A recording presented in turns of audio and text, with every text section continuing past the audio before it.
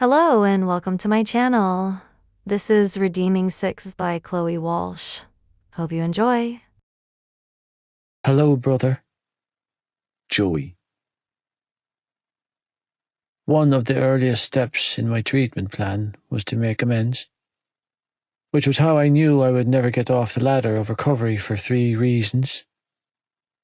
First, I wasn't going to apologize to anyone for surviving. Second, fuck that. Third, I didn't know if I had it in me to fight the battle that I was told would last a lifetime. Because I was an addict. I would always be an addict. I would never stop wanting to use. The prospect of fighting my urges for the rest of my life was depressing. Still, I woke up this morning and dragged my ass out of bed, completed all my chores, and sat my ass in the visitor's room, with only one goal in my head. Sit through a meeting with Darren and get that coveted phone call privilege. Dr. B had convinced the whole treatment team that a reconciliation between me and Darren would be hugely beneficial to my recovery.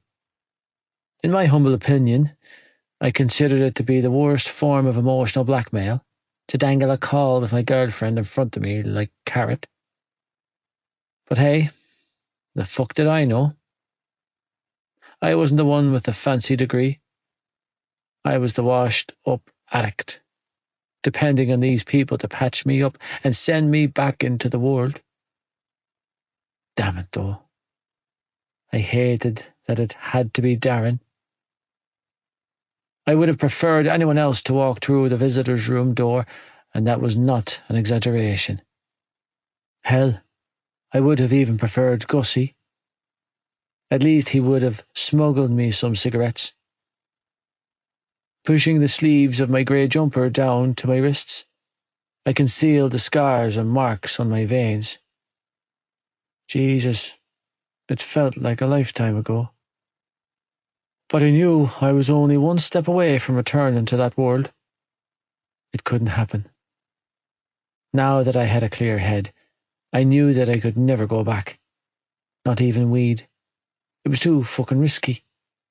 The urge was still there, though, bubbling away just beneath the surface, and I was beginning to come to terms with the fact that it would never entirely leave me.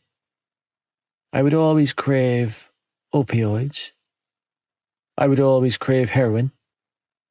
In a fucked up way, I was starting to make peace with it. When Dr. B finally walked into the room with my brother in tow, I felt the walls I'd been trying to lower shoot back up at a rapid rate. Joey, Darren acknowledged, eyes filling with tears, as he stood in the middle of the room with a bunch of flowers in his hands. It's good to see you, brother. Darren.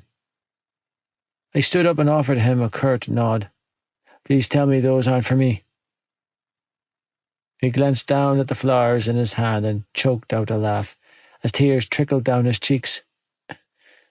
I didn't want to show up empty-handed. I wish you had, I drawled sarcastically. You're going to ruin my street cred in here. Nah, he chuckled, closing the space between us. You're too notorious.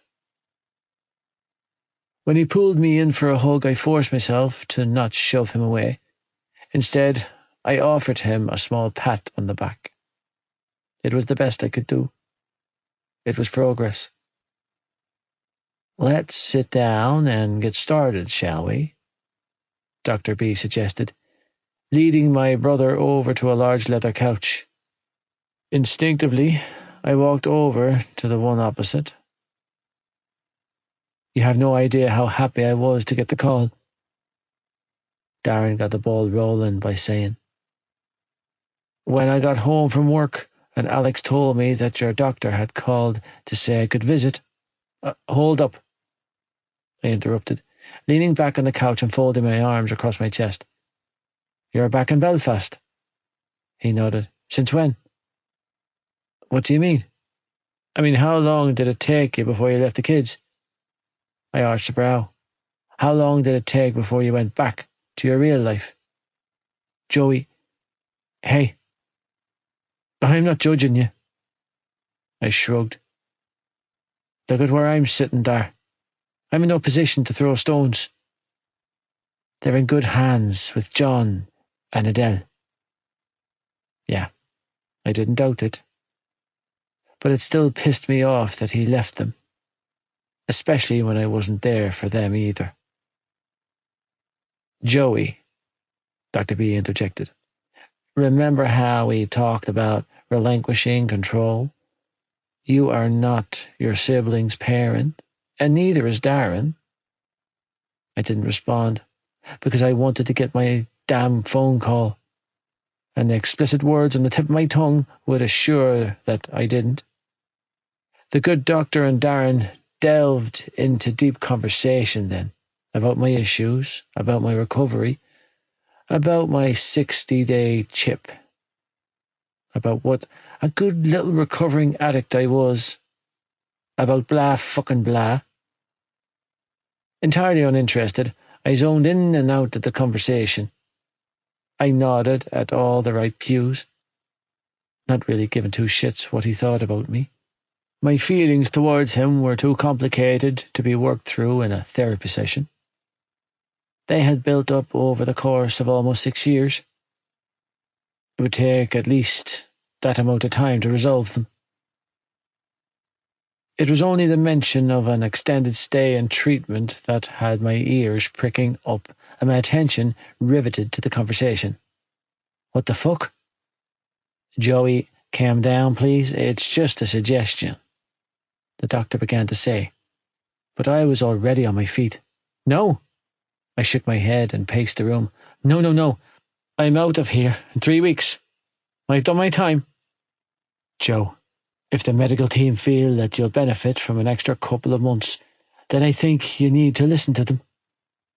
Darren tried to interject, but I wasn't having it. They didn't suggest it, asshole, I shot back. You did. Because I think you need it, he argued. I think it might be good for you. And I think you need to shut the fuck up, I sneered. I've done everything I've been asked to. I've done the detoxing. I've done the counselling. I've done the group fucking therapy. I've planted the fucking flowers and painted the pottery. Furious, I turned to glare at the doctor. I agreed to do 2 weeks of detox and 12 weeks of treatment, not a day over it. Actually, once you voluntarily sign yourself into our care, the length of your treatment is at our discretion. Bullshit. Sit down, Joe. Darren tried again. Just hear us out, will you? I'm not staying here another day longer than I agreed to, I warned, shaking my head at the both of them. My girlfriend's due in September. Not that either one of you give a shit, but I've already missed most of her pregnancy. But if you think that I'm missing the birth too, then you're fucking crazier than I am. This is exactly what I was telling you on the phone, Darren told the doctor. He can't see beyond her. He'll put her needs first, even if it's not what he needs. Excuse me? I glared at my brother. You two were talking about me. It's protocol to have an informal weekly meeting with your next of kin to discuss your treatment, Dr. B explained calmly. You already know this. Except that he's not my next of fucking anything, I snapped. I thought you were giving the updates to Adele and John. They're the ones footing the bill for this, aren't they? We have been informing Mr. and Mrs. Kavanagh of your progress, but neither one is your next of kin, so the information we have been able to provide them with has been limited. Who put him down? You did, Joe, Darren offered calmly. No, I shook my head. No, I wouldn't. You signed the forms, Joe. The forms you filled in, the ones you had me sign, I shot back accusingly. You shouldn't have done that, Dar. You know it should have been her. I continued to argue, voice rising. I have 3 weeks left, and I'm out of here. I don't care what either one of you say. Listen, my brother tried to placate. Nothing's set in stone, okay? All I'm saying is that I think it might be better for you to stay for another few months and miss the birth of my child. Please, just consider what I'm saying. He tried to argue. Think about the pressure that kind of an environment would be on you. You're just coming out to the other side of this, Joe. What you've been through this year, I swear to you that Aoife will understand, and the baby won't even know. I mean, fathers in Ireland didn't even attend their births until... Okay, you need to leave. Joey, come on. No, you need to get the fuck away from me before I lose my mind, I warned, holding a hand up to warn him off when he moved towards me. Now, Darren. I think that might be best, Dr. B said when he looked to her for help. Joe, please. When he tried to speak to me again, I turned my back and walked over to the window, refusing point blank to engage with him. It wasn't until my brother had left the room that I released the death grip I had on the windowsill. How are you feeling after that, Joey? Dr. B asked, returning to her perch on the couch. Like I want to put my fist through the wall, I bit out. And through my brother's head. Tell me something, she pushed. When your back was to the ropes just now, what was your first thought, your immediate inclination? My immediate inclination was to put my fist through my brother's head, I repeated in a flat tone. And the wall. But his head more. The doctor smiled. Then you passed. What? Her smile widened. You were thrust into confrontation with a person who triggers you like few can, and your immediate urge wasn't to use. I wanted to physically harm him, I said, brows furrowed in confusion. How does that mean I passed anything? Did you harm him? In my head. In your head is acceptable, she laughed. Congratulations, Joey. You've earned yourself a phone call. Incoming calls. Aoife. The call came on a Sunday night. The one I'd spent the entire summer waiting for. When the unknown number flashed across my screen, I debated answering, but something inside of me told me not to ignore it. Sprawled out on the couch, looking like a beached walrus and stuffing my face with grapes, I snagged my phone off the sitting room floor and clicked accept. Hello, I said with a yawn, using the remote to turn the volume down on the television, where Scream, my old creature comfort, was playing. Malloy. My heart, my poor, poor heart, jackknifed in my chest at the sound of his familiar deep timbre. Joe? Yeah, baby, it's me. Joe! I cried, face contorting with emotion as I tried to roll myself off the couch, knocking my punnet of grapes all over the floor in the process. Is that really you? It's really me. His voice came down the line, and I had to sit back down because my legs were shaking too badly to keep me upright. Oh my God! The floodgates opened, and I cried loud and ugly down the line for a solid 3 minutes before I had the ability to compose myself. Hey, stud. How's my queen?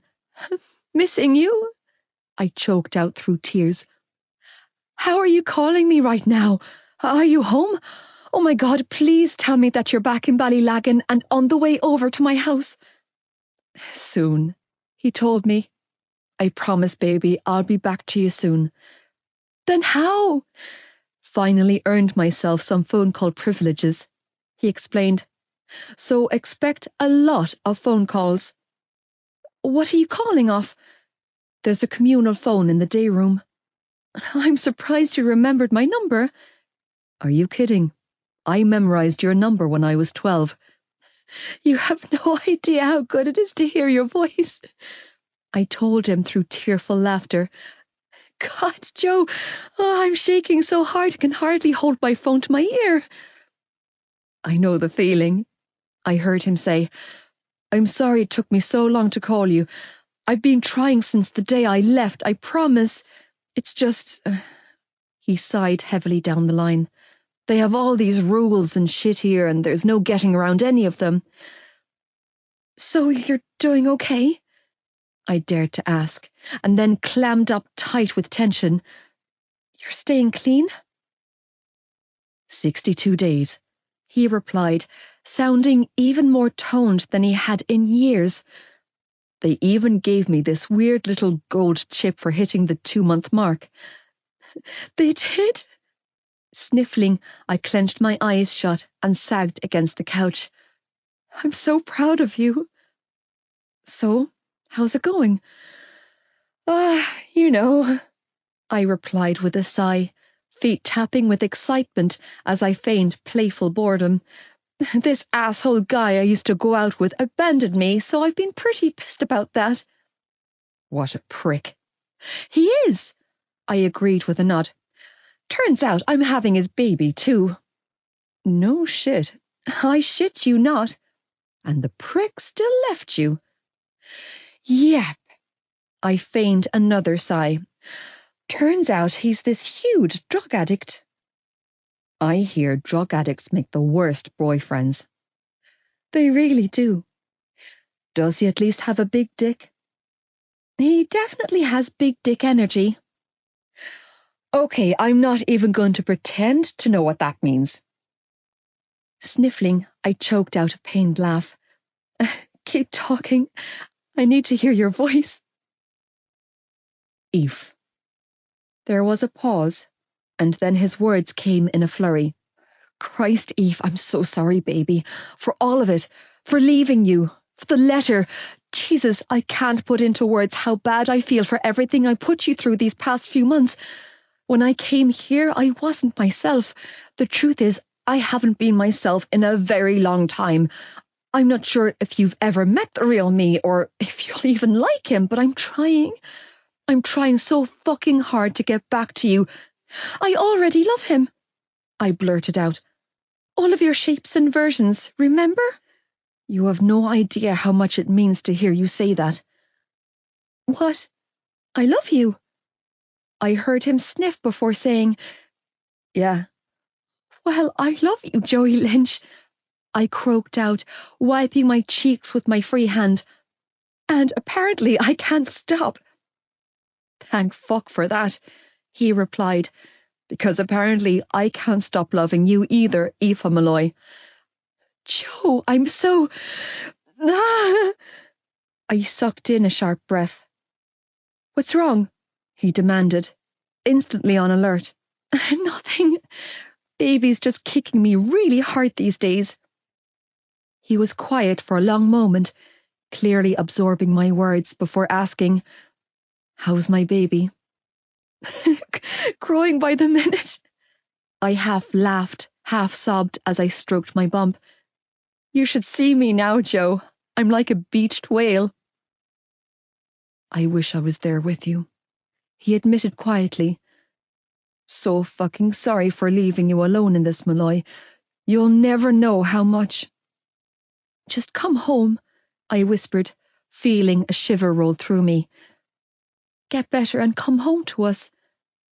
I am. Wow. Wow, what? You said, I am. I clenched my eyes shut as a wave of hopeful warmth washed over my heart. Not, I will. Sniffling, I added, You don't know how long I've waited to hear you say the words, I am. About time, huh? Just a tad overdue. That's putting it mildly. Joe. I couldn't stop myself from smiling as I soaked in every second of having his voice on the other line. I can't believe we're finally talking. I know. He agreed thickly. So come on, Queen. Talk to me. Tell me what's happening at home. Give me all your gossip.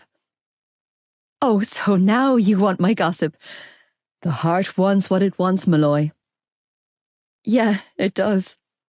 I bit down on my lip and grinned. So, gossip. Al and Podge are in America for the summer. No shit. I shit you not.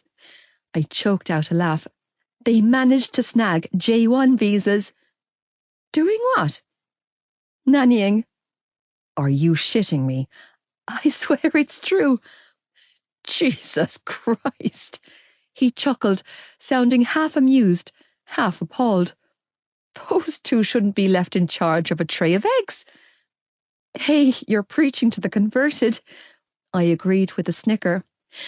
And Casey's gone to Benidorm for 2 weeks with some of our class from school, so you can only imagine the deviant adventures she's having over there. Actually, I'd rather not. He drawled. So you're alone, Queen? Yeah, I sighed in contentment. But it's not so bad. No, not since you called. Eve. Oh my God, I almost forgot to tell you. I gasped and slapped a hand on my head.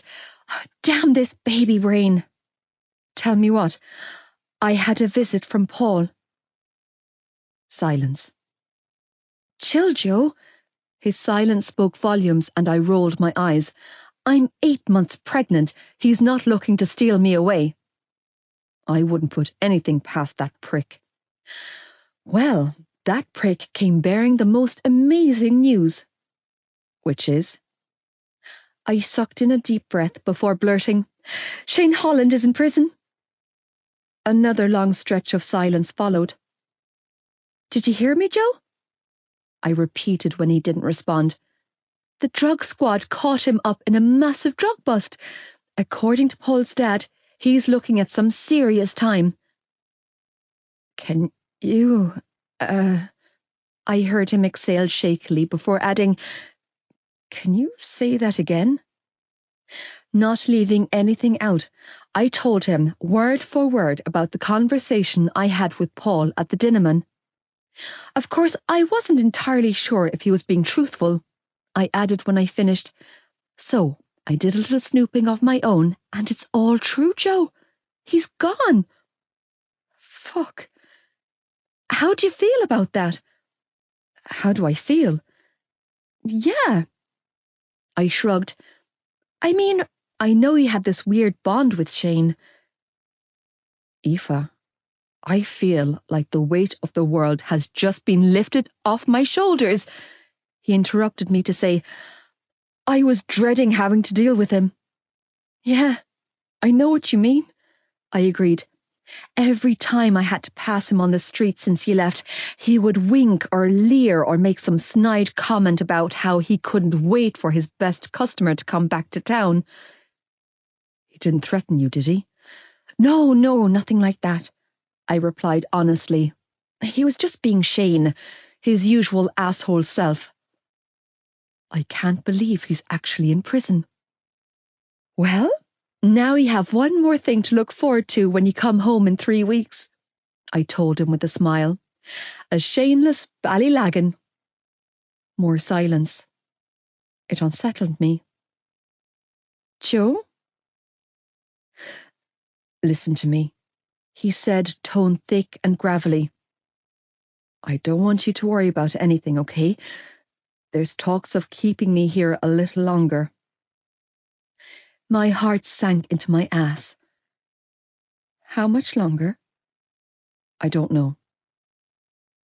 What? My breath hitched in my throat. But you're supposed to get out on the 22nd of August, right? 14 weeks, Joe. That's what they said. The first 2 weeks for detox, and then the 12-week treatment plan afterwards. I've been marking it off on the calendar. That's what they said. I know, baby. He groaned, sounding pained. But Darren went meddling in shit he has no business meddling in, and apparently I can't sign myself out. I have to be discharged, and the doctor heading up my treatment thinks it's a good idea. But if you stay, that means you won't be home in time. I'll be home before you have the baby. He cut me off and said, I will be there for you.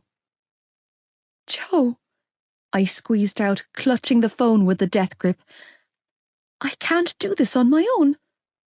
You won't have to. He vowed, I'm coming home to you, Malloy.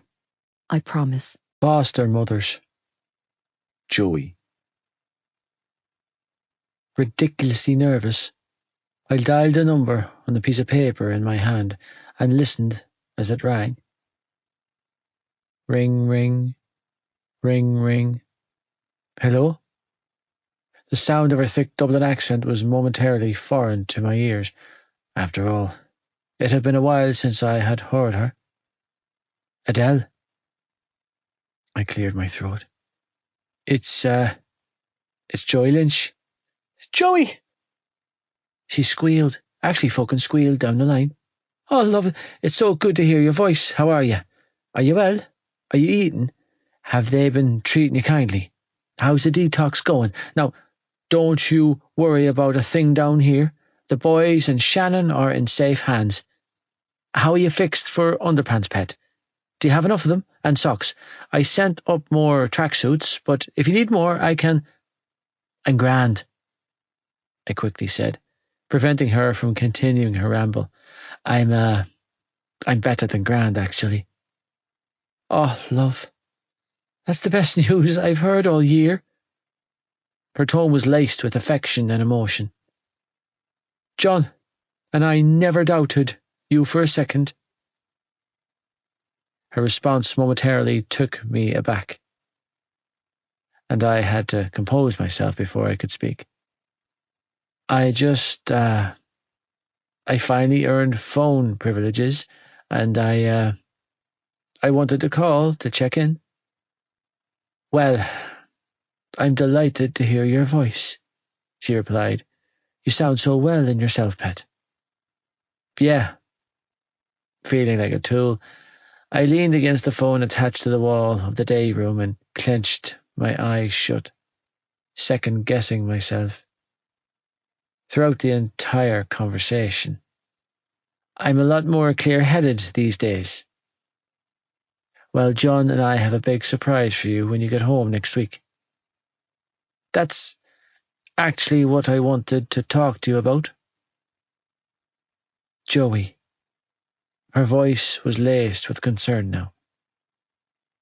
You're coming to live with us, and that's final. I don't want to hear a word of protest. And if you even think about going out on your own, I should warn you now that I have the nose of a bloodhound. You need only ask Johnny and Jared. I will sniff you out and bring you home. No, that's not what I'm... Pausing, I pinched the bridge of my nose as I strived to say the right thing. I don't have any plans to go out on my own for a while. Could afford to if I wanted to. I'm grateful for the roof over my head you're offering, I added, chewing on my lip. I don't want to be separated from them, the kids. You'll never have to be, she soothed down the line. Once you're home, love, you'll stay home with your family. That's the problem. I gnawed on my knuckle as a surge of anger rose inside of me. Darren went talking to my team behind my back. Darren?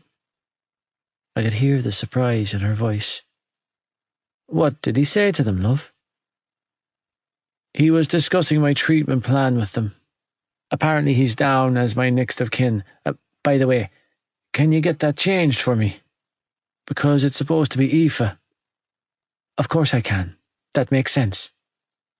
Thanks.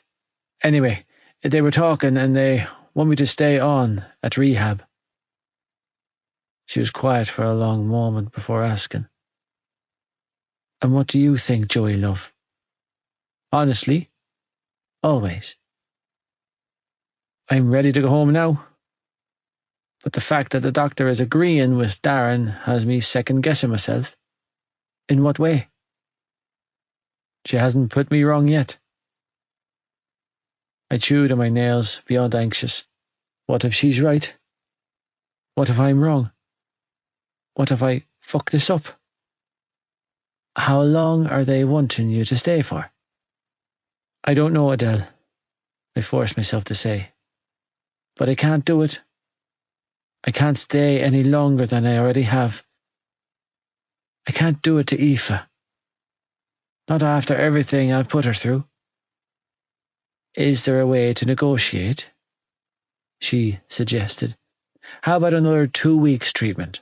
Although, if you feel you're ready to come home on the 22nd like originally planned, then you're ready. You have excellent instincts, love. Don't let anyone shake you. I think the doctors were expecting Darren to vouch for me when he came to visit, and when he didn't, it threw some red flags up for them. Can I do something to help? She asked. I mean, I would never force myself into your private life, Joey, love. You're a brilliant, capable young man, and I respect that you aren't a child. That's not the kind of relationship I want us to have, but if you need me to step in at any time on your behalf, then I'm willing and ready to go to bat for you. You could vouch for me, I said, and then exhaled a shaky breath before admitting. Because I could really use your help. Meet the parents. Kind of. Joey. Like a flurry of unrestrained blonde energy, Adele Kavanagh strutted into the room the morning after our phone call, reminding me of a glammed-up version of Sarah Connor from The Terminator. Flanking her in his usual attire, which consisted of a top-end tailored suit with an amused expression etched on his face and a briefcase in hand, was John Sr. "Joey," Adele exclaimed when she spotted me leaning over the windowsill, thoroughly enjoying the cigarette I'd managed to snag from one of the security guards I'd become friendly with after giving him a hand to change a flat, while trying not to set off the smoke alarm. As soon as her eyes landed on me, the hard expression she had been wearing melted away. "Oh, love, would you look at you?" Shaking her head, she smiled widely as she rushed towards me. "Look at him, John. Isn't he only handsome?" "Sweetheart, we've talked about this." John tried to interject, but she was already up in my personal space with her arms wrapped tightly around me. Feeling awkward, I quickly tossed the butt out the window, patted her back, mentally counting down from 5 before escaping from her stranglehold. When I said I could use your help, I didn't mean you had to drive halfway across the country to see me. Excuse me. One of the porters rushed into my room, all red-faced and flushed. All visitors need to report to reception.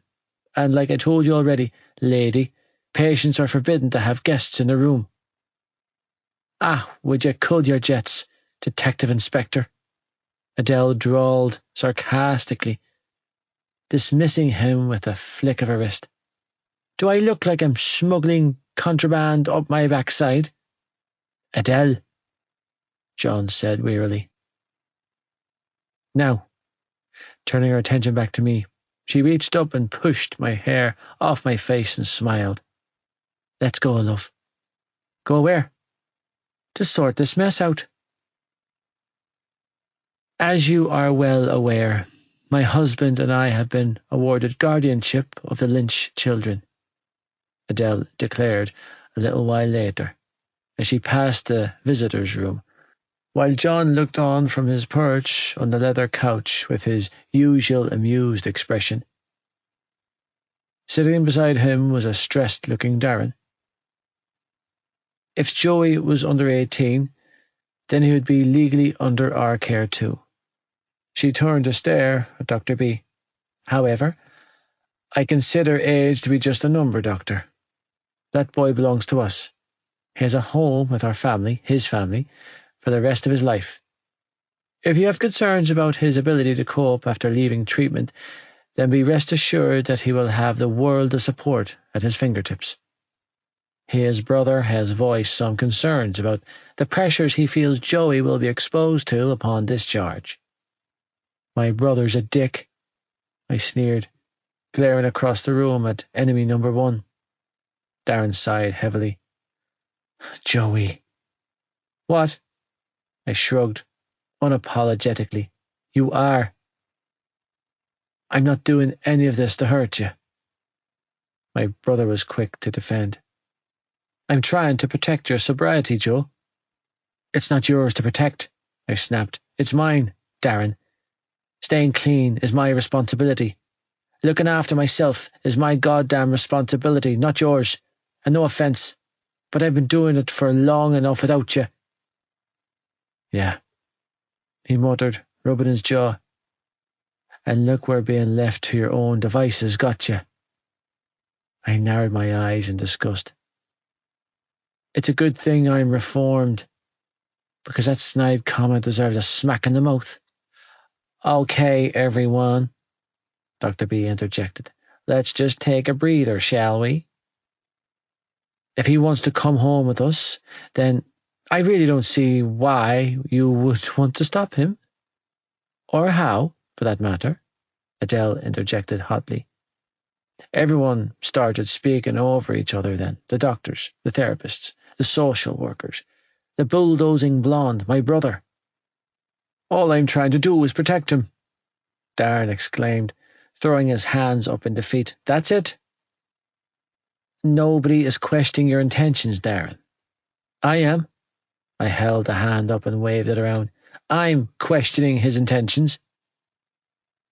Darren is concerned that without schooling or college to focus on, Joey will fall back into old patterns.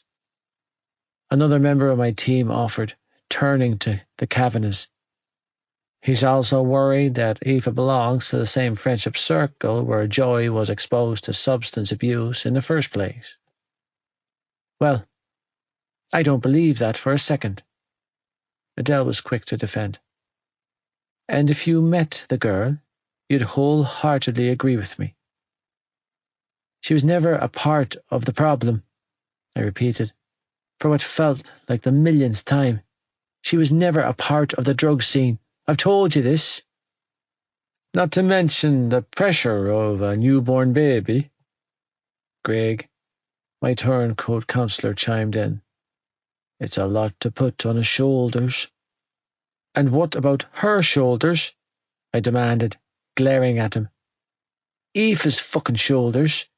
She's the one at home having to deal with all of this on her own. Have you thought about that? Our job is to consider your welfare, and my job is to consider hers. Aoife has her family to look after her, Joey, I heard Darren say. Why can't you let yours look after you? Because she is my family, Darren, I roared, losing my cool. How do you not get that? You're a smart fella, Christ. You have a fancy education and a shiny college degree under your belt. So how can you be so fucking dense? Joe, how can you not see that what you're doing here is wrong? Joey, please, calm down. Like hell I was calming down. You know, I'd be dead without her, right? I declared hoarsely. This entire conversation wouldn't be happening because I wouldn't be here to argue about it if it wasn't for Aoife Malloy. Jesus.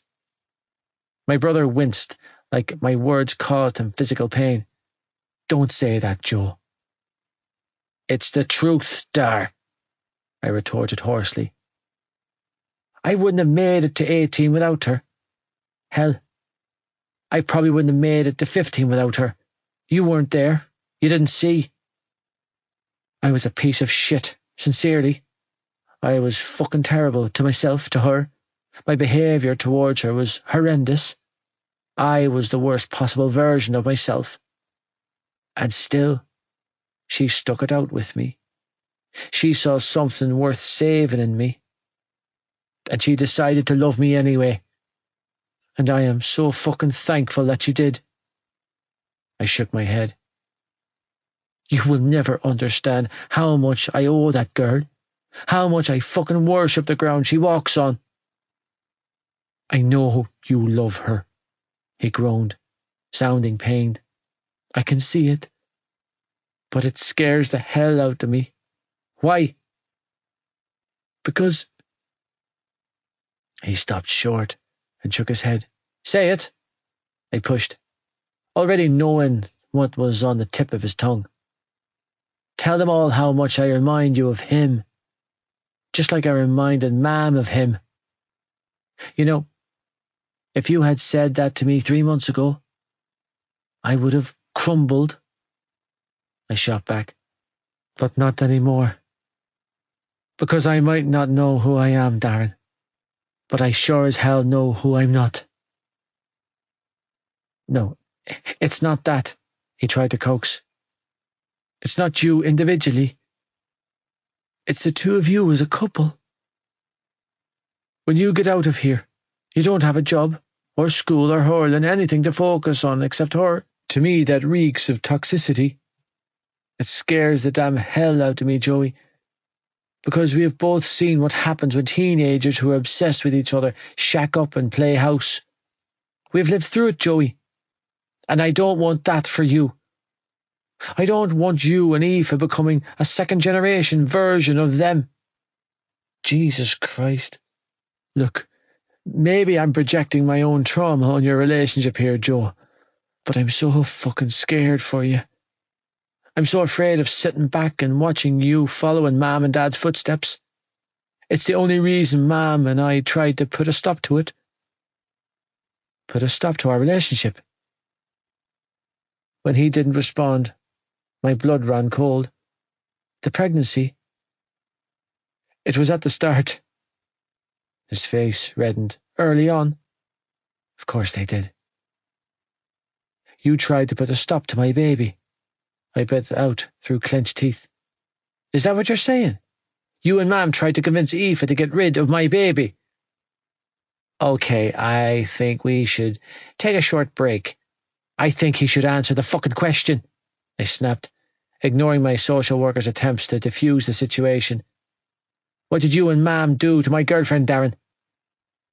We didn't do anything to your girlfriend, he explained with a weary sigh. I offered her an alternative, meaning you offered to foot the bill for an abortion. When he didn't reply, I choked out a humourless laugh. I don't fucking believe this. Joey, please, calm down. And people wonder why I sank into addiction.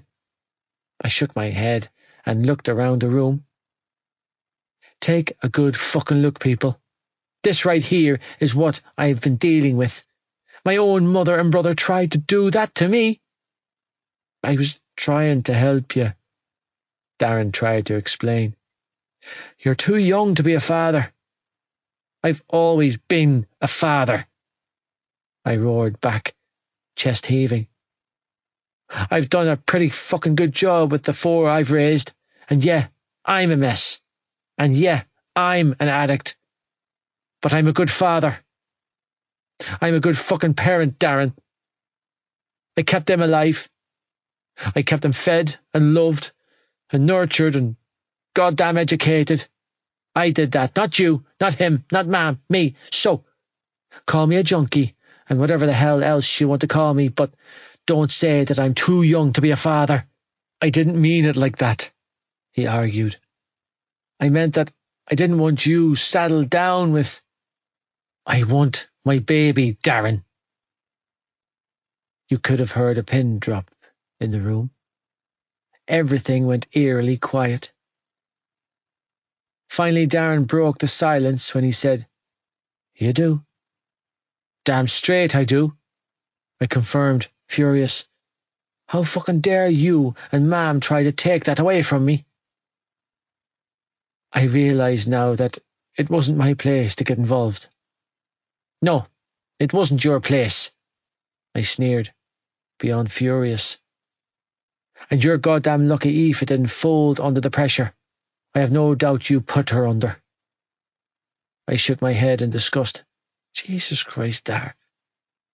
I would never do that to you. Never.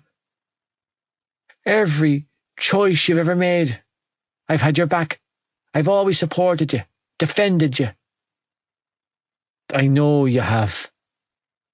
Then why couldn't you do the same for me? I thought that's what I was doing. By hating on my girlfriend, I spat. Jesus, Darren. After all this shit we've been through, why would you do that to me? Why would you try to scare off the one good thing in my life? I don't hate Eve, Joe. Christ, I don't even know the girl, not really. I wanted a different life for you. Well, it doesn't matter what you want, Dar, because this right here is my life. I shot back, shaken. It's mine to live, and I plan on living it side by side with her. Because newsflash, asshole, that girl is my life. Her and our baby. And if she wants a ring, she'll get it, and a house, she'll get that too. And if the time comes where she wants more kids, then I'll give them to her. Whatever she wants. Because we are mirrors. Her and I. We're aligned. That's my future, Darren. And if you keep meddling in it, then you won't be a part of it. You don't mean that. I've never been more serious in my life. This is a disaster, Darren mumbled, dropping his head in his hands. On the contrary, Dr. B said, I think this conversation was long overdue. Damn straight, I agreed, as 6 years of resentment and pain burst to the surface. You left me, Darren. You fucking left me with them. I loved you most. I looked up to you. I worshipped the goddamn ground you walked on, and you just disappeared from my life. I know. He choked out. Jesus, I know. I was 12. My voice was strangled and my chest heaving as I spilled my pain. 12, Darren. When you were 12, you had me. When I was 12, I had nobody. I'm so sorry, Joe. Saying you're sorry doesn't fix it, I choked out. It's a word. I know you mean it. I know you're sorry. But it's a fucking word, Darren. It doesn't fix the hole you left in me. He flinched. Joe, what hurts the most isn't the fact that you left, I admitted, wiping a tear from my cheek. I know you had to go. You were dying in that house, I get it. I understand that. What hurts the most is the fact that I stayed, and she still loved you more. And I'm jealous of that. I'm jealous and resentful, and I'm so fucking hurt that nothing I ever did was enough for her. And then you come back, I quickly continued, and it was as if everything I did for her, every sacrifice I made, every slap I took was irrelevant. I was irrelevant because you were all she could see.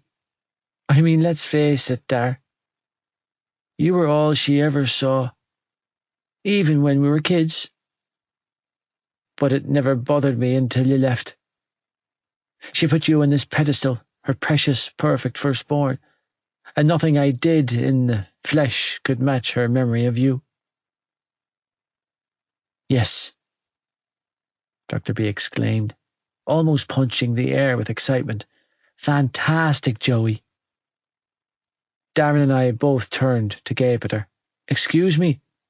Verbalization, she quickly explained. Fantastic verbalization of your feelings. We've been working on this for months. She smiled up at me like I was her favourite student and offered me a supportive thumbs up, while every other member of my medical team looked in horror. Listen, if I could interrupt for a moment. John Sr. interjected in that cool, calm, and collected tone of voice, ready to steady the ship. I may have a solution that could be of benefit to everyone. Oh? Adele sank down on the edge of the couch beside her husband and placed a hand on his knee. Do tell, love. Cool as a breeze, John squeezed his wife's hand affectionately before turning his attention to the many faces watching him. You want to extend Joey's treatment under the guise of uncertainty around his ability to cope under the pressures facing him when he returns home to Ballynaggin. Turning to Darren, he added, From what I'm gathering, one of your greatest concerns is your brother's lack of prospects. He doesn't have any qualifications, Darren replied with a grateful nod. He hasn't even finished school. He doesn't have a trade. He doesn't have a well-paid job. Hurling is out of the question for him. They won't have him back. I've tried. Neither will BCS. They're standing firm on their decision. There isn't a school in the area who will consider taking him in. Like I give a fuck, I snorted. You should, Darren growled.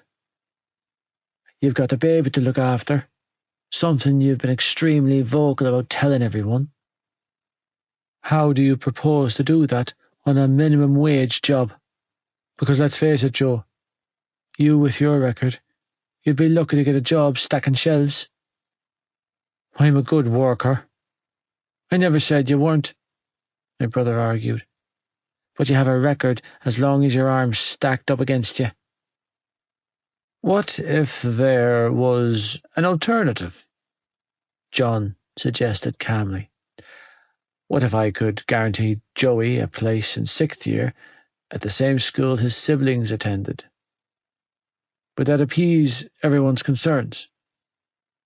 The fuck? I frowned. What are you? Toman. Darren's eyes widened. They won't have him, John. Especially not after the spectacle back in May. Do you think I haven't tried? He was moved from the school by the guards for physically assaulting pupils from Toman. It's already done, John replied calmly, this time turning to me. You have a place at Toman College to complete your studies, Joey. It's yours for the taking. Shrugging, he added, if you'll take it. Toman? I stared blankly at him. You want me to go to Toman? I want you to consider it. Are you serious? Excitement filled my brother's voice. How in God's name did you manage to pull that off? How do you think, Darren? I deadpanned. Money? He'll take it, my brother answered for me. He won't, I was quick to argue, turning back to John. I'm not going back to secondary school, John. I need to find work that brings home a steady paycheck at the end of the week. No, it makes sense, Adele hurried to say, turning to face me. The new school term resumes on September 1st, Joey love. If you were to be enrolled at Toman, then you would need to be discharged before the baby comes, I filled in, as my brain churned into gear. It would be a wonderful foundation to build your future on, Joey. Dr. B offered up her 2 cents. Stability and friendship and a solid education. I'll send you money, Darren blurted out, every week, straight into your bank account, whatever it takes. Pocket money. I stared blankly. Do you think I'm a little kid? No. I think you're one of the smartest people I know, and the prospect of you having an actual shot at this, at an education, is too important to turn your nose up. I want this for you, Joe. Think about the job opportunities. Think about college, your future, brother. I'm not going to college, I argued, feeling overwhelmed. It's not on the cards for me. It wasn't on the cards for you before, but it can be now, he argued thickly. Why shouldn't you have the same opportunities as the rest of us? You deserve this just as much as Shannon and Tag. He's starting first year there too, at Thomond. You'd be there to look out for him, to show him the way. Think about it, Joe. This could be life-changing for you.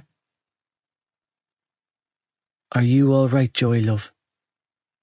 No, Adele, I'm not, I admitted, knees bopping restlessly, as I sat opposite her and John at one of the picnic tables in the communal gardens after the meeting. You can thank Jared for those, she said, pointing disapprovingly to the cigarette in my hand. He smuggled 3 packets into the bags I packed for you today. Good man, Gussie. Taking a deep drag of my cigarette, I looked around the garden, feeling beyond agitated. I planted those, I decided to tell them, pointing to a bed of black-eyed Susans, standing alone amongst a flurry of pink dahlias and hydrangeas. Those ones are mine. You've spent time working in the garden. Part of my treatment, I explained, weaving a hand around aimlessly. We talk, we sit around in circles during group therapy and cry. We plant flowers, we paint shit. I took another drag of my smoke before saying, it's all very woe is me around here. Just one big competition to see whose life is the most fucked up, really. John smirked. Well then, I'm sure you're in the lead by a country mile. I snorted. You know it. Joey, love. Adele began tapping her perfectly manicured nails on the table. About Thomond.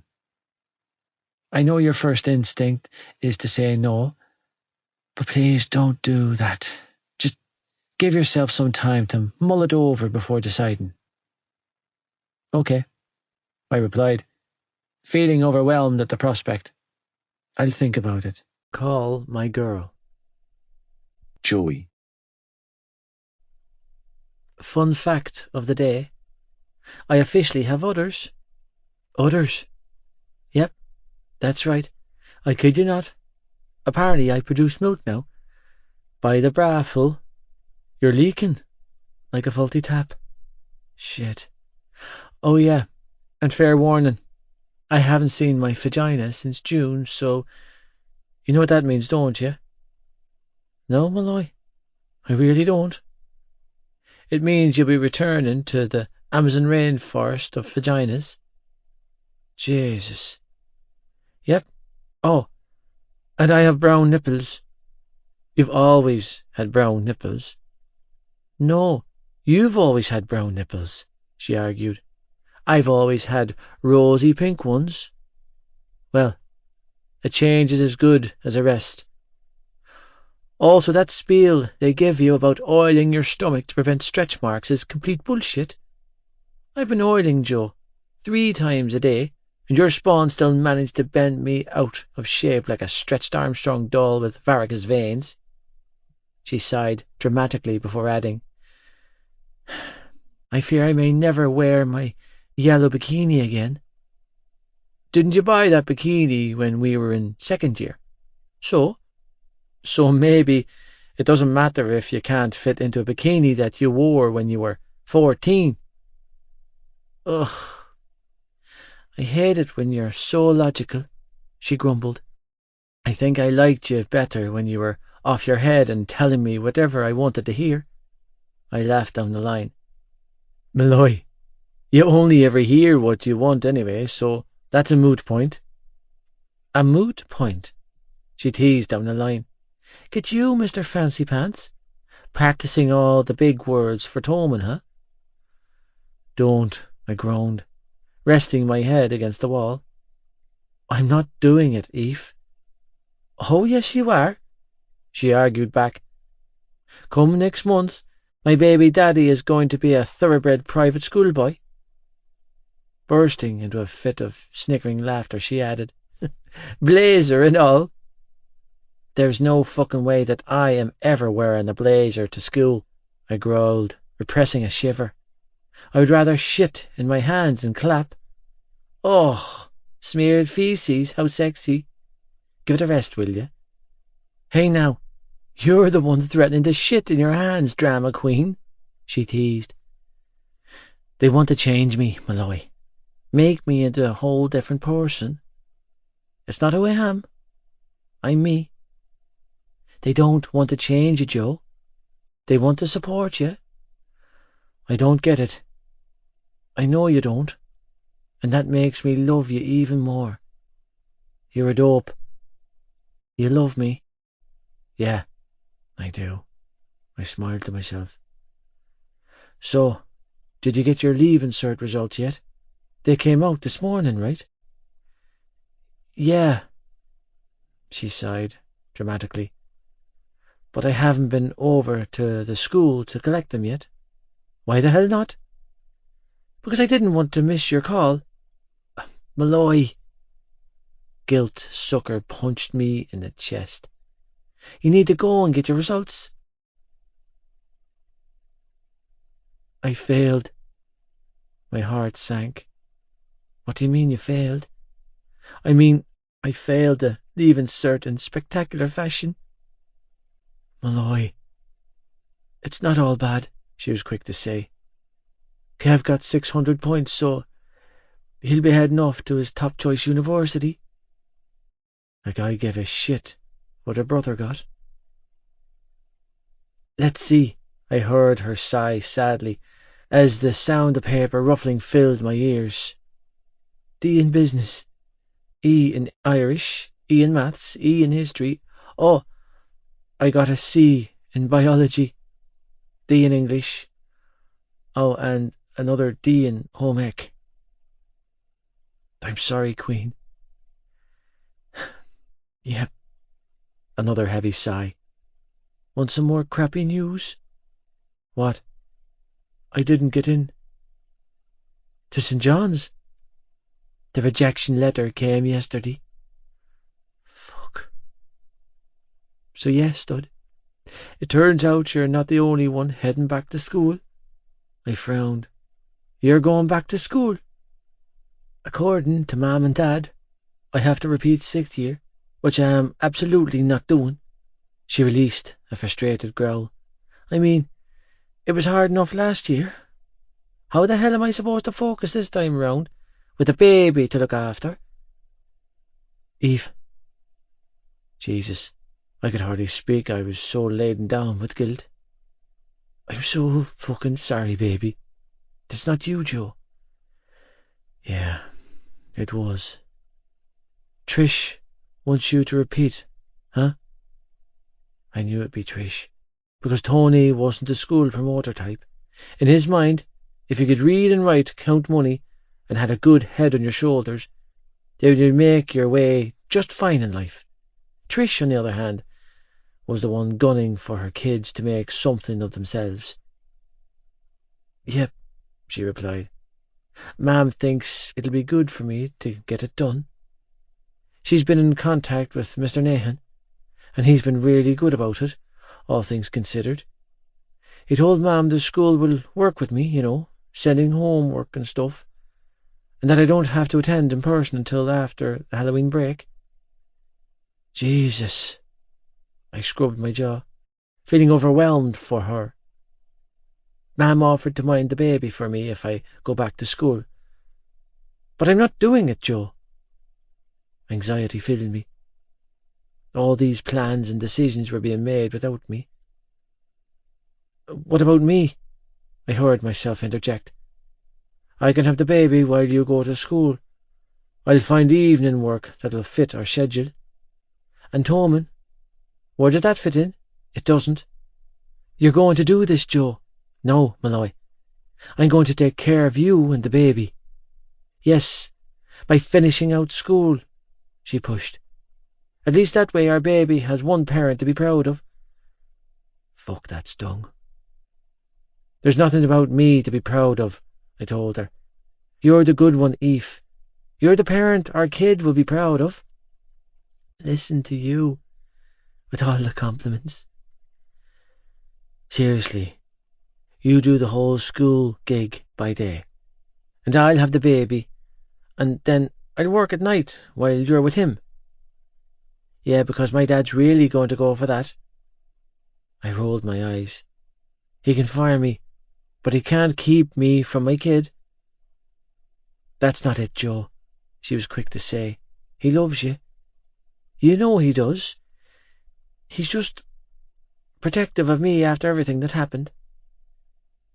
You mean after I left you alone and pregnant? He knows you had to go. He might know it, but he doesn't accept it. Well, I do, and that's all that matters, she replied. So don't let it get you down.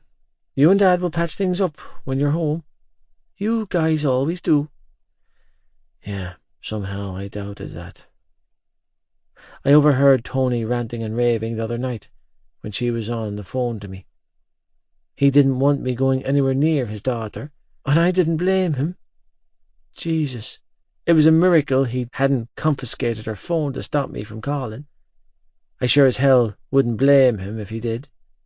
I'd put his daughter through hell. He'll give you back your job at the garage once he sees how well you're doing, Malloy said down the line. Maybe not right away, but he will. Dad never replaced you. He never hired anyone else, Joe. I really fucking hope you're right, Malloy, I said, honestly, because they could talk about college degrees to me until the cows come home. But the only career I'd ever been interested in pursuing was under the bonnet of a car. Part 11. Back to Ballylagan. Joey. After spending forever thinking it would never happen, it finally did. The day I'd been both living for and dreading since my mind came back to me had arrived. August 29th, 2005. D-Day. The first day of the rest of my life, or so I had been told. Fuck. The terms of my discharge came with stipulations, though. Stipulations I'd agreed to in order to get out, but could hardly bear thinking about now. Stipulations that included blazers. Standing outside the rehabilitation facility that had been my home since my own had burned to the ground, I dutifully ignored the elderly porter standing beside me. The fuck was he going to do if I tried to escape? I had no plans on running, and even if I had, my conscience would never allow. Poor bastard would probably keel over trying to chase me. With a duffel bag thrown over one shoulder and a folder clutched in the other hand, I watched as a shiny Range Rover pulled up beside the footpath. Breathe. Just breathe. A not-so-little part of me was screaming at me to run for the hills, get the hell out of Dodge and far away from these people. I didn't. I held firm, keeping my 2 feet locked in place as the tinted window rolled down and I was faced with a familiar blonde woman, who looked nothing like the woman who bore me. "Hello, love." Adele beamed out the car window at me. "I would jump out and throw my arms around you, but I've been given strict instructions by John to lay off the hugging." Thank Christ for that. "Climb on in, love," she added, shifting her sunglasses onto the top of her head. "It's a long drive home, and the boys can't wait to see you." Knowing that this woman held any future access I hoped to have with my siblings in the palm of her hand, I relented any notions of fleeing and swung the car door open. "Thanks again for coming to pick me up." Tossing my bag into the back seat, I climbed into the passenger seat beside her, feeling twitchy and off-kilter as fuck. And, for the rest of it, any time, Joey love. Adele replied, as she pulled back onto the road. How are you feeling? Ironically, Matchbox 20's Unwell was playing on the car stereo, and for a brief moment I debated telling her that I felt more than a little unwell, before settling on the standard "I'm grand" instead. Glancing sideways, Adele cocked a brow and gave me a "don't bullshit me" look before turning her attention back to the road. Behave, lad. Don't fuck this woman off. Knees bopping restlessly, I wiped my sweaty palms on my thighs and blew out a breath, feeling both claustrophobic and agitated. Life had moved on for everyone since I left Ballylagan. I no longer had a job, a team, a mother, or a fucking role to play.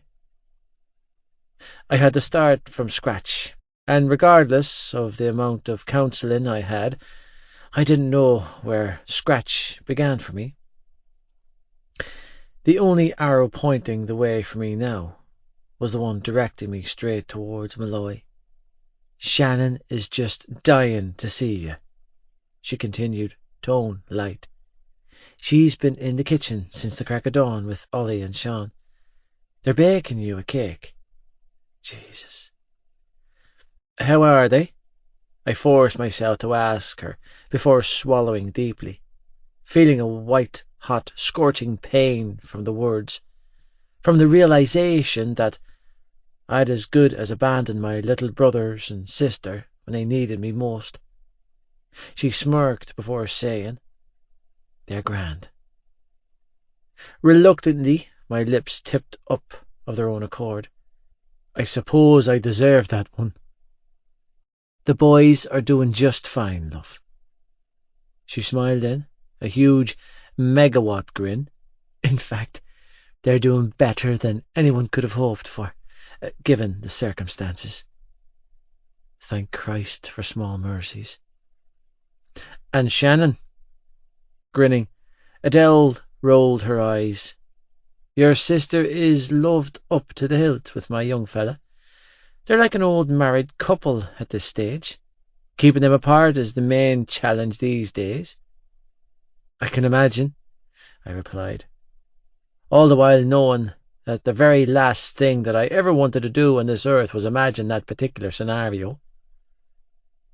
"Actually, I wanted to run something by you." Reaching for the radio, she turned the volume down. "I thought, with them both living together, that it would be safer for everyone involved to take Shannon to the doctor." She cast a nervous glance in my direction. "She's on the pill since June, love. I hope that's all right by you." The fact that she was asking my permission did something to me. She was treating me like an equal, not a child, and I was grateful. "No, that's definitely a wise decision," I replied. "I mean, it's not bulletproof." I paused and gestured to myself. "Clearly, but it's good that she's protecting herself." "I warned them to keep their hands off," Adele continued. "But you know the way these things go. I can only do so much." Yeah, I knew how it went. Malloy and I had been plenty inventive back in the day. "Listen," clearing my throat, I rolled my sleeves up to my elbows while I shifted around in discomfort, trying to form the words that would never come close to what needed to be said. "I can never repay you and John for what you've done for my family." I paused and dragged in a pained breath before adding, "For what you've done for me." Fuck. I hated this with every fibre of my being. "I'm still not sure why you did what you did, or why you continue to help us, but I think it's pretty clear that it takes a special sort of person to take in a family like you've done for us.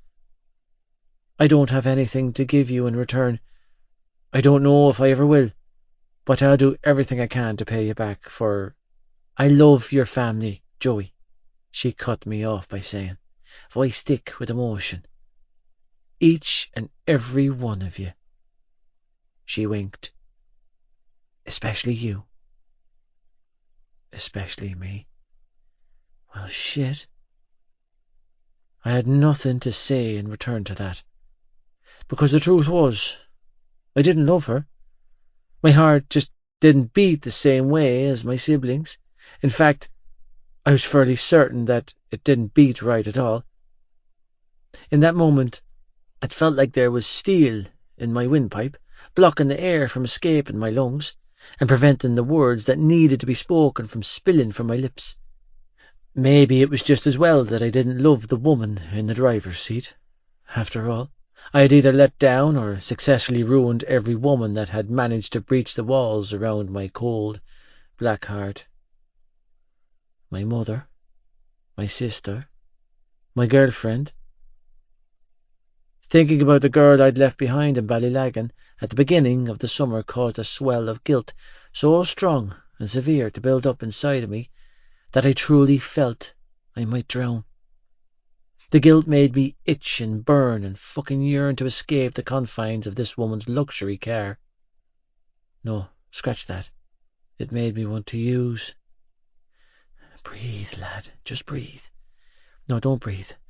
Just hold your breath until you pass the fuck out and stop feeling.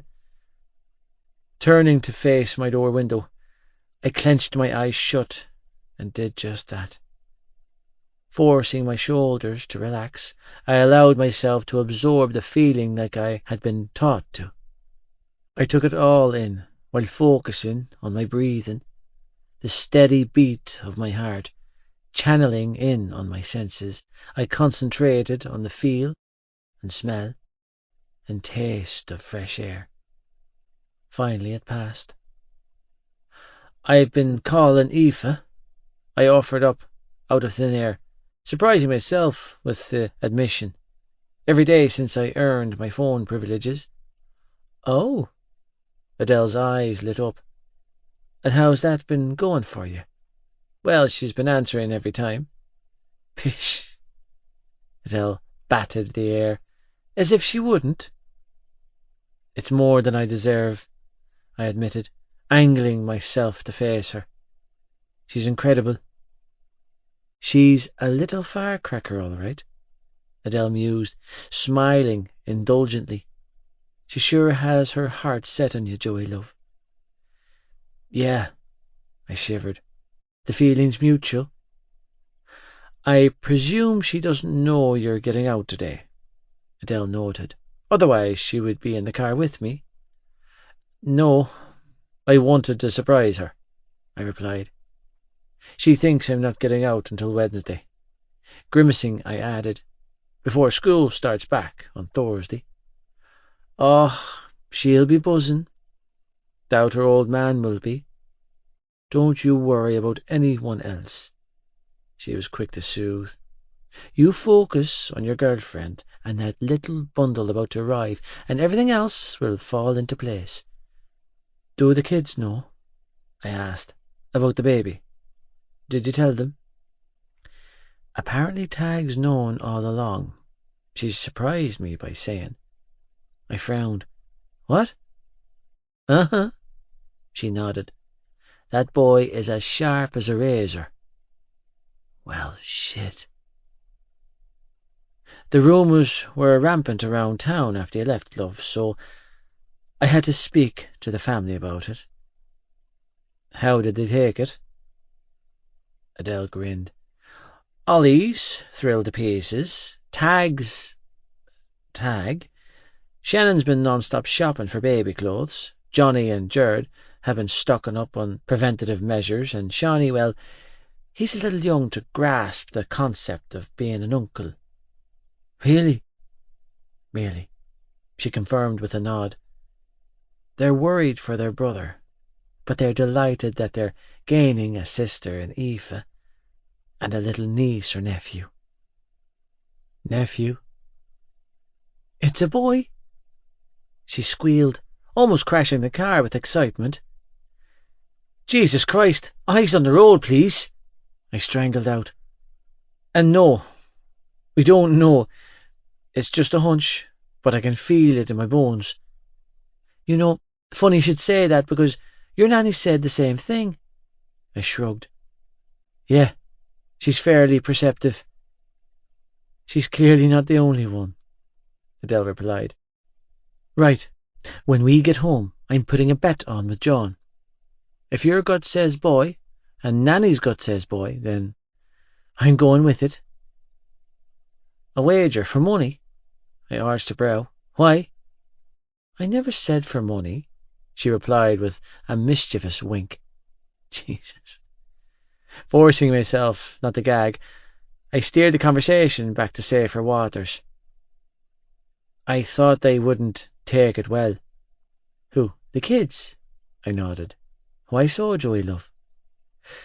Because despite my best efforts, I made the age-old mistake of following in our father's footsteps. Shaking my head, I looked at my siblings' foster mother and shook my head. Because I turned my girlfriend into our mother. No, love, you didn't, she replied, reaching across the console to ruffle my hair affectionately. Because Aoife is in no way similar to your mother, and you, my big-hearted boy, don't have a Teddy Lynch bone in your body. I already told you that I'm not interested in any of this, I reminded her, squirming in discomfort when she squeezed my cheek. I'm not your boy. And I already told you that we're keeping you, she chuckles. Finders keepers, Joey love. You're mine now. Jesus. Full term. Aoife. Well, good news, your cervix is favourable, the doctor said, tossing his gloves in the nearby bin. The baby's head is engaged. That bloody show you experienced this morning, that was mucus plug. I wouldn't be surprised if you delivered in the next 24 hours. 24 hours? Mam exclaimed. That's soon. But she's not due for another 3 weeks. Only 5% of babies are delivered on their due date, and this baby is measuring on the larger side, which aligns with why she's already 2 centimetres dilated, he replied. It could take several more days. Another week even. Babies are unpredictable, but in my experience, your daughter is a prime candidate to deliver sooner rather than later. Can you slow it down, Doc? Perched on the examination table with my legs hanging open and my dignity back in Ballylagan, I pulled up on my elbows and pleaded with the man in green scrubs. I'm not due for another 3 weeks, and my boyfriend doesn't get back into town until Wednesday night. Aoife, Mam sighed. It doesn't work that way, pet. Baby comes when baby is ready, the doctor replied. And I'm hedging towards baby being ready, Aoife. Well, I don't care what either of you say, I grumbled, rolling off the examination table and adjusting my maxi dress. I'm not having the baby until Joe gets home. Hey, Waddles, Casey called out as she leaned against the side of my father's van in the hospital car park, basking in the warm summer's afternoon. How's our baby coming along? Don't start, I grumbled, heaving my oversized inmate across the car park. It's too damn hot and I'm suffering from a serious case of electric shocks to the fanny. Lightning crotch, Mam corrected as she unlocked the van. Please, love, I know you're cranky, but try not to be so vulgar. Lightning crotch, Casey grinned. Ooh, sounds kinky. You know what's not kinky, Case? Having a geriatric obstetrician ram his entire hand inside of your Aoife! Vagina, I amended with a huff. Are we talking an entire fist here? My best friend asked as she helped hoist me into the van. We're talking an entire fist, arm and elbow. I hope you wore a glove. Don't be so dramatic, Aoife, Mam chuckled, climbing into the driver's seat and starting the engine. It was a standard internal love, Not calving season at old MacDonald's farm. If you think that was bad, just you wait until you're delivering. It'll be carnage down there. Old MacDonald's farm, Casey snorted. Good one, Trish. Wow, I deadpanned. I am so pleased that the impending demise of my vagina is so entertaining to you. Well, that'll teach you to let your boyfriend put his willy in there without protection. Yes, mother, I drawled, tone laced with sarcasm. I have indeed learned the error of my ways. She's already 2 centimetres dilated, Casey, Mam said excitedly. The doctor thinks she'll have the baby by tomorrow. Chill, Mam, I cut in. Nothing's coming out of me until Joey comes home. That's not technically true, Casey chimed in, pointing to a damp circular stain on the front of my dress. You're leaking a little there, babe. Oh, come on, I wailed, throwing my hands up in dismay. What the hell is wrong with that boob? We should buy you a bell chain and rename you Daisy. Which one, love? The left one, I grumbled, reaching for a tissue to stuff into my bra. The right one always behaves herself, but the left one is an embarrassing bitch. Oh, come on, Casey chuckled, patting my big belly. Ignore the leaks and let's go and get those swollen hooves a pedicure before baby daddy gets back. I grumbled, slightly mollified at the thought of seeing Joey again. Do you think they have a hedge trimmer at the beautician's? Come on, Casey coaxed. Give us a smile. You've only been waiting for this all summer. She was right. I had been waiting all summer. 15 long weeks to be exact. Joey was coming home. Finally. By Wednesday night we would be together again. I'm nervous, I heard myself admit aloud for the first time, even though the feeling had been eating away at me for weeks now. What? Both Casey and Mam asked in unison. Why? Because look at me, guys. I gestured to my stomach. I'm not exactly the Aoife he remembers. Aoife, you're about to have the boy's baby. Mam offered gently. You are beautiful, sweetheart. Fuck beautiful, babe. You are breathtaking to look at. Casey chimed in supportively. I don't know anyone else on this planet who could pull off a 9-month baby bump and still look completely fuckable. He's going to lose his shit when he sees you. Casey, Mam chastised. Please, love, can we not? Sorry, Trish, but it's true, my best friend replied. Our girl here is a MILF. Grinning wickedly, she added, and when Joey the DILF gets home, there's going to be explosions. Oh, sweet mother of mercy, Mam muttered, sounding pained.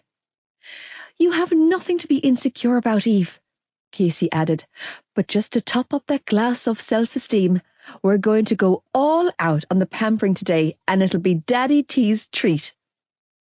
She looked to my Mam before asking, You swiped the credit card before we left the house this morning, didn't you, Trish? I sure did, girls. Yay!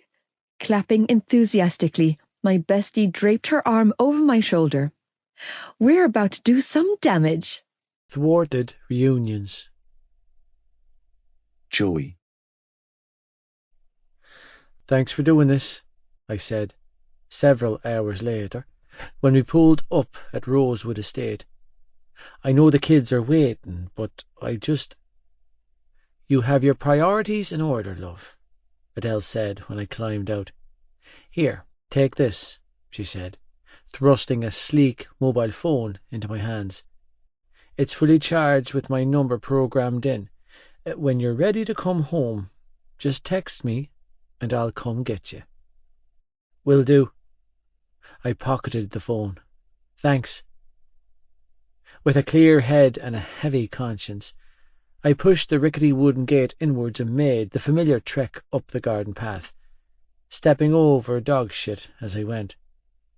Jesus, someone needed to start cleaning up after Spud.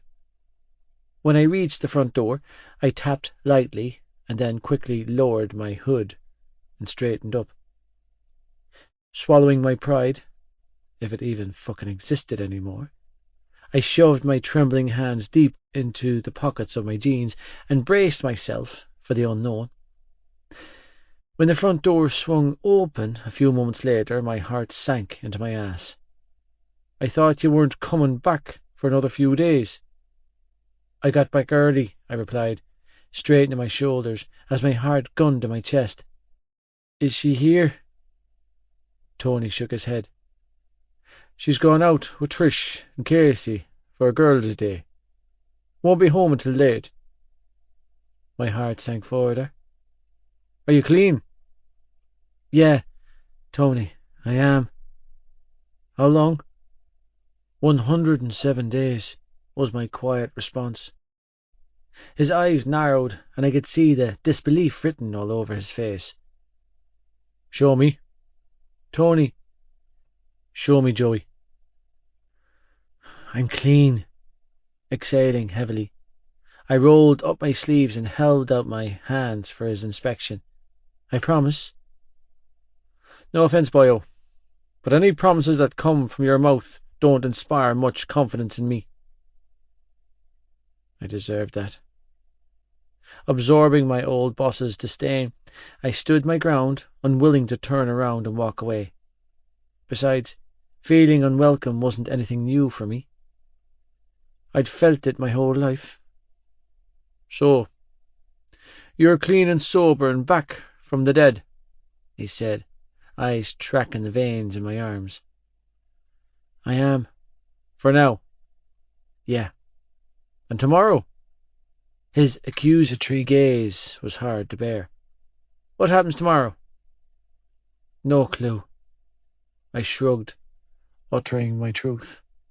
But I'm clean today.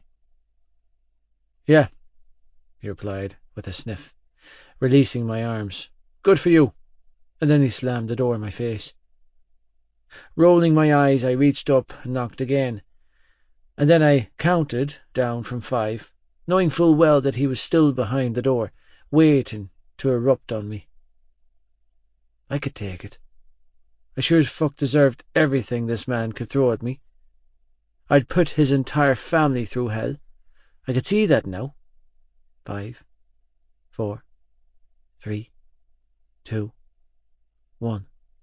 Jesus Christ, Joey, he snarled the second the front door swung open again. What were you thinking, getting involved in that lifestyle? I wasn't thinking, I admitted quietly.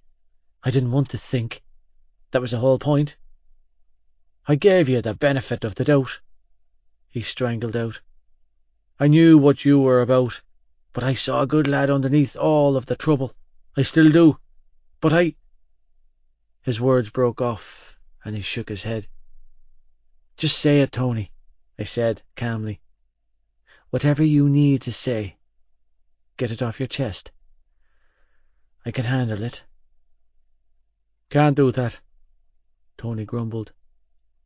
According to my wife, I'm to mind my P's and Q's around you, since you're fragile and all that.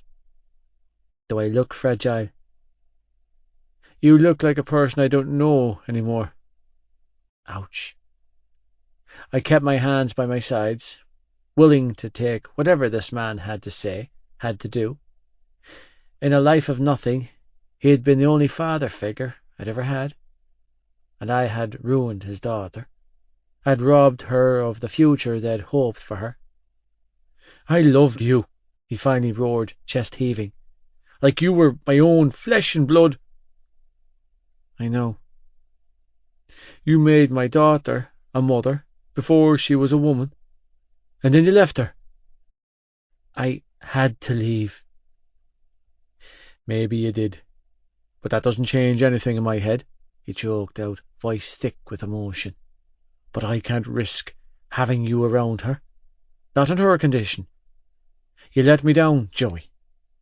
You went spiralling down that rabbit hole, and you took my daughter with you.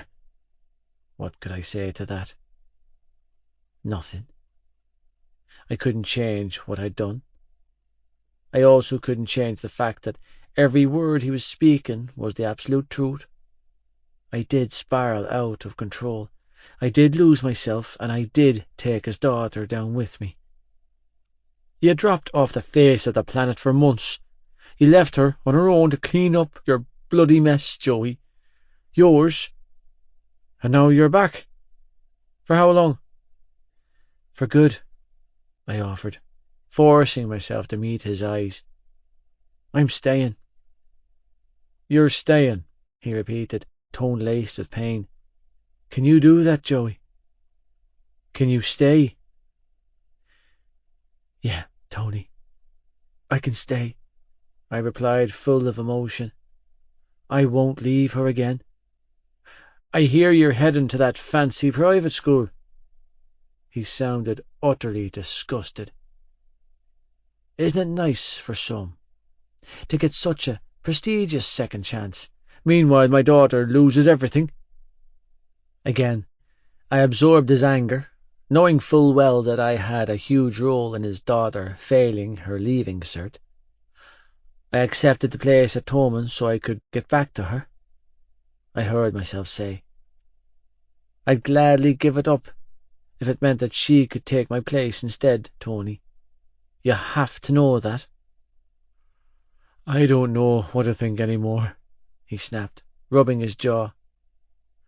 Right now, all I'm thinking is that I wish you never came back here. Well, I am back. You don't realize what you did to her, he tossed out. How badly you hurt my daughter. If you did, you'd leave her alone and let me take care of my family. I can't do that, I replied, desperately trying to keep the head. Because your family is my family too. She's my child. And she's the mother of my child, I countered hotly. I can't walk away from her, Tony. That's my baby she's carrying. That's my grandchild. And I'll be damned if I stand back and let you hurt either one of them again. You can try and keep me from your child, but you won't be keeping me from mine. I moved to leave then, but he reached out a hand and fisted the front of my hoodie. I stood my ground, hands at my sides, and waited for his fist to crush my face. It didn't come. Prove me wrong, Joey. His voice was thick with emotion as he roughly pulled me into his arms and hugged me tightly. Prove me wrong, son. Don't worry, Tony. Swallowing deeply, I hugged him back just as tightly. I will. An hour later, and still furious with the world and everyone in it, I folded my arms behind my head and lay on the ground beside the small wooden crucifix, staring up at the cloudless summer's sky. Are you up there? I asked, and then mentally kicked myself. Fuck, what am I saying? You're probably with him.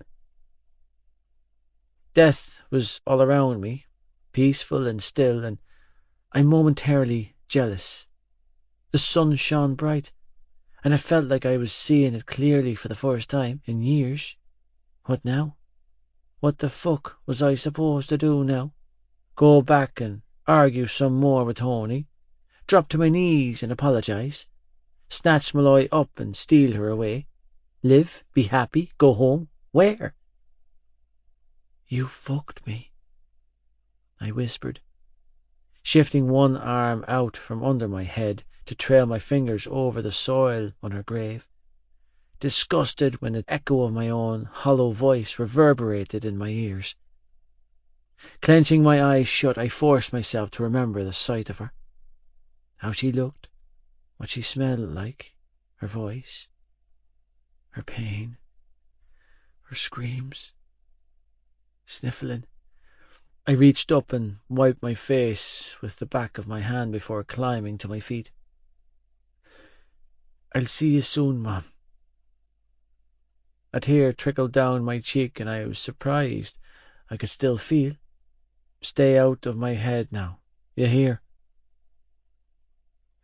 Dusting off the soil and grass on my jeans, I inhaled a few steadying breaths before making my trek across the graveyard, not stopping until I was standing at his headstone.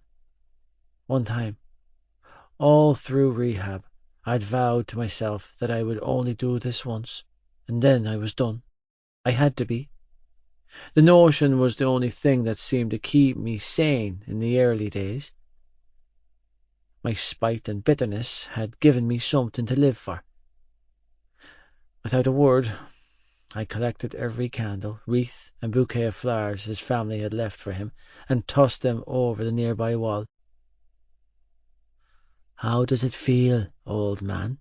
I asked, returning to his graveside and undoing the fly on my jeans. "To finally burn in hell?" "Joey, love." She placed a hand on my shoulder, and it hurt. The movement, the feeling, absorbing the contact, the fucked up gentleness of her touch.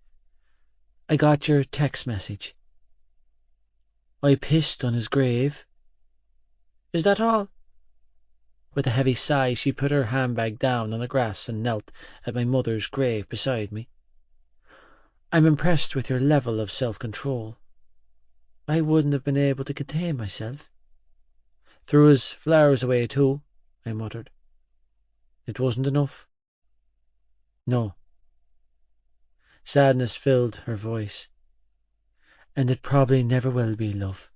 At least, it won't feel that way." 38, I whispered, inclining my head to the small crucifix with my mother's details engraved on. "She's only a baby, Adele." "I know, love." She reached for my hand. I let her. I absorbed the feel of her hand covering mine. "I miss her," I admitted, clenching my eyes shut when the tears started to fall. "I miss her so fucking much." My voice cracked, and I choked out a sob. "I miss my mother." "Your mother loved you, Joey," Adele vowed, as she pulled me into her arms. "I swear it, love." Tightening her arms around me, she stroked my hair with her hand. "She just forgot to show it." When we drove through the gates of the manor, a million different thoughts and emotions were rushing through me, all of which fell out of my head as soon as we pulled up outside the house and I locked eyes on my siblings. "Joey! Oh-wee! He's back, guys, look, it's really Joe." Shannon was holding a cake. Sean was sitting on Cav's shoulders, clutching a bunch of balloons. Ollie was holding one side of a homemade banner that read, "Welcome home, Joey." And Gussie, of all people, held the other side. All of them had party hats perched on their heads. Jesus. Even Nanny was there, sitting at a picnic table that had been decorated with streamers and more balloons, with John Sr. and Darren. Fucking Darren. "What the hell is this?" I muttered, unfastening my seatbelt as I battled down a surge of emotion. "What's all this for?" "I told you they were excited to see their big brother." Adele laughed, pushing her door open. "Welcome home, Joey Lynch."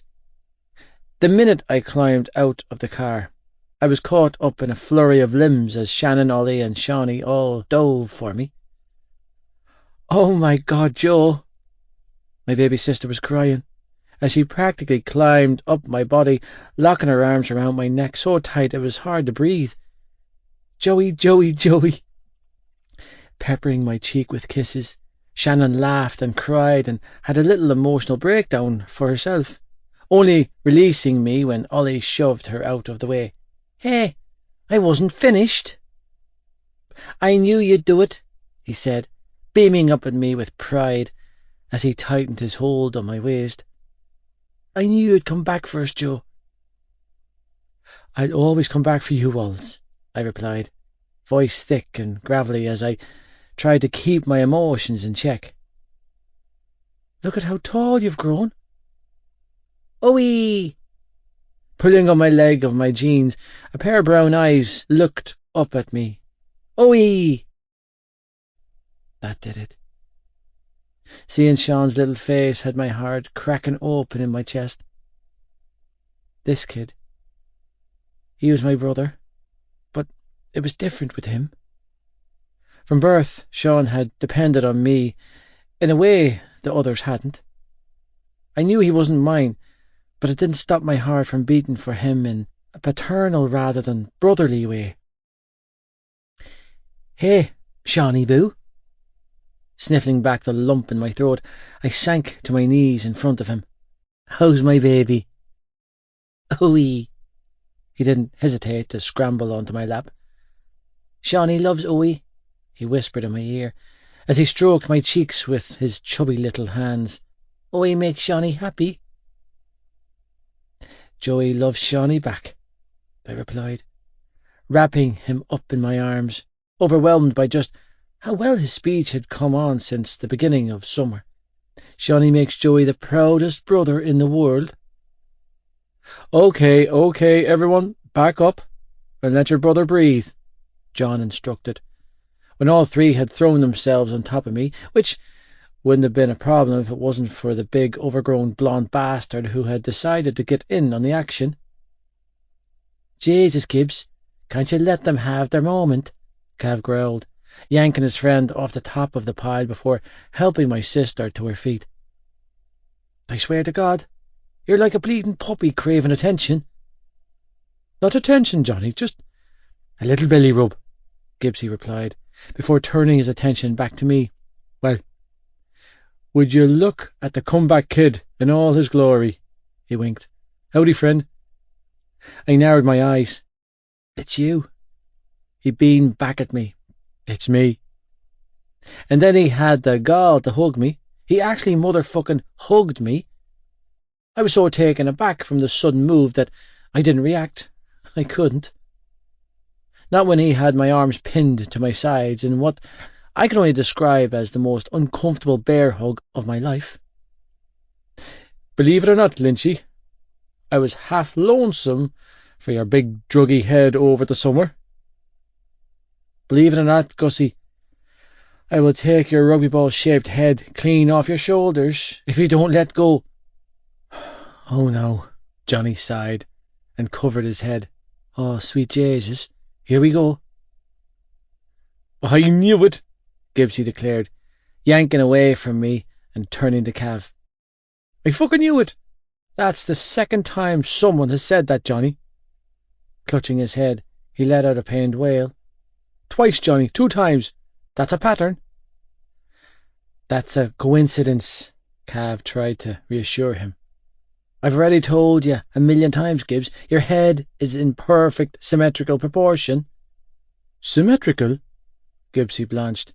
What in the name of Jesus are you bringing up maths at a time like this, when I'm having a fucking complex, Johnny? You are the complex, Gibbs. Rolling his eyes, Cav offered his buddy a sympathetic pat on the shoulder before stepping towards me with his hand outstretched. Joey the Hoiler. Mr. Rugby, I replied, lips twitching up in a smirk that mirrored his, as I stepped forward and accepted his handshake. Thank you. With steel blue eyes full of unconcealed emotion, he offered me a stiff nod. Any time, brother. And that was all that needed to be said between us. He knew it, and so did I. The respect he directed towards me was returned in a handshake. Joe, Darren acknowledged with a smile when I approached the picnic table. You look great. Darren, I forced myself to respond, offering him a clipped nod. Thanks. This is Alex, he said then, gesturing to the man sitting beside him. You met around the time of Mam's funeral, but I don't know if you remember. It's good to see you again, I said, offering his boyfriend my hand. And Darren's right. I have no recollection of us meeting. Aye, that's not a bother, he replied, with a thick northern accent. You're looking well in yourself there, lad. Yeah, clearing my throat. I turned my attention to the old woman, whose eyes were burning holes in the side of my face. Hi, Nanny. Joseph. Her green eyes were full of unshed tears as she reached for my hand. Our little Joseph. Kneeling in front of my great-grandmother, I took her frail hand in mine and pressed a kiss to the back of it. I'm so sorry, Nanny. What are you sorry for, pet? For letting you down? I blew out a pained breath and shook my head. For disappointing you? Look at my face, she instructed, cupping my cheeks between her tremor-wrecked hands. Does this look like a face filled with disappointment? I couldn't answer her. It hurt too much. I am so proud of you, she pushed, leaning forward and pressing a kiss to my brow. And if Granda was here, he would tell you the same thing. Fuck. She hit me through the heart with that line. Before I go back to Bera, I have something for you, she whispered in my ear so that Darren couldn't hear her. I don't want you to show your brothers and sister. She slipped a folded-up envelope into the front pocket of my hoodie. Granda only left it for you, but I couldn't give it to you at the time. Not while he was... well, when you were in your father's house. I've been holding on to it for you, until the time was right. Granda? I frowned in confusion. Left what for me? The letter inside explains everything, she whispered, pressing a finger to her lips to silence me. Not a word to the others. You hear? I nodded, cluelessly. She smiled. Now, be a good boy and enjoy your homecoming. Enough hoarding, Adele ordered, pushing her way into the action. I'm sorry, Nanny, but I have to steal your grandson for a moment. Joey, I have a little present for you. We? John called over from where he was helping Gibbsy untangle himself from the net of a goalpost. We have a present for him. I don't mind him, she said, rolling her eyes. It was my idea. Actually, it was both of our... Stop stealing my thunder, John, Adele huffed. Come on, Joy, let me show you. It's so cool, Holly chimed in, catching a hold of one of my hands while Sean took a hold of the other. Deli, let us help. And you were the best little helper, she crooned, leading us around the side of the house to the back. I couldn't have done it without you, my sweet boy. I'm super helpful, he agreed, blowing his own trumpet. Sure I am, Deli. Yes, you are, pet, she mollified him by saying, as she led us through the backyard towards what looked like a recently renovated outbuilding. Now, let's show Joey the annex. The annex? I frowned. What's that? That, she teased, stopping at the door of a freshly painted outbuilding, is your abode. Reaching into her pocket, she retrieved a set of keys and dangled them in front of my face. I figured as soon as you got home, you'd be on the hunt for somewhere for your little family to live. So I went out on a limb and made a preemptive strike. Grinning, she dropped the keys into my hand. Like I said, welcome home, Joey Lynch. Huh? I stood there, with the keys in my hand, and my brain on empty. I mean, what? Laughing, she pushed the door inwards and stepped inside, followed swiftly by Ollie, who barreled into the annex after her. Follow us! Well, Shawnee, I muttered, hoisting him into my arms before stepping inside. I guess we're doing this, aren't we? The second bedroom is a little cosy, Adele explained, as she walked me around what looked I could only describe as a high-end duplex, but the master is a decent size with an ensuite attached. Whoa, Sean whispered in my ear, voicing my thoughts aloud, as I followed Adele and Ollie back down the staircase to an open-plan kitchen living area. Yeah, kid, I whispered back. Whoa. Of course, if you would prefer to stay in the main house, that is absolutely fine by me, Joey love. I'm not trying to push you out in any shape or form. I'm just trying to be sensitive to your little family's needs. This woman. Not only had she taken on my brothers and sister, but she was providing shelter for my little family. My little family? Fuck. Jesus, Adele, was all I could muster. I don't know what to say to you. My gut reaction was to refuse her offer, to tell her no thank you, to run for the hills from this woman. But I couldn't. I couldn't. Because time and therapy had helped me to come to terms with the fact that I couldn't do this on my own, that it was okay to ask for help. More importantly, it was okay to accept it. I shook my head, feeling at a complete loss. One day I will pay you back for everything. Joey, love. Closing the space between us, she pressed her hand to my cheek and smiled up at me. You being here is all the payment I need. Where's Tag? I asked John later that evening, when we were alone in the kitchen of the main house. Darren and Alex had left to drop Nanny back to Alice's house in Beara, but the kids and Gussie were still in full swing party mode outside. It didn't settle well with me that Tag hadn't shown up. I knew why, of course. I'd hurt him the most. His reaction to my leaving felt remarkably like my reaction to Darren leaving all those years ago. I suspect he's down the back field in the treehouse, John replied, as he cut the crusts off a chocolate spread sandwich for Sean before using a cookie cutter to make dinosaur-shaped sandwiches. He's thrilled you're home, Joey. He's just... well, you know Tag better than anyone. He's pissed as hell, is what you mean to say, I offered up, resting a hip against the counter, as I watched this hotshot barrister take great care in preparing snacks for my baby brother. I get it, John. I don't blame him one bit. I checked out on him. He's going to hold on to that in his head. It's what I taught him to do.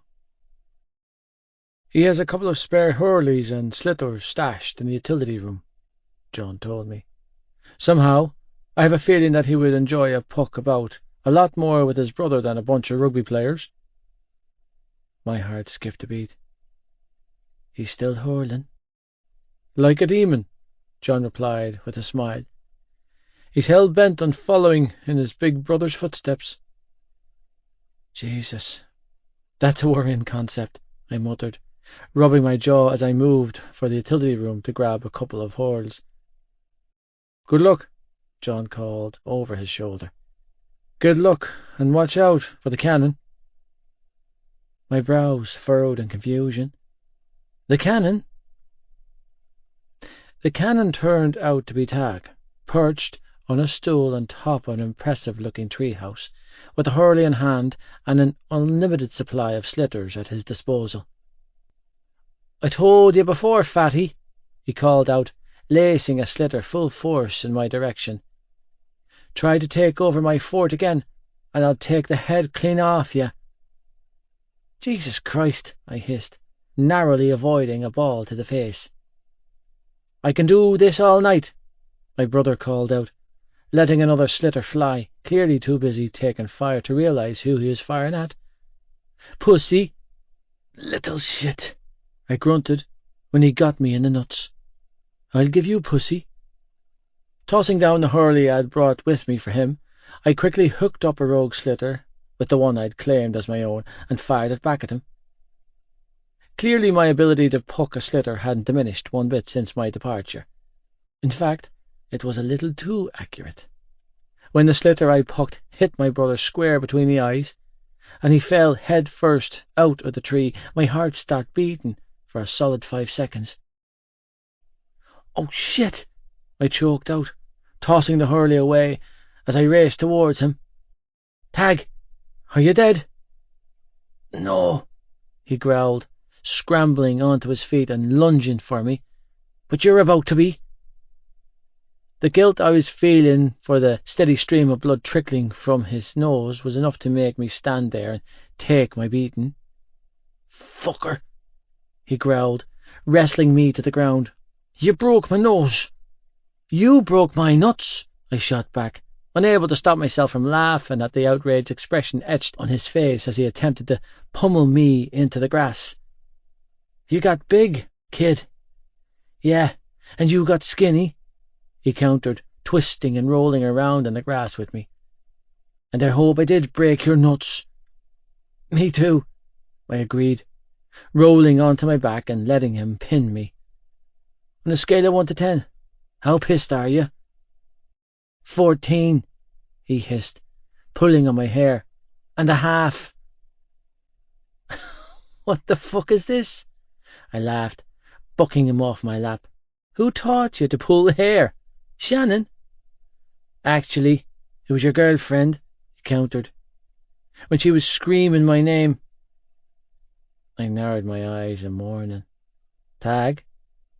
"Yes, Tag, yes," he mocked. "I'm warning you. Oh, Tag, you're so much better than Joey, you little shit." "You deserved it," he chuckled, flopping onto his back beside me. "Asshole." "Yeah," I panted. "I think we've already established I'm an asshole." "So you're back?" "I'm back."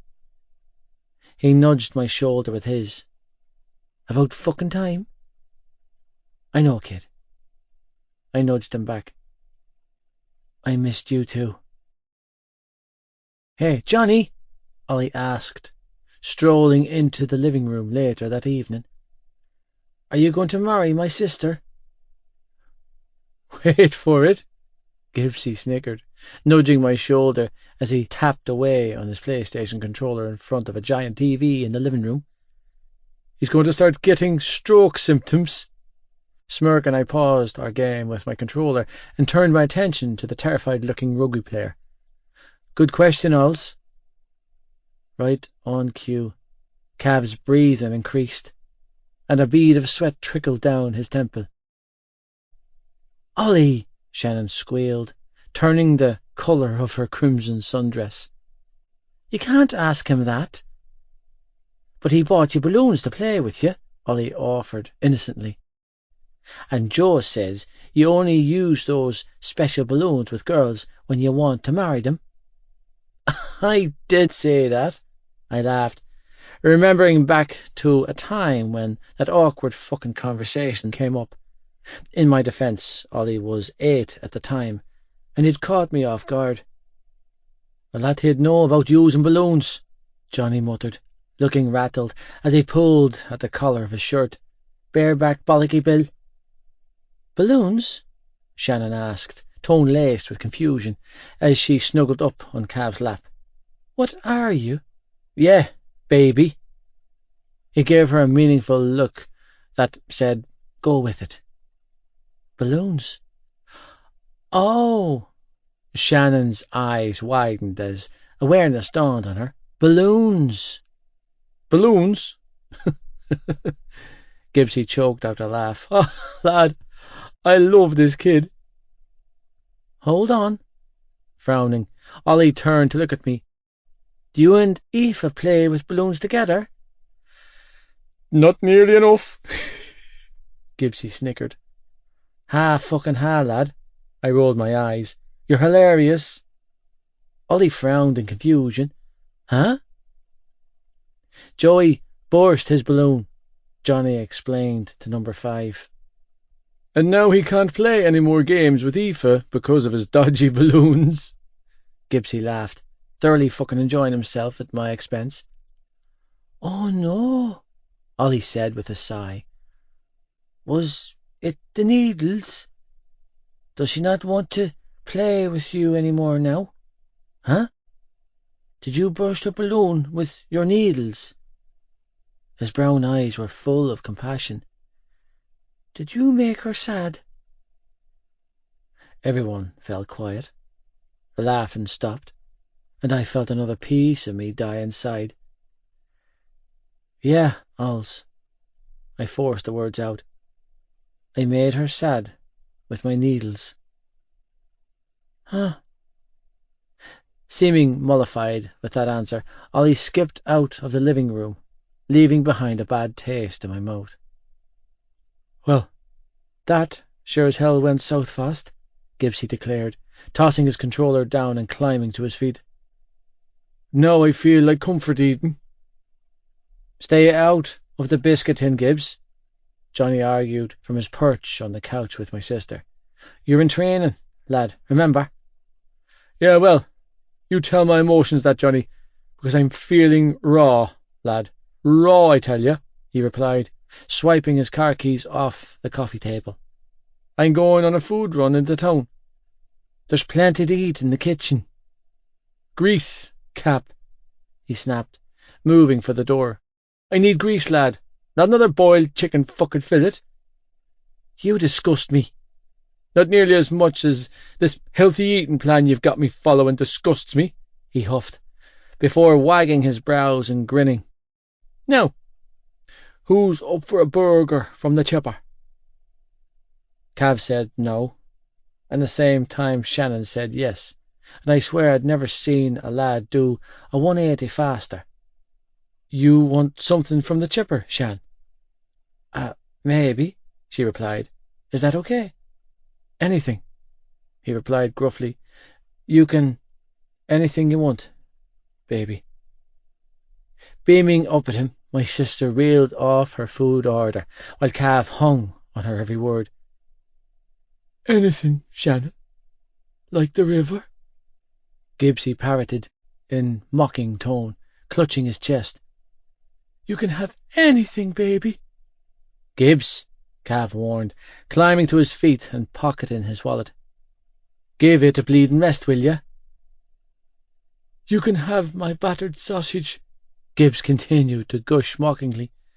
Like I said, anything for you, baby. I'll take a spin into town if it's going, I interrupted, deciding that it would be mentally less scarring to ignore the battered sausage jibe. See if Eve is back. Maths is not my strong point, ma'am. Aoife. Where's Dad? Has he come back yet? No, I presume he's still at the garage, love. I haven't seen him since we got home from town. How are you feeling, Aoife, love? Oh, I don't know, ma'am. I called out from our bathroom later that night as I stood under the steady spray of water pouring down on me. Like I want to throttle Dad for getting rid of the bath. How are the pains?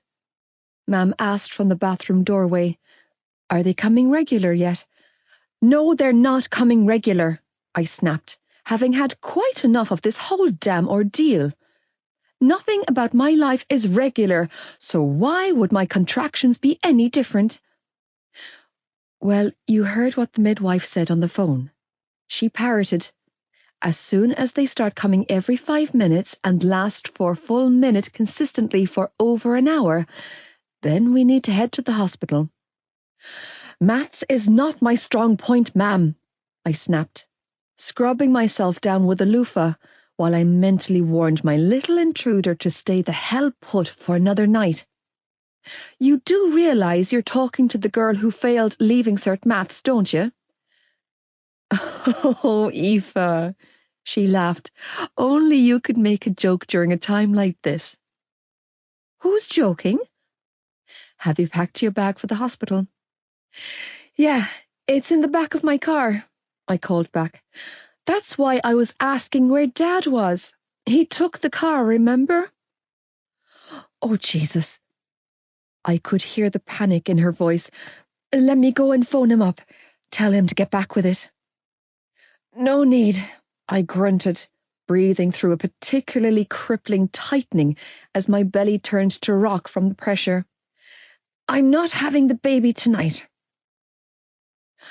I waited until my mother had closed the bathroom door before releasing what I could describe as a low, keening noise from my throat. Pressure building up in my body was beyond intense, electrifying and assaulting my core. Jesus, I'm going to die, I wailed, biting down on my lip as I tried to breathe through the pain. Oh, this is going to take me out. Wanting to stay under the steady spray of hot water, but needing to move more, I climbed out of the shower and hastily wrapped a towel around myself, squatting and lunging awkwardly as I tried to ease the pressure in my pelvis.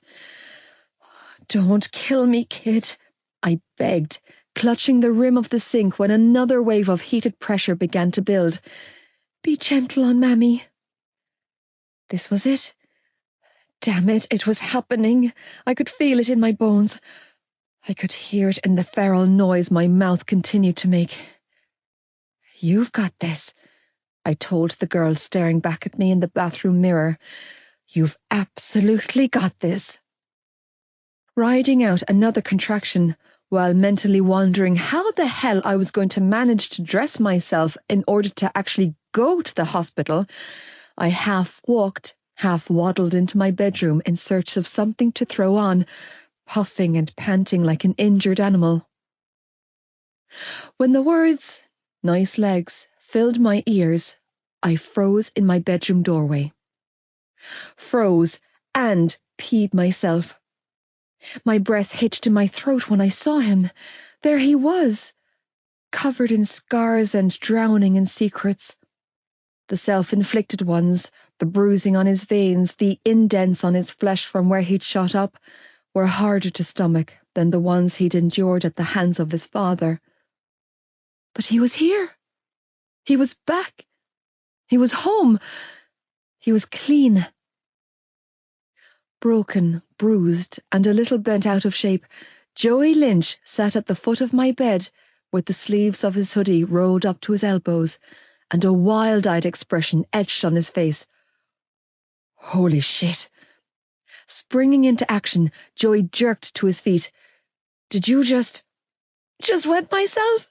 I strangled out, chest heaving as my emotions threatened to consume me. Yeah, Joe, I think I did. I think that was your waters going, Malloy, he told me, closing the space between us. Are you in labour? Depends, I cried, throwing my arms around him when he reached me. Are you really here? I'm here, Queen. His arms came around my body, and I felt myself grow limp against him as my ability to be strong suddenly abandoned me. Months. I had kept up the act for months, holding on, keeping my head up, praying, hoping, willing, and manifesting this moment into existence. And now it was happening. He had come back for me. Then yeah, Joe, I sobbed, clutching onto him as another contraction started to build up inside of me. I'm definitely in labour. Jesus, Mary, Joseph, and the donkey! Mam screeched when she returned to the room and found my long-lost love standing there. Where in the name of Jesus did you come from? The window, Joey told my mother as he knelt in front of me and pulled the biggest granny knickers I owned up my thighs. Oh, the indignity. When did you get back, Joey, love? Today.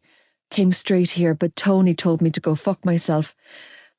Explains the window entrance. Do you have a bag, Malloy? He asked, reaching for a pair of fluffy socks and slipping them on my feet. If the contractions are coming that close together, then we need to get a shove on. Tony has her car. The bag is in the boot. Mam answered for me. He's on a roadside call-out.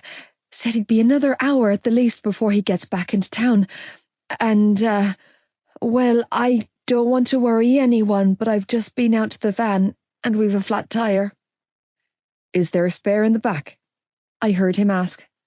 I'll run down and change it. No. Oh, what the fuck, Trish? I know, love, I know. Oh, crap. I groaned, leaning heavily against Joey as another contraction ricocheted through my body. It feels like I'm splitting down the middle. You're grand.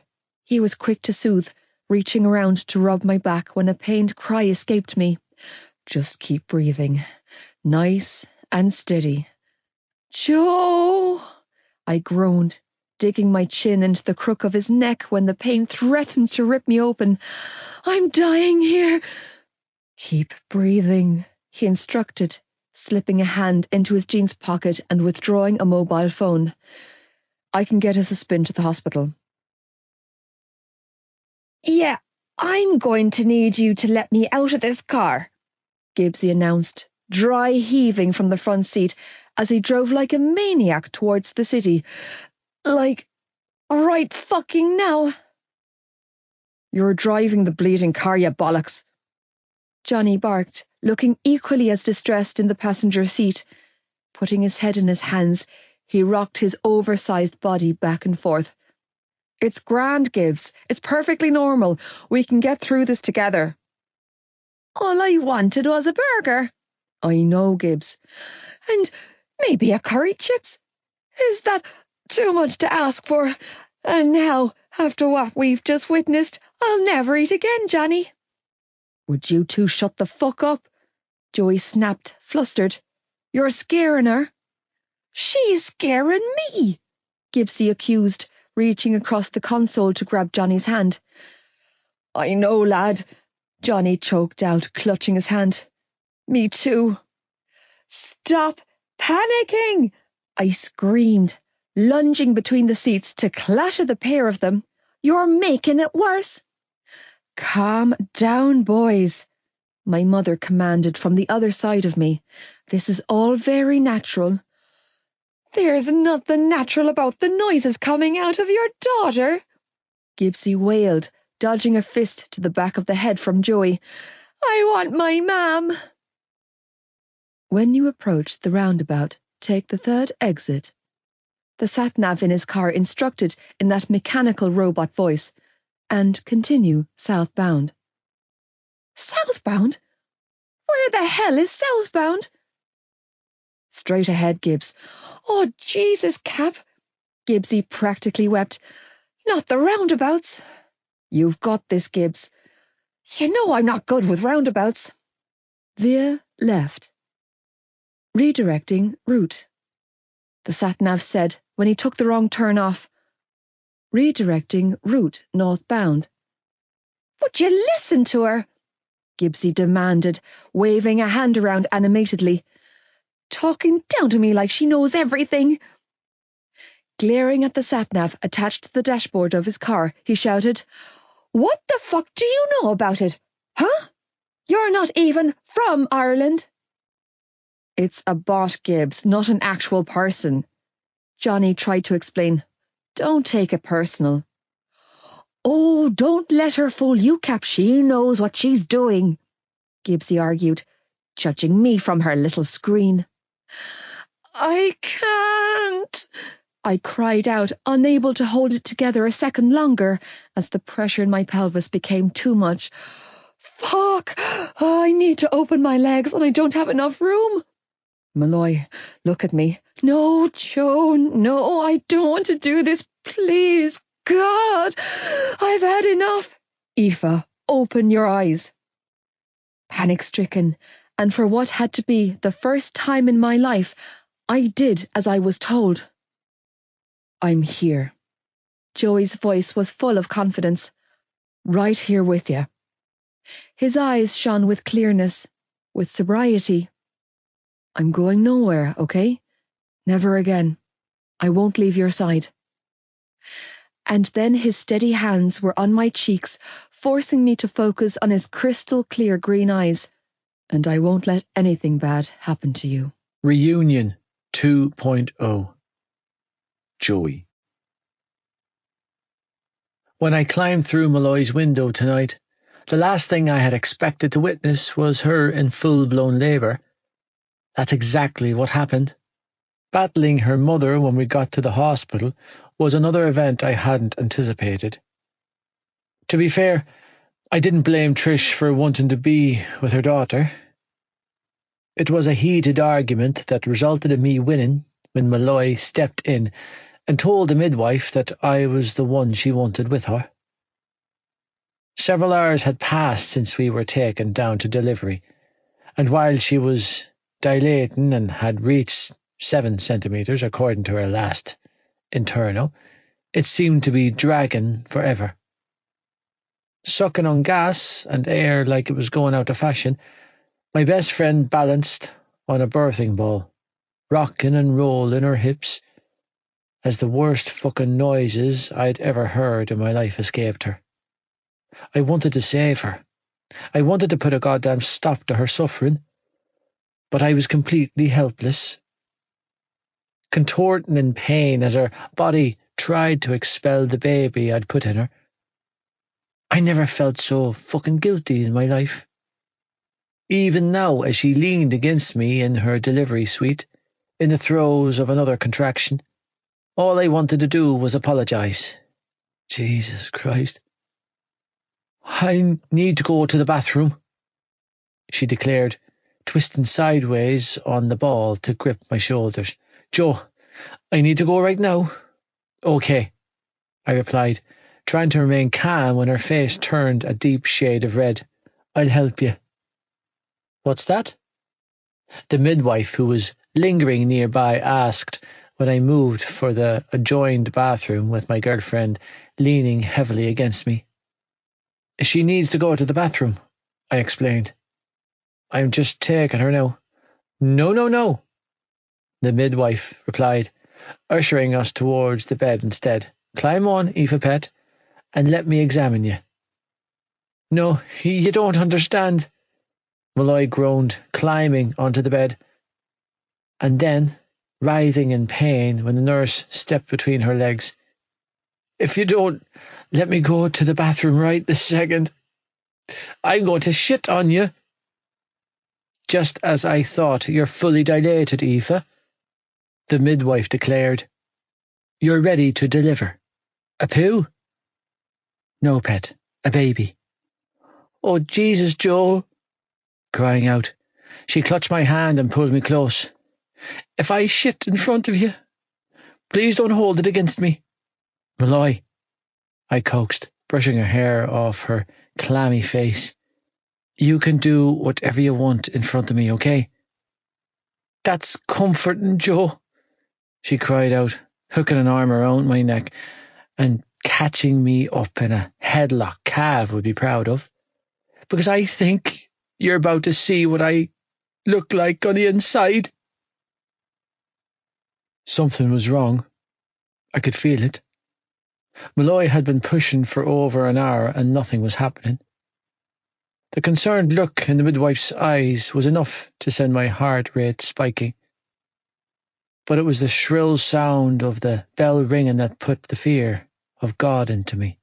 You're grand, I coaxed, keeping a death grip on her hand, as her panicked green eyes looked up at me from her hospital bed when the room filled with doctors and nurses. This is all normal, Malloy. It wasn't. It couldn't be. I'd been with my mother when she delivered Sean. This was about as far from normal as you could get. Okay, Mum, the baby is starting to get very tired, sweetheart, so we're going to help you deliver, okay? The midwife that had been with us since admission told us. We're going to take you down to theatre now. Theatre? Jesus Christ. Joe! Malloy cried out, as I was pushed aside for them to wheel her away. Joe! It's okay, I called out, feeling helpless as I watched them take her away from me. Everything's grand, Malloy. I promise. Dad will follow you down, the nurse holding her hand said as they disappeared through the doors with my girlfriend. He just needs to gown up first. What's happening? I choked out, feeling like I was about to pass the hell out, as another nurse helped me into a blue operating gown and hairnet. What's wrong with her? The baby is showing signs of shoulder dystocia, she explained calmly. Mom needs intervention to deliver. What do you mean, shoulder dystocia? I demanded, following her over to the sink and scrubbing my hands raw before patting them dry on paper towels and masking up. Does Aoife need a cesarean? Baby's head is out, but baby's shoulders are stuck in the birth canal, she explained as she ushered me down a long corridor towards theatre. Don't worry, Dad. Mum and baby are in great hands. Joe! Malloy was crying out when I was finally let into theatre. I could see her on the operating table, surrounded by the surgical team, as her hand flailed around wildly, searching for mine. I'm right here, Malloy, I called out, jumping into action as I moved straight for her, only to be herded towards the top end of the table by one of the surgical team. I'm here, baby. Joe, she sobbed, snatching up my hand in hers as she screamed in pain. Joe, it hurts so bad. Can you give her something? I demanded, feeling myself spiral as I watched them manhandle her like she didn't have feelings. Jesus Christ, you can't do that to her without an epidural. No time for that now, Dad. Joe, you're grand. You're grand, baby. Push, Aoife. We need you to push. I'm right here, I whispered in her ear, holding onto her head to stop us both from watching. Just stay with me, Aoife. Stay with me, okay? Crying out in agony when they pushed her stomach, she clung to my shoulders. Make it stop. I wanted to, more than anything I'd ever wanted in my life. Push, Aoife, harder, come on. Baby needs to be delivered. Ah! Her face was white to the point of grey as she clung to me and pushed with all her might, panting and shaking violently. I'm scared. Me too. Don't be. I tried to soothe, leaning in close so that she was only focusing on my face and not what was happening around us. I won't let anything happen to you. Ah!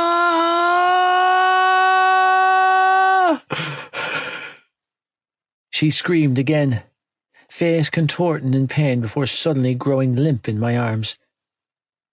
A moment later, the sound of a baby screaming filled the room. You did it, Eve!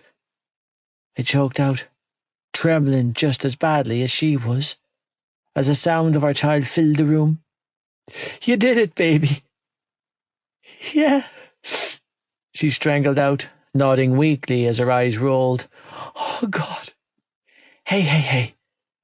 Leaning over the bed, I caught a hold of her face between my hands and tried to keep her focused, while the doctors continued to work on her. You're okay. I pressed a kiss to her head. Come on, Malloy. Stay with me. Can you hear me, baby? Yeah. She was trembling, and so was I. I could hear the screaming baby in the background. I didn't even know what we had, but I didn't dare move from her side as I focused on her face and ignored the way they were working on her body. You're okay. Shh, baby. You're okay. Joe. Step aside, Dad. One of the nurses instructed. Mom needs a little help right now. I'd never seen so much blood. But I wasn't about to tell her that.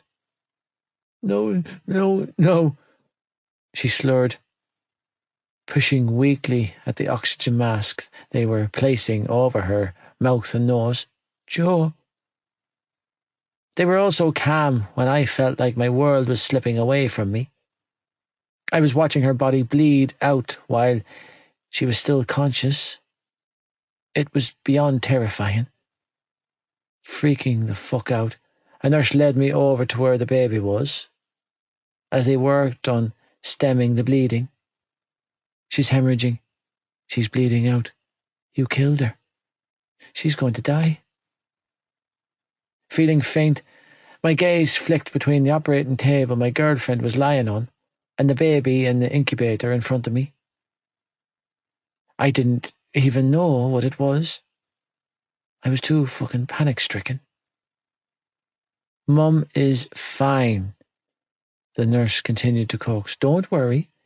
She's in the best hands. She's going to be just fine. Now, come and meet your son. Son? I repeated, numb, as my attention flicked back to Malloy. Eve? I couldn't see her anymore. Too many people in scrubs had taken up position around her for me to see. Malloy! My heart gunned in my cheek. Aoife? Here you go, Dad. Moments later, the screaming bundle was thrust into my arms. Congratulations, Dad. He's a beauty. Struck fucking dumb, I stared down the baby in my arms. He was roaring like a bull, with his tiny hands balled into fists as he squirmed and stretched in my arms. Jesus, I breathed, cradling him in my arms as my emotions got the better of me. You're here. And then he opened his eyes and looked at me. And I was done. My heart no longer beat for me. For the rest of my days, it would beat entirely for the child in my arms. Fuck.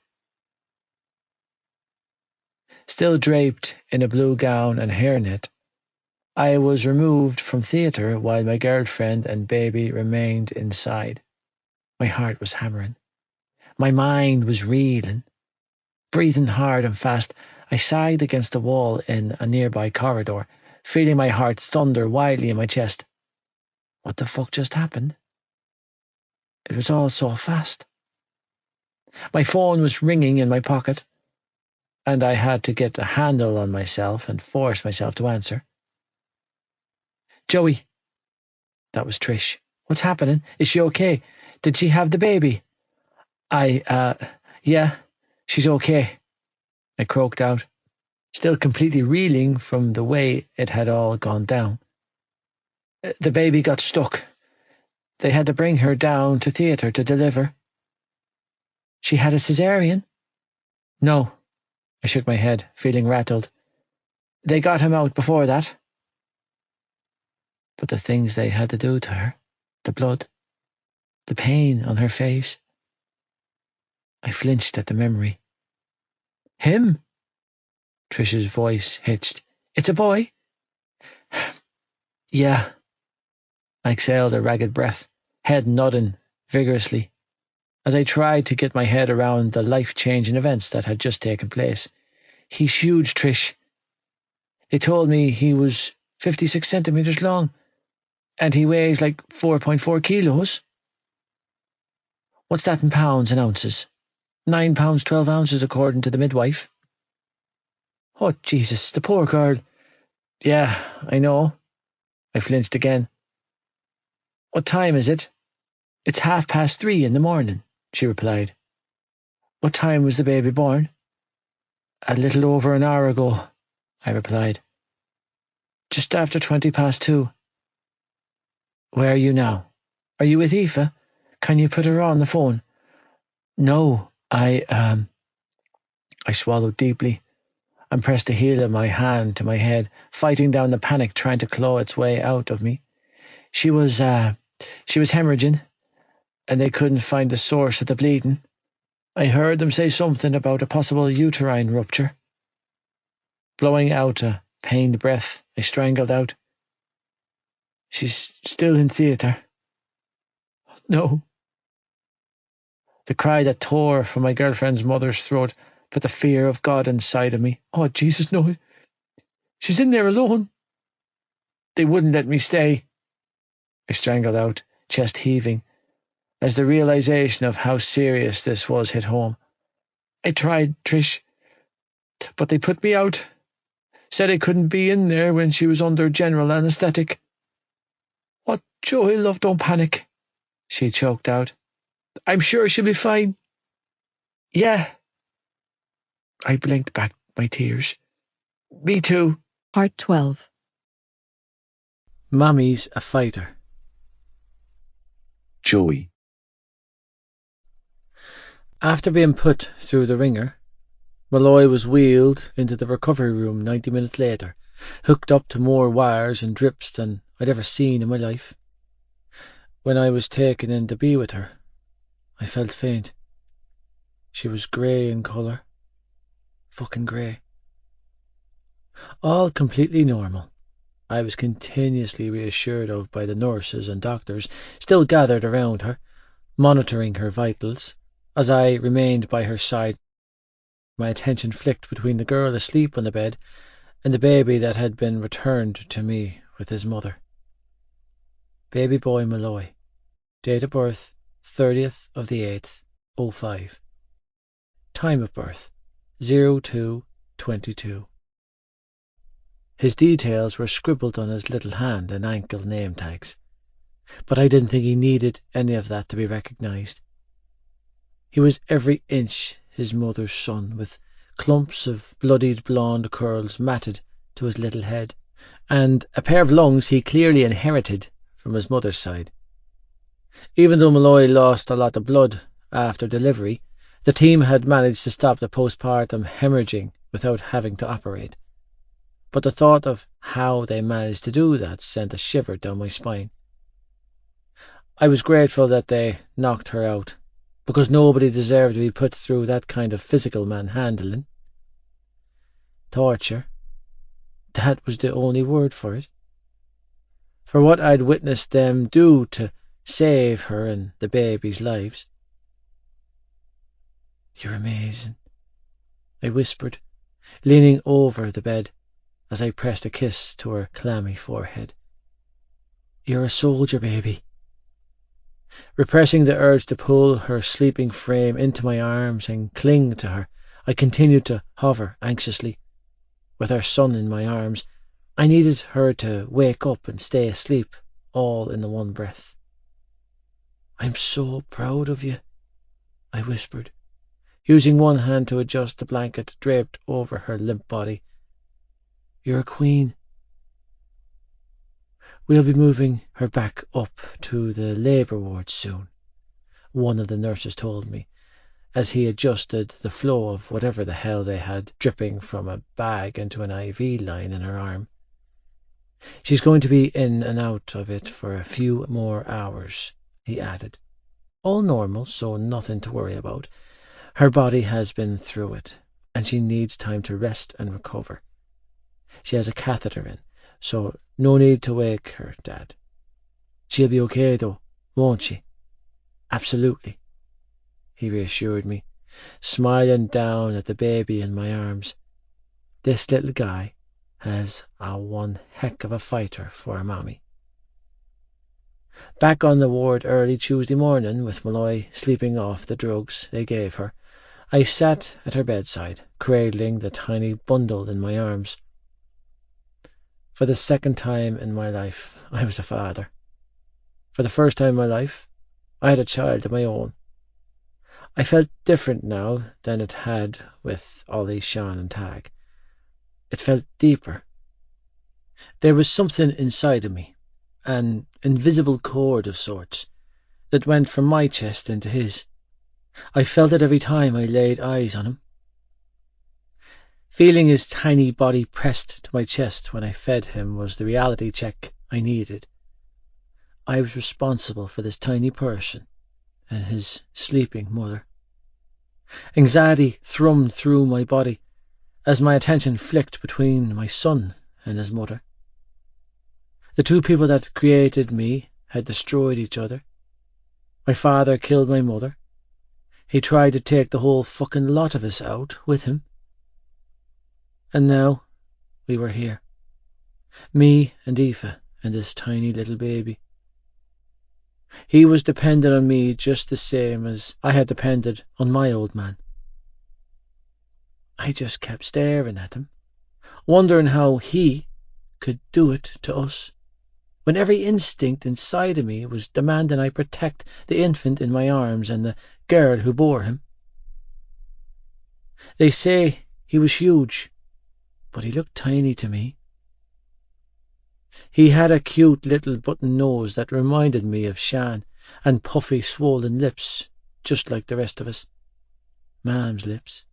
We all had them, all 6 of us. His fingers were freakishly long to match the rest of him, but Jesus, did he have his mother's looks. Honestly, I'd never seen a more beautiful baby in all my 18 years on earth. A little while later, a nurse came in to check on the line in Malloy's arm and to replace the bag of fluid on her drip. "Is she okay?" I asked, instantly on edge, as I watched the nurse like a hawk. "She's been asleep for a long time." "She's fine," the nurse replied, with such certainty that it put me at ease. Poor mite is exhausted. Turning to look at me, she offered me a sympathetic smile. "How's baby taking his feeds for you, Dad?" "He took 2 ounces in theatre, another 2 down in the recovery room, and he's after taking another 3 ounces now," I told her, gesturing to the half-empty bottle resting on the arm of the chair. "I don't know if I should give him any more formula until his man wakes up." Feeling helpless, I shrugged before saying, "She mentioned something a while back about wanting to breastfeed." She gave me a sympathetic smile before asking, "Any dirty nappies?" "Yeah, he's been wet and dirty." "Fantastic." "He had the black poo, you know, the first one they have. Meconium. That's the name of it." She gave me a strange smile. "Younger siblings?" I nodded. "How many?" "4. Her smile deepened. We could tell. My brows furrowed. "We? All of the nurses on the ward." She smiled again. "It's not often we see young boys on this ward taken to fatherhood like you." Oh, I wasn't taken to anything. I was fucking petrified. But I was determined to be present, to do right by this boy and his mother. "Does your son have a name?" Blowing out a breath, I shook my head. "I don't know what she wants to call him yet." "Ah, Mommy is making the decision." "She did all the work," I replied, settling my son on my shoulder to wind him. "She can name the baby." Smart boy. "Could that happen again?" Gently patting our son's back, I gestured to his mother. "What happened to Aoife after delivery? The bleeding? It won't come back, will it?" After consoling me with a whole heap of medical terminology and lingo that went clean out of my head, the nurse stopped in the doorway and asked, "Do you need me to help you with anything?" "Yeah, I need you to make my girlfriend open her eyes." "No," I replied gruffly. "I've got this." I waited until the nurse left before settling my son back down in his bassinet and returning to my post of hovering over his mother. "You've got this," I whispered, stroking her cheek. "Little fighter." Remembering what the nurse said about letting her sleep, I reluctantly shoved my hands into the front pocket of my hoodie to stop myself from touching her, only to frown when my fingers grazed paper. Nanny's letter. Returning to my perch on the chair at her bedside, I withdrew the envelope my great-grandmother had given me yesterday. Christ, it felt like a million years ago. Tearing open the envelope, I reached for the note inside, only to halt in my tracks when my eyes landed on cash. A lot of cash. Holy fuck, I strangled out, eyes widening as a thick wad of 50-euro notes spilled onto my lap. Panic-stricken, I looked around to make sure that I was alone before quickly counting the money up. I broke into a cold sweat when I finished counting and had to recount it another 3 times before my head registered what my brain was telling me. 15,000 euro. 15 grand. 15 fucking K. What the hell? Beyond confused, I stuffed the cash back into my pocket and quickly unfolded the note. Dear Joseph, to know that I finally get to write this letter brings me both immense joy and sadness in equal measures. Joy because I know that you are thriving and most importantly finally free of that horrible man, but great sorrow because it came with such a high price. I know you're probably wondering about the money, so I won't beat around the bush. When Granda passed away, he left you a few bob in his will, but with it came strict instructions to not hand it over to you until you were away from your father and out from under his roof. I suppose Granda knew, as well as I did, that you would give it to your mother, who, in turn, would give it to him. This money was meant for you, Joseph. Granda wanted to do this for you, for your future. And by God, do you have a bright future ahead of you, sweet boy. I want you to take this money and look after your little family. I like her very much, Joseph. Don't let her slip through your fingers. Trust old Nanny when I tell you that she's a keeper. You'll make a wonderful father and a devoted husband in time.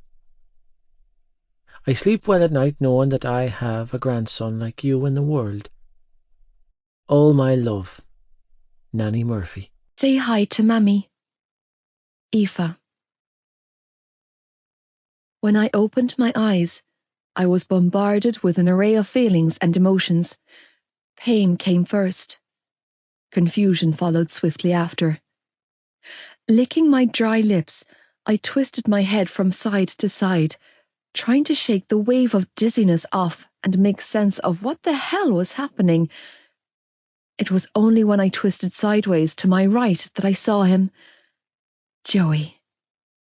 He was sitting in a chair next to my bed, cradling something to his chest. Hey, stud, I mumbled, feeling groggy and hoarse as I soaked in the sight of him. Instantly, his focus snapped to me, and the emotion I saw in his crystal clear green eyes was overwhelming. He's here. He's really here. Hey, Queen. Dropping his feet from where they had been resting on the side of my bed, he straightened up. How are you feeling? Like I went 10 rounds with Tyson. Well, you don't look it. He was quick to reply as he stood up and closed the space between us. Nice everything, Malloy. Joe. My voice was thick with emotion, my entire focus on the baby nestled in the crook of his arm. Is the baby okay?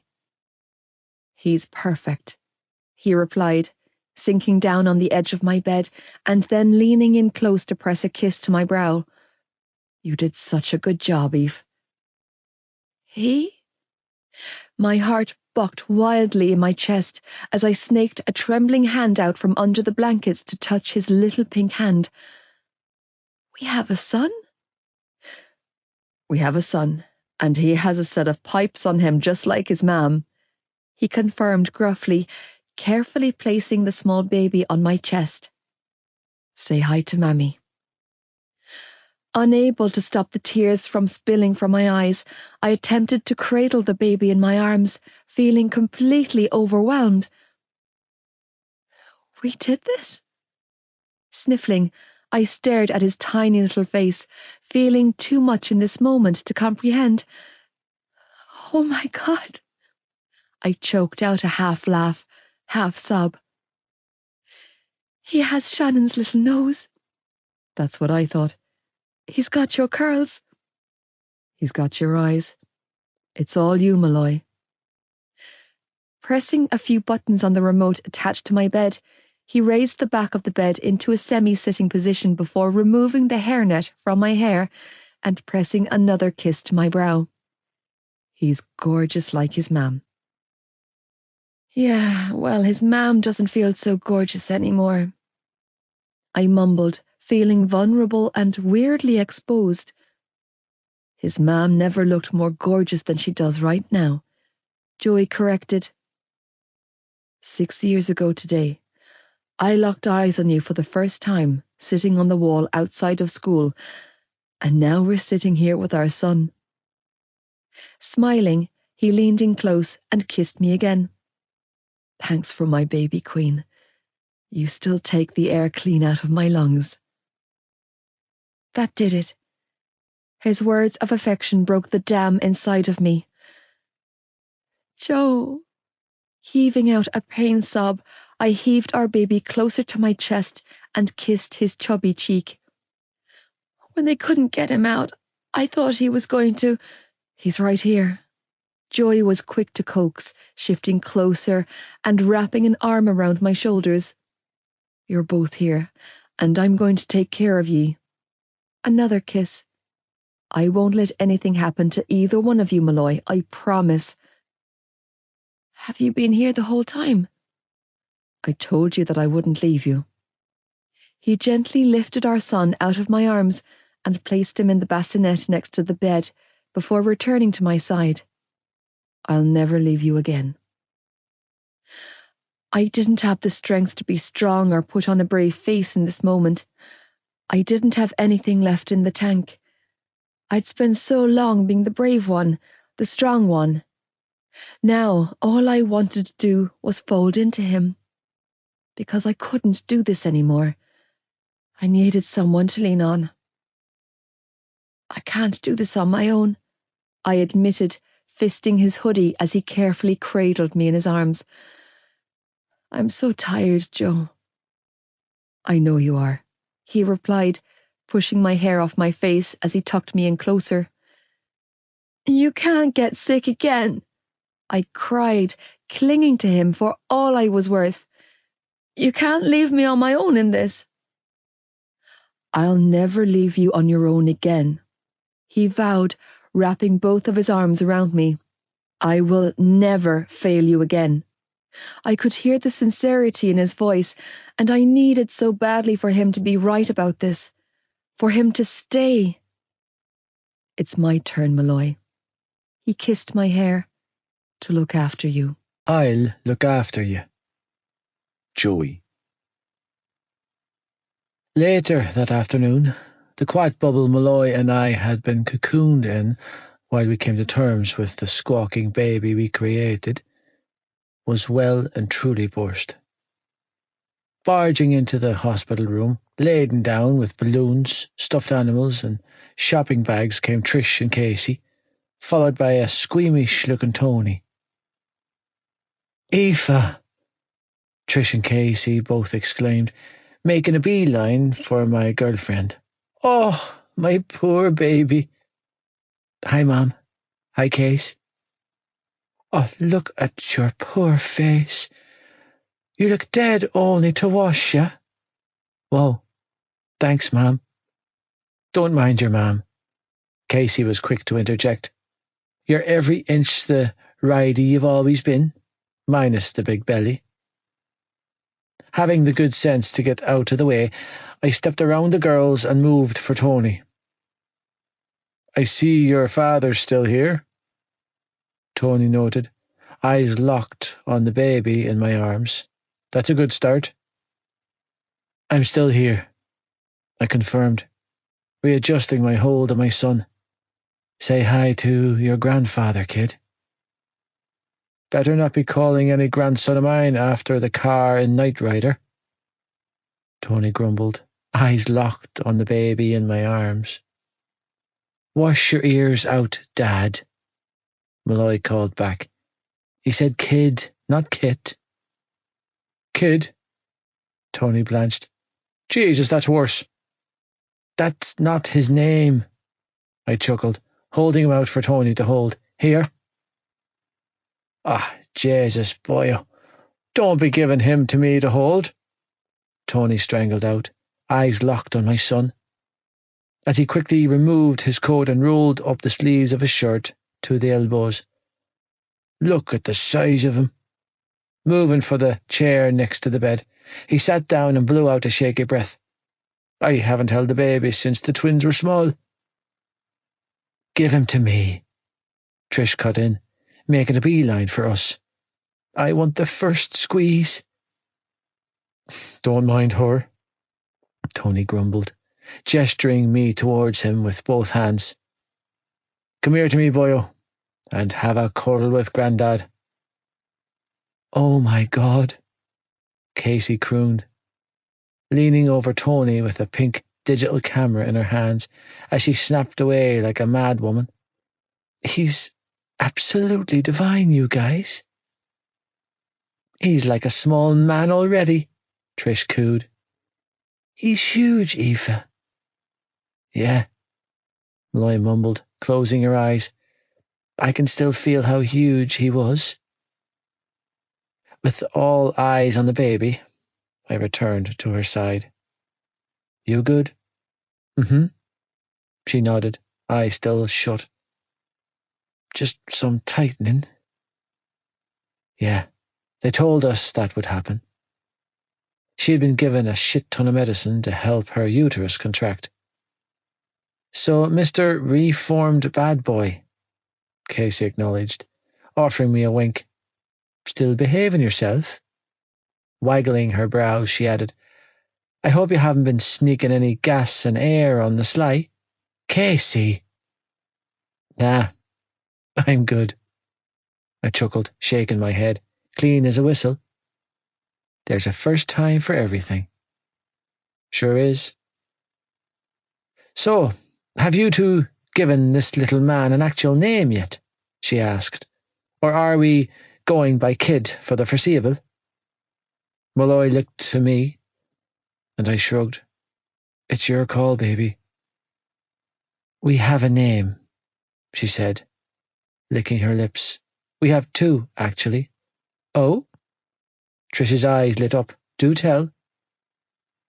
Joe's against it, but I want his middle name to be Joseph, she told him.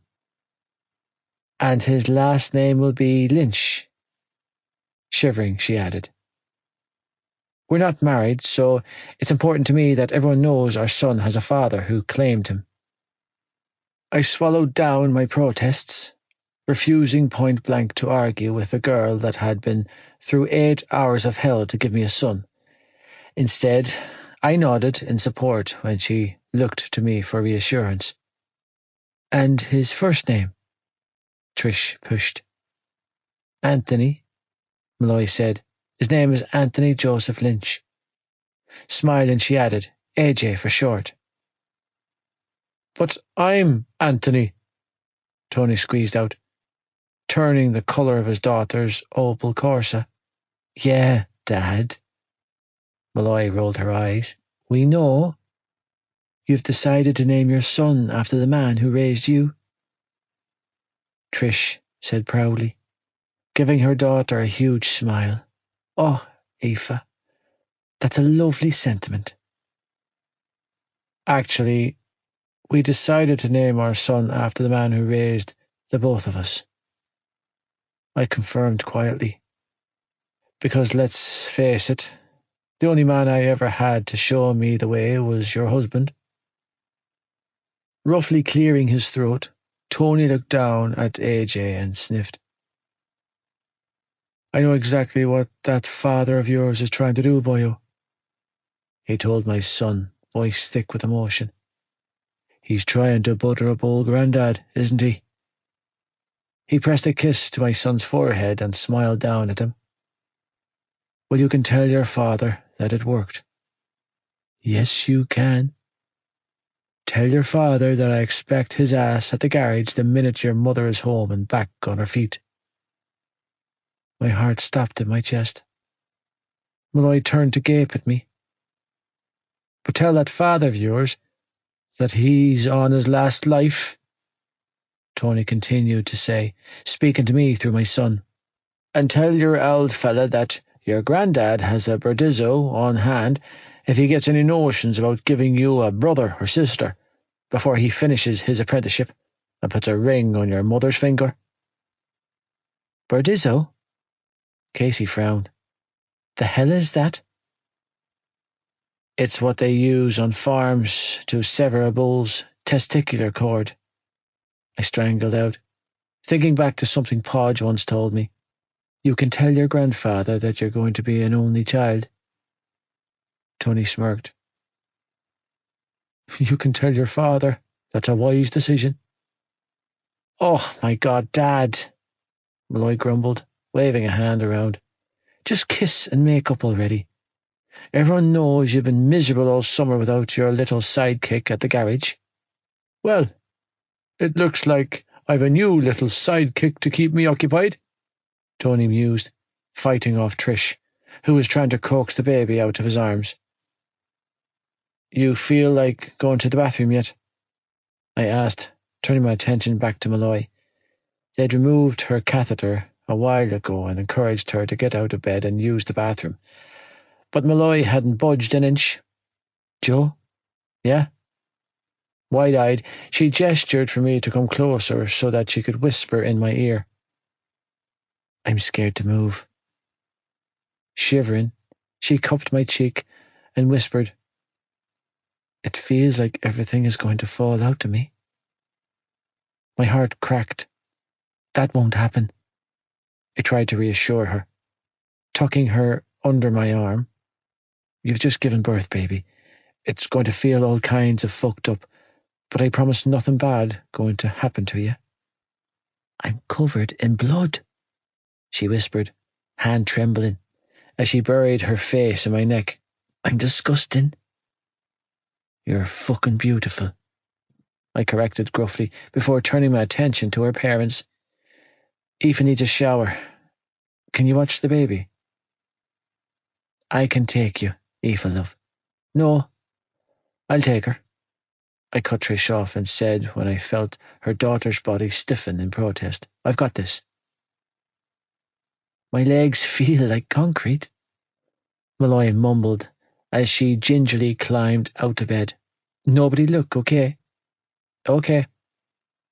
All three of her visitors dutifully chorused. Joe, the bed.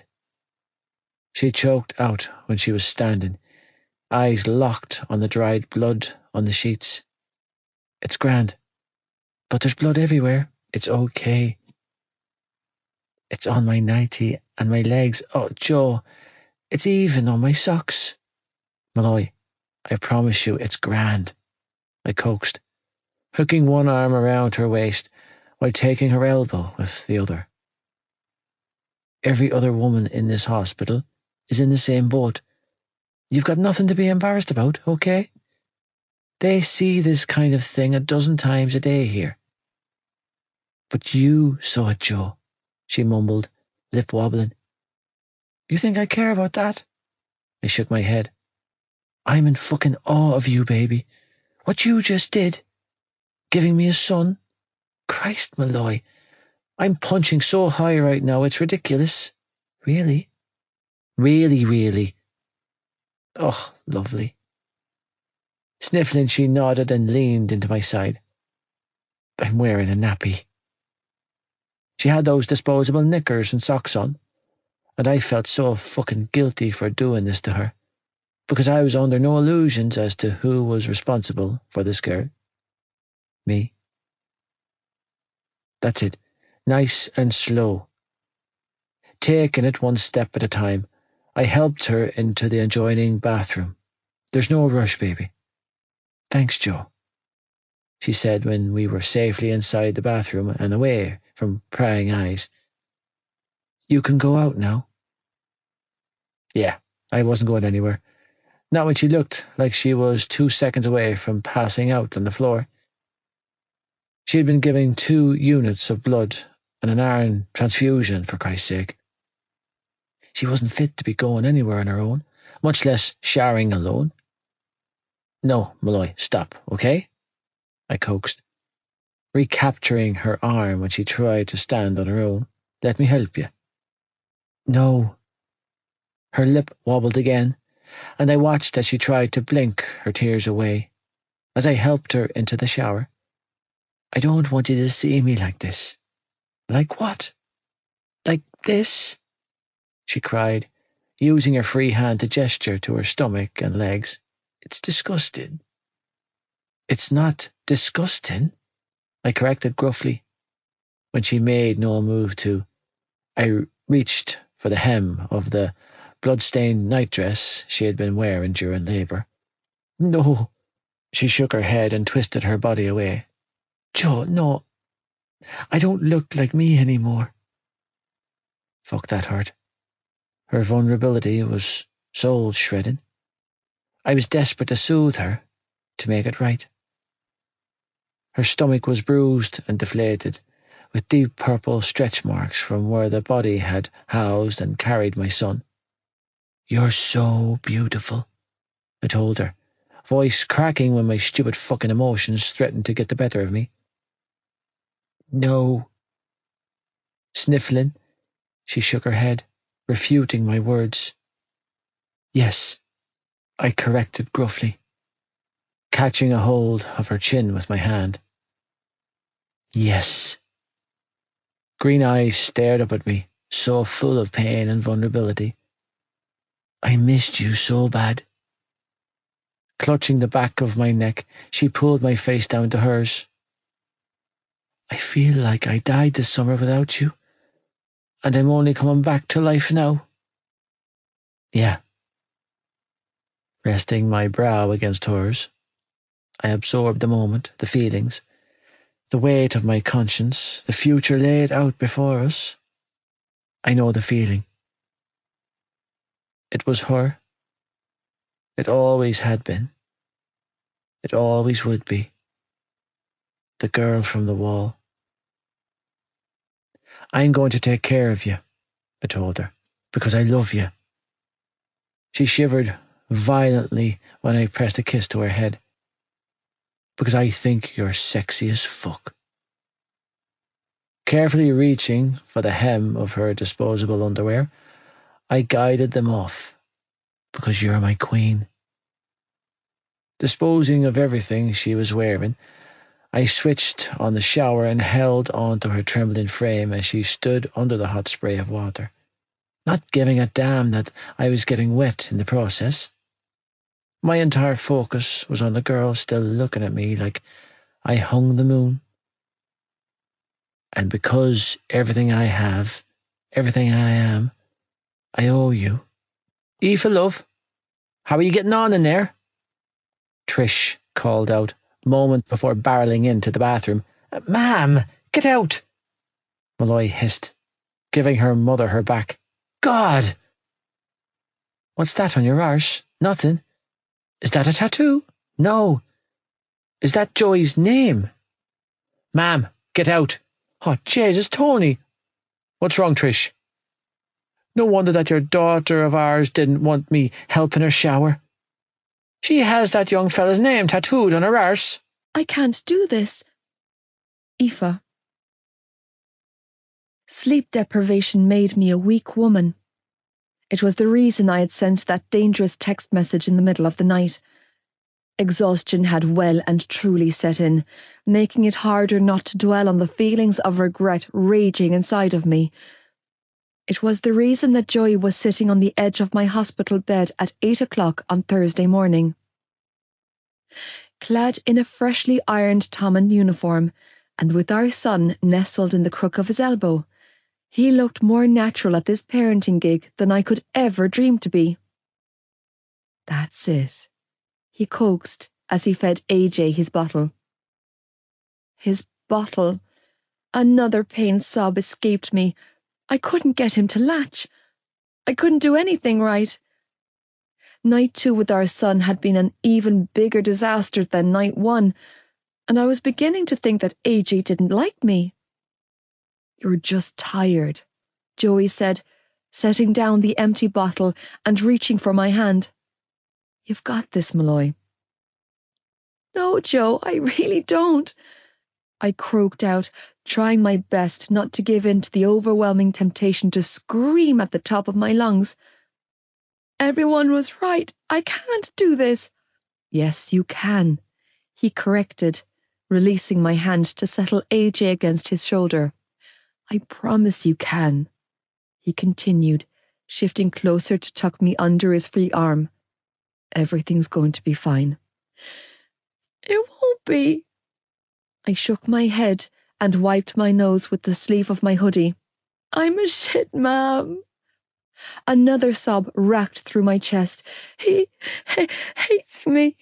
He never cries for you. I can't even feed him properly." Bullshit. Standing up, I watched as he finished winding our son. "You're not a shit ma'am." Handling our son with as much skill as any of the midwives in the hospital, Joy set him down on the bed and went to work on changing him. "You're panicking and he can sense it," he explained gently, giving our baby a fresh nappy before popping his tiny body back into a clean onesie. "As soon as you relax, he will too."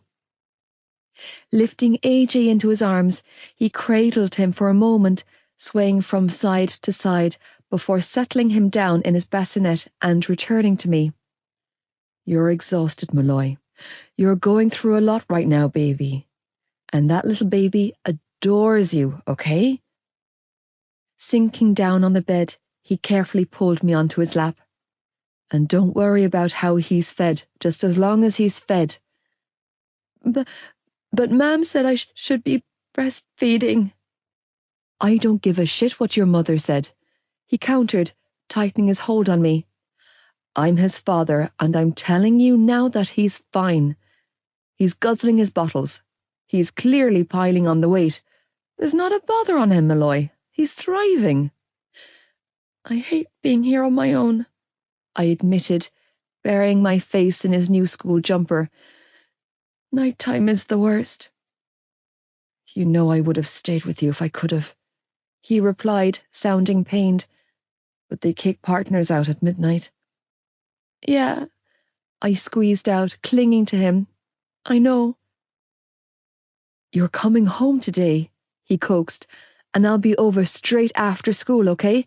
I'll bring a bag and stay at your place." He pressed a kiss to my head. "I'll do the night feeds tonight, okay? All I want you to do is breathe and take it handy until I get back. Your mam will be here in an hour. Let her help you." "Don't leave me, please, don't leave me." "I don't want to go," he said in a pained voice, clearly reading my thoughts. "But if I don't show up, I'll be in shit with my doctors." "It's okay," I quickly interrupted, needing to not have this conversation while I was feeling so on edge. "I'll see you after school." "You will," he assured me, "and then we'll talk, okay? I actually have something I want to run by you and your parents." He leaned in and brushed his lips to mine. "We'll put a plan together." He kissed me again. "We'll make this work, Malloy." Welcome to Toman. Joey. It was September 1st, 2005. The first day of my second chance at sixth year, and the first day of my second chance at life, according to my therapist, that was. The truth was my second chance was born 2 days ago, and being at this school instead of being with my son and girlfriend was killing me. When I stepped through the front doors of the school, the anxiety I was experiencing had little to do with my surroundings and everything to do with the girl I had left alone in the hospital. I'd been in this position before. I sat at the foot of another woman's bed, watching as she crumbled under the mental anguish that came with giving birth. I never understood it when it happened to my mother, and I was just as clueless now that it was happening to my girlfriend. I wanted to make it right. I wanted to turn on my heels and go back to her, but we needed this little deal I had carved out. It came with perks that I couldn't afford to turn down. It came with freedom and accommodation and a future that I was banking on for my family. My family that consisted of Malloy and AJ. The principal of Thomond couldn't hide his distaste for me. He made that perfectly clear. His mistrust was potent, his wariness even more stifling, as he sat behind his desk and looked down his nose at me. Is he on a methadone program? His question, while about me, was directed towards Adele and John, who were sitting beside me. Is he receiving regular counselling sessions? Attending an outpatient clinic? Swallowing my temper, I let John do the talking for me. After all, the man made a career out of it. Instead, I balled my hands into fists at my sides and zoned out, only responding when the patriarch of my siblings' newfound family encouraged me to do so. Unwelcome. It was only one word, but the most accurate one I could think up to describe how I felt. I didn't belong here, not in this school, and not in this uniform.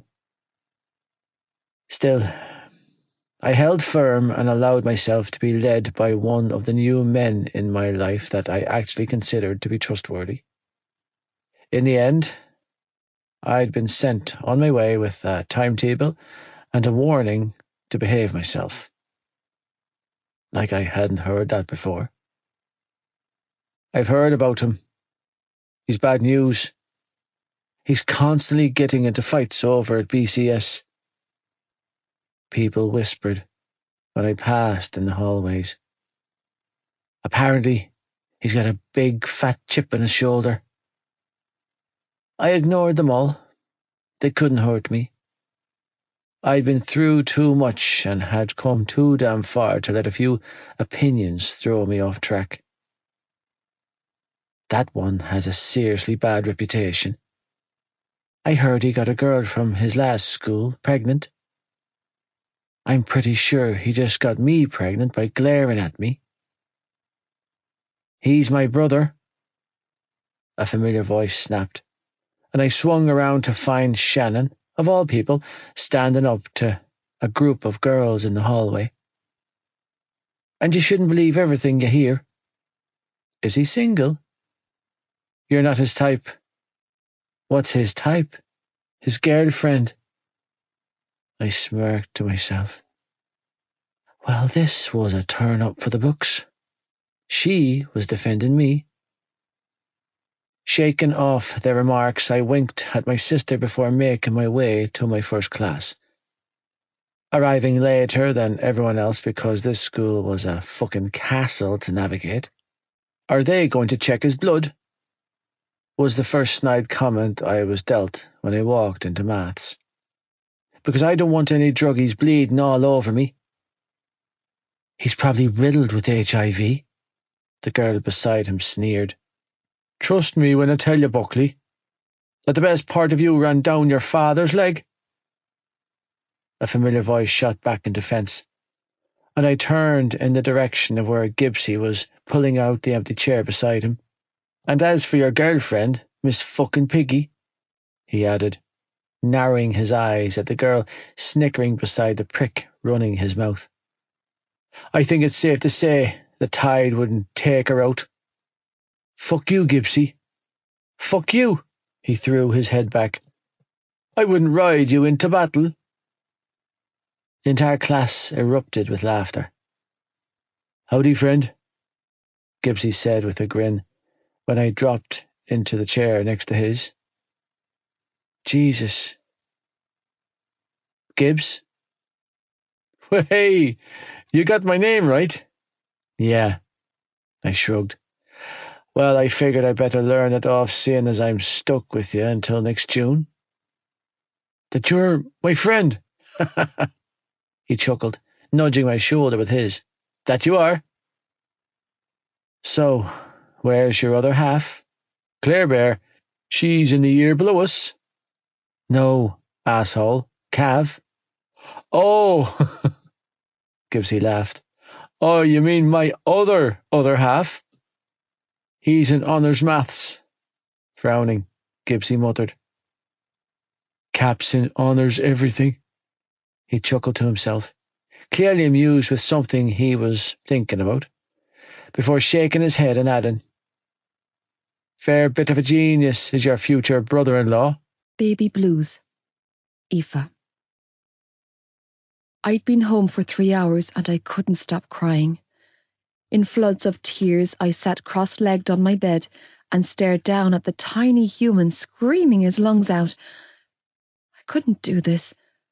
I was stupid to even think that I was capable. Shh, shh, shh.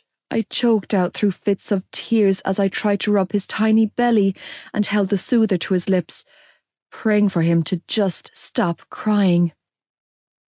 Aoife, love? Mam hovered in the bedroom door, eyes laced with a mixture of sympathy and concern. Would you like me to take AJ for an hour? No, I choked out through fits of tears as I sat cross-legged on my childhood bed and stared down at the tiny human I was now responsible for. I need to learn how to do this. Would you like me to call Joey? She asked, still lingering. See if he could come over a little sooner. He's at school, ma'am, I cried out, throwing my hands up. He can't come any sooner. He has to stay until 4. Yes, she replied slowly. I understand he's at school, but if he knew you were struggling like this, he would— I'm not struggling, I choked out, burying my face in the crook of my arm as another wave of hysteria washed through me. I'm just scared. Oh, love. Closing the space between us, Mam sat at the edge of my bed and lifted AJ into her arms. What are you scared of? Being alone, I sobbed, beyond inconsolable now, having to do this without him. Aoife, pet, Joey's home, she tried to coax as she rocked my son in her arms. He's not going anywhere. But he could. He could relapse. He could leave me. Again. I'm still scared, I cried, wincing when I moved too quickly and caused a burning pain to shoot up through me. He's over there and I'm here and I'm just— I choked out a shuddering breath and reached for my son. I'm just really scared, ma'am. You know, it's completely normal to feel all over the place in the early days after giving birth. Mam wrapped an arm around my shoulders as I cradled AJ to my chest. Your hormones are in disarray and your entire system is going through a reboot, so to speak. I'm just scared, I repeated, unable to repress the shivers racking through me. I'm just— Shaking my head, I leaned in close and pressed a kiss to AJ's head. I'm scared. Of course you're scared, she soothed. You've been through hell this year, and you're still only 18, sweetheart. It's okay to feel uncertain. It's very normal.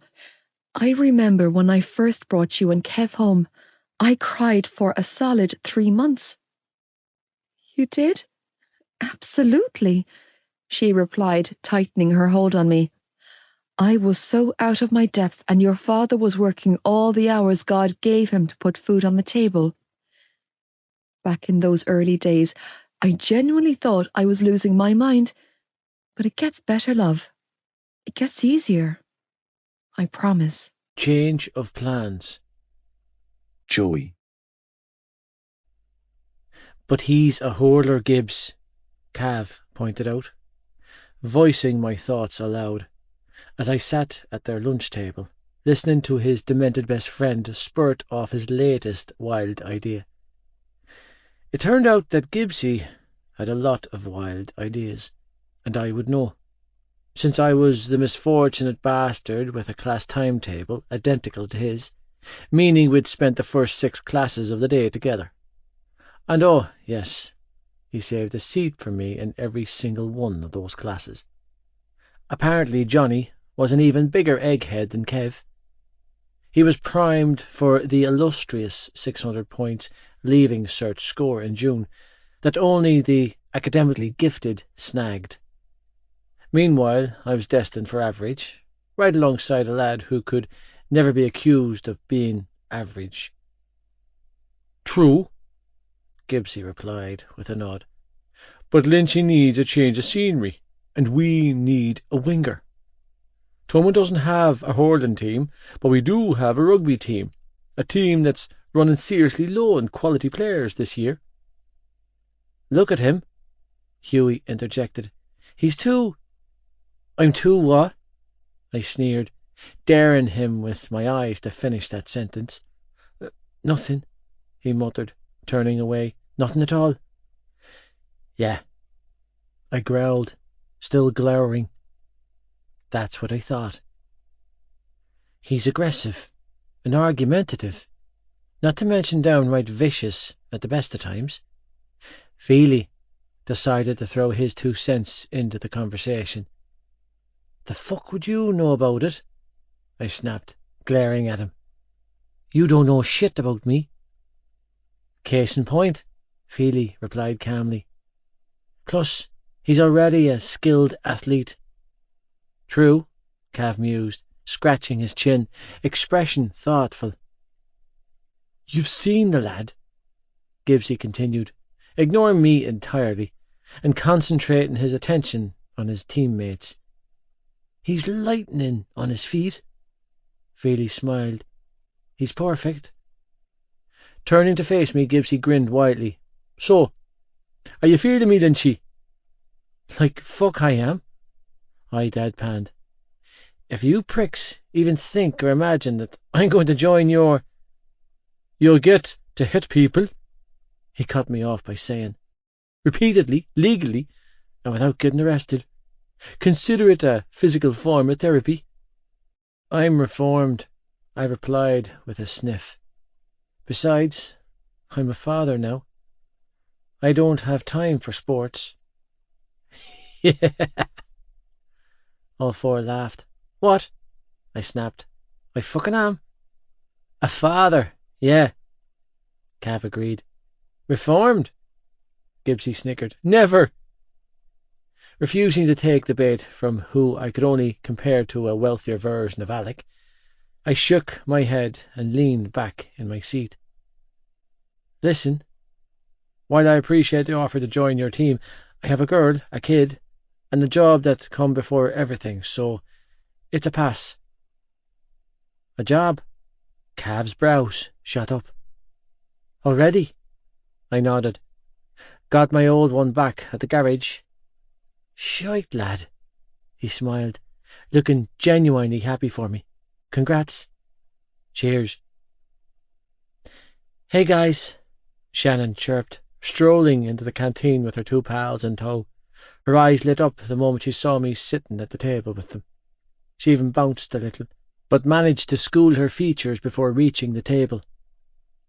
"Hey Joe," she said, trying to sound nonchalant as she moved to take up the vacant seat next to Cav. "Shan," I acknowledged, watching as Cav pulled the chair out for her, the same chair he'd been guarding like a lion all lunch. "Hi, Johnny." "Hi, Shannon." "That's her throne," Gibbsy chuckled in my ear. "Nobody but little Shannon sits next to the king of the jungle, or in our case, the king of Thomond." I rolled my eyes, uninterested in social politics. It did warm something inside of me, though, to see my baby sister find her feet, to have her own circle, to finally belong. When Lizzie pushed past me, she offered me a sly wink and nothing else. Not a hello, not a smile, not an anything, and I couldn't have been more grateful to her in this moment. Keeping my eyes trained on her, I watched as she lowered herself down between Feely and another lad with a shaved head, directly opposite Hughie. This girl, messy as fuck or not, this girl had my unconditional support. I had a girlfriend and a son to go home to that I wouldn't have if she hadn't taken a second to talk me down from the edge that night. The thought of what could have happened, what would have happened, if she hadn't intervened meant that I would be forever indebted to her. My son had a father because of her, and whenever the shit hit the fan for her, because it would hit the fan, and she'd have my backing. Yeah, for the rest of the school year, she would come under the same umbrella that Tag and Shannon did. Well, if it isn't the broken boy and the comeback kid, Claire Biggs chimed in as she strolled over to the lunch table and, seeing there weren't any free seats, dropped onto Gibbsy's lap. "Oh, Jesus!" Gibbs groaned, shifting around in discomfort. "I'm hardly a comeback kid, Claire Bear," he added, as he concentrated really hard on something. "Not getting a stiffy, I presumed. Yeah, we'd all been there. Poor bastard." "No, Jared," shaking her head, she hooked an arm around his shoulders and leaned in close enough to stroke his nose with hers. "You're the broken boy. He's the comeback kid." "If I'm broken, then what does that make you, Claire Bear?" "I don't know, Jared," she teased. "What does it make me?" "My it girl," he poured, arms coming arm her, as he closed the space between their noses. "My everything girl." "Claire!" Hughie barked. "Get off his lap now." "Okay. He's definitely the annoying old bastard always ruining the moment," Gibbsy huffed, turning to glare at his friend. "I was having a moment, Hugh." "Yeah," Hugh shot back, red-faced. "With my sister."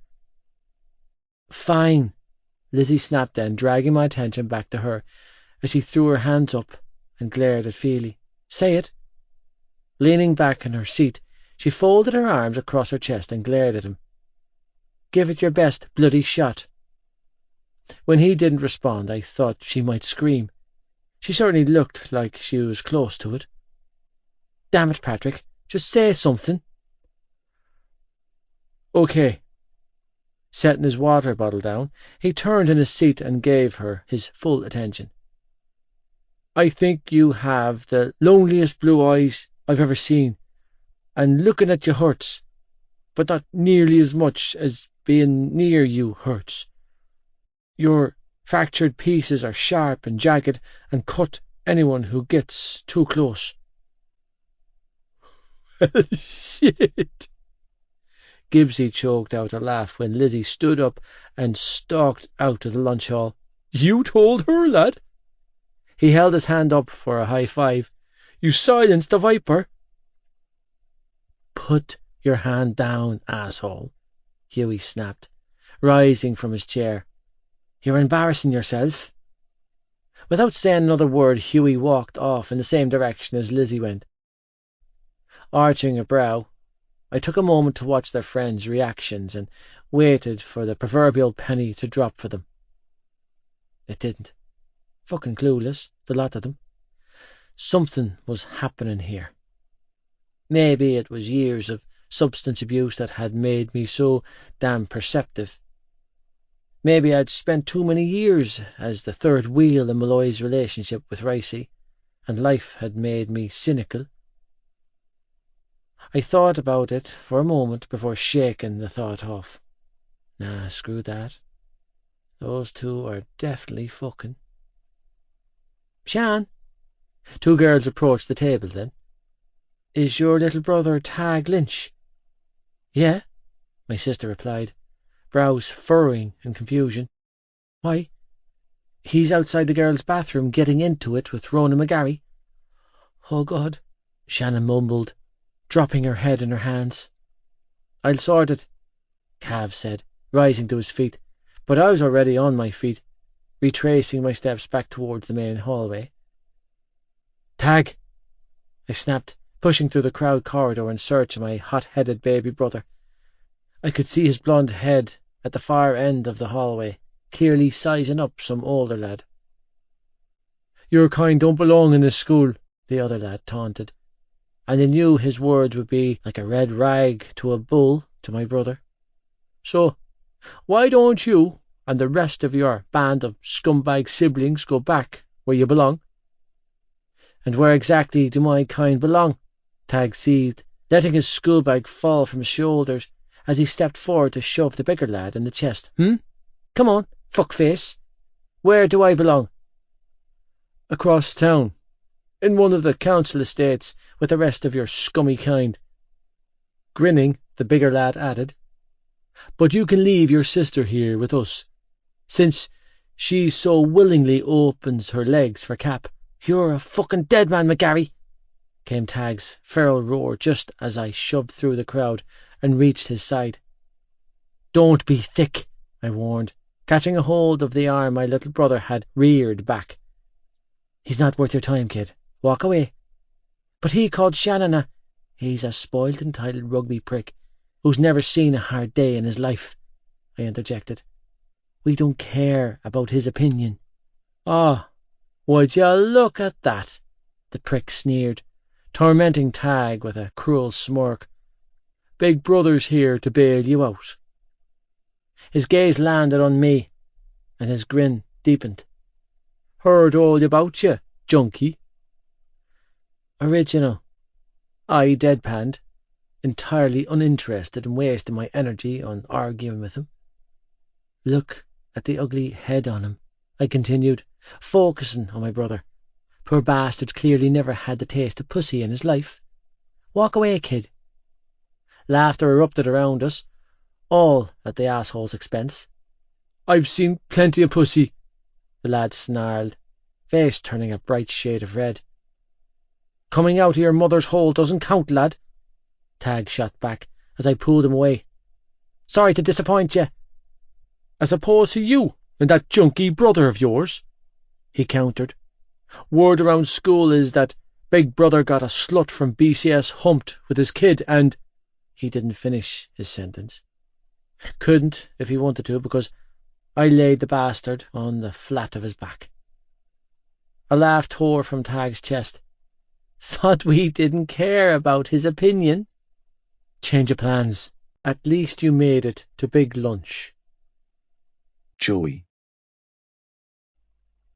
"Deli, he called our sister a slut," Tag defended with a huff, climbing into the back seat of her Range Rover, after she had been called to come collect us from the office. "Yeah, Joe threw the first slap, but he goaded it out of him by bringing up Aoife and my nephew.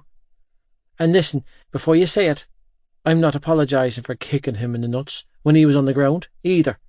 The prick had it coming." "Well," she sighed heavily, "at least you made it to big lunch." "I'm sorry," I muttered from the passenger seat. "I fucked it."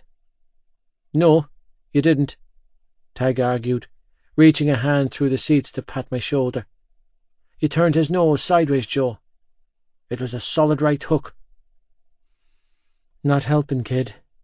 I dropped my head in my hands, knowing that I was in deep shit for my outburst. "How long am I suspended for?" "For the next 2 weeks," Adele replied, pulling into traffic. "Sweet," Tag hooted. "Talk about a result." "Not you, Rocky," she corrected. "You're back on Monday." "Ugh, fuck my life," Number 4 grumbled. "I knew I should have thrown the first punch."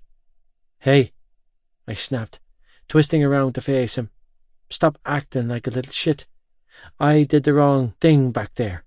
"But you—" "I did the wrong thing, Tag," I reinforced, giving him a stern look of warning. "I was wrong, okay? Don't copy me. It's not a good thing. Do better, Tag. Be better than me." "Can we talk?" I asked, lingering in the kitchen doorway a little while later, watching as Adele Kavanagh mothered my youngest brother. Always, love, she replied. Nanny gave me money. Oh, she mused, ruffling Sean's curls before turning her attention back to the pot of stew she was stirring. Yeah, I struggled, still lingering. A lot of money. She turned to look at me then. How much are we talking? 15 grand. I reached into the gear bag I had packed for Malloy's house and showed her the envelope full of cash. It's from my grandfather. He left it to me when he died. Her brows shut up. And you haven't touched it? I shook my head. Not a penny. Have you been tempted? I'm tempted every second of the day, I admitted. But I'm not going back there. She smiled. Good boy. I guess what I wanted to talk to you about was the matter of settling up with you and John. Obviously, I need to keep some of the money for Aoife and AJ, but Tony's after giving me back my job at the garage, so I'll be able to set up payment plan. Don't you dare finish that sentence, she cut in, spinning around to face me. I mean it, Joey Lynch. Wiping her hands on her apron, she stalked towards me, not stopping until she had the envelope in her hands and was stuffing it back into my bag. I will never take so much as a cent from you. Do you hear me, love? Not a brown brass penny. So put any notions of that out of your head. Adele. Sighing heavily, I rubbed my jaw. I have to pay you back. You already are, she replied, reaching up to pat my cheek. By staying clean and going to school. I got suspended on my first day at Toman, I reminded her. Pisht. So did I. She waved a hand around aimlessly. And I did it in epic fashion. You went to Toman? I was transplanted there, she replied with a smirk. Same as you. I didn't know that. There's a lot you don't know, Joey love. Smirking, she patted my cheek once more before turning her attention back to her stew. A lot. Well, shit. Do you, think you could give me a spin into town? I gestured to my bag. I need to see Aoife. I can drop you into town in an hour or two, love. But if you need to go now, then just run upstairs and ask Johnny before he leaves for training. I'm sure he wouldn't mind dropping you off on his way.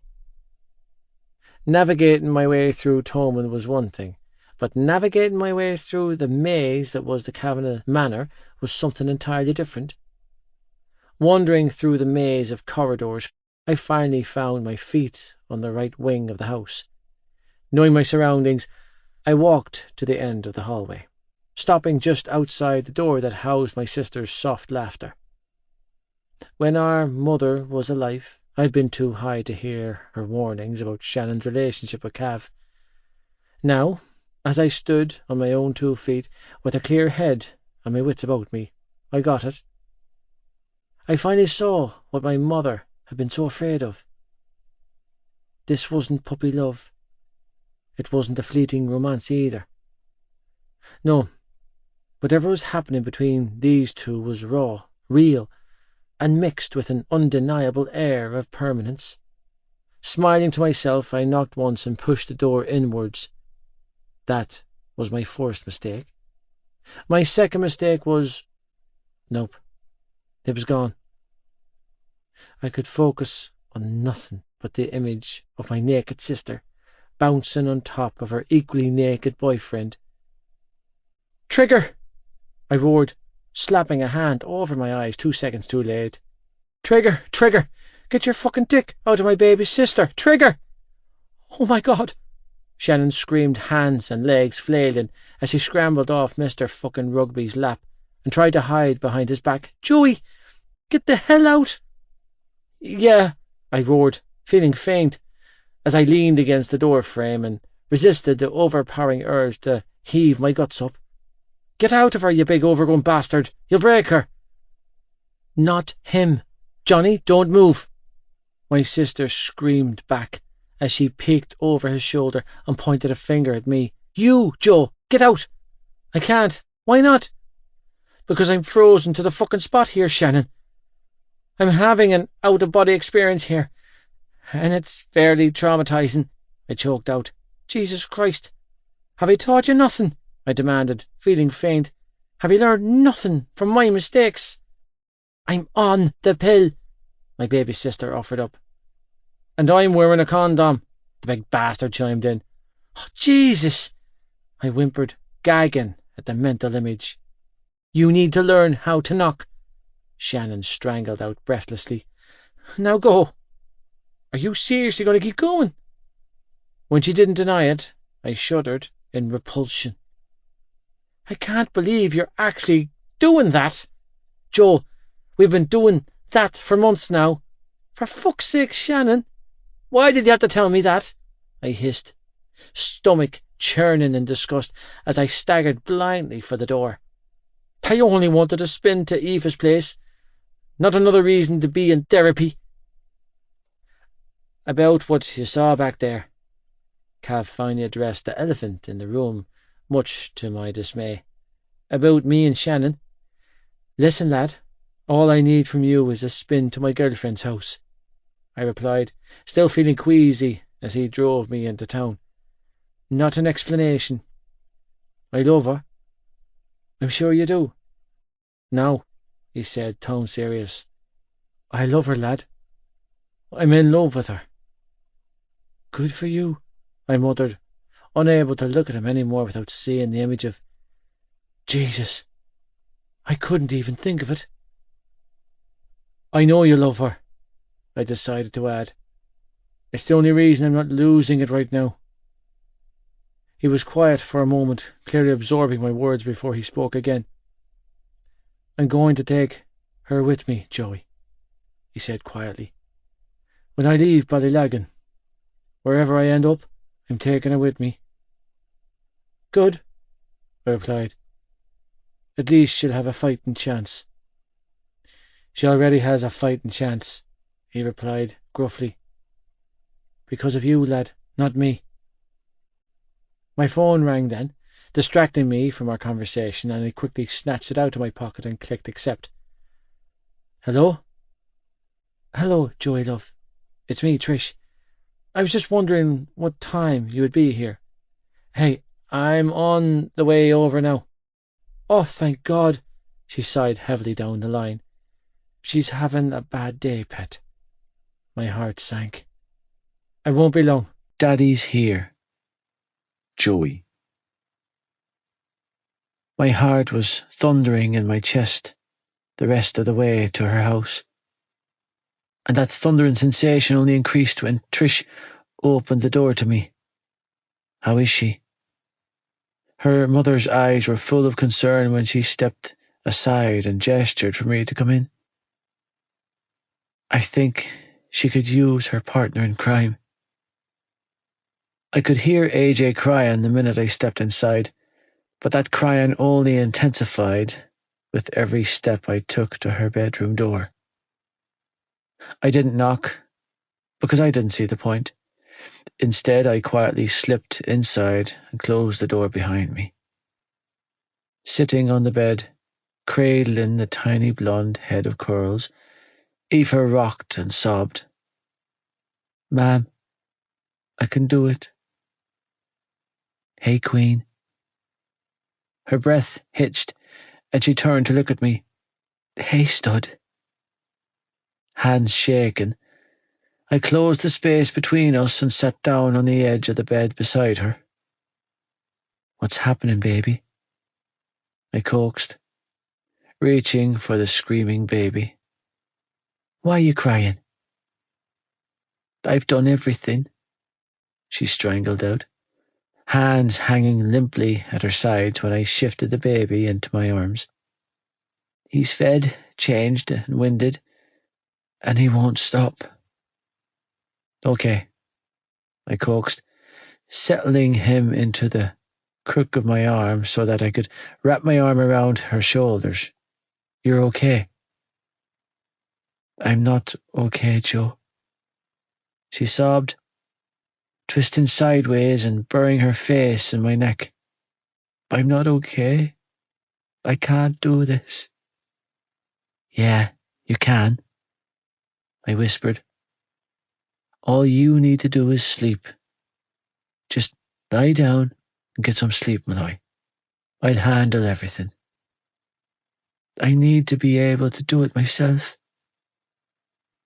You're already more than able, I coaxed. You're just running on empty here.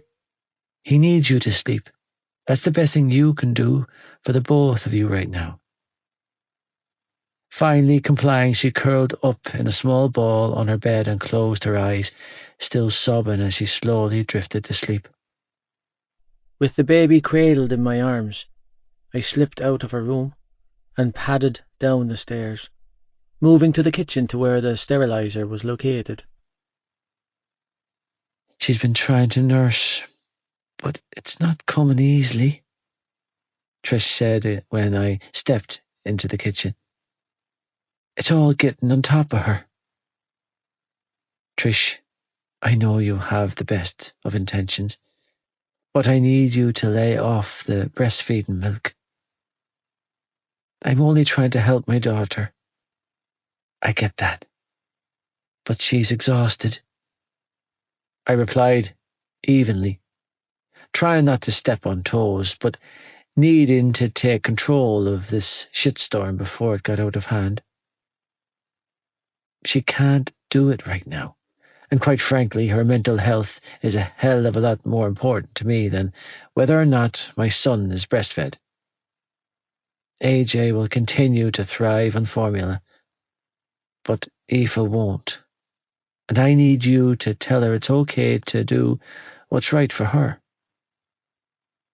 She seemed to consider what I said before releasing a heavy sigh. I suppose I have been championing her going down the nursing route. And that's grand, I assured her, as I one-handedly prepped a bottle. But she's having a hard time getting through this, and we need to make it as easy as possible for her. I agree. Good. Nodding, I exhaled a relieved sigh. Listen, Trish. I know you and Tony don't exactly trust me right now, and I don't blame you. But I can't leave the two of them here and just walk away. I can't do it. They need me.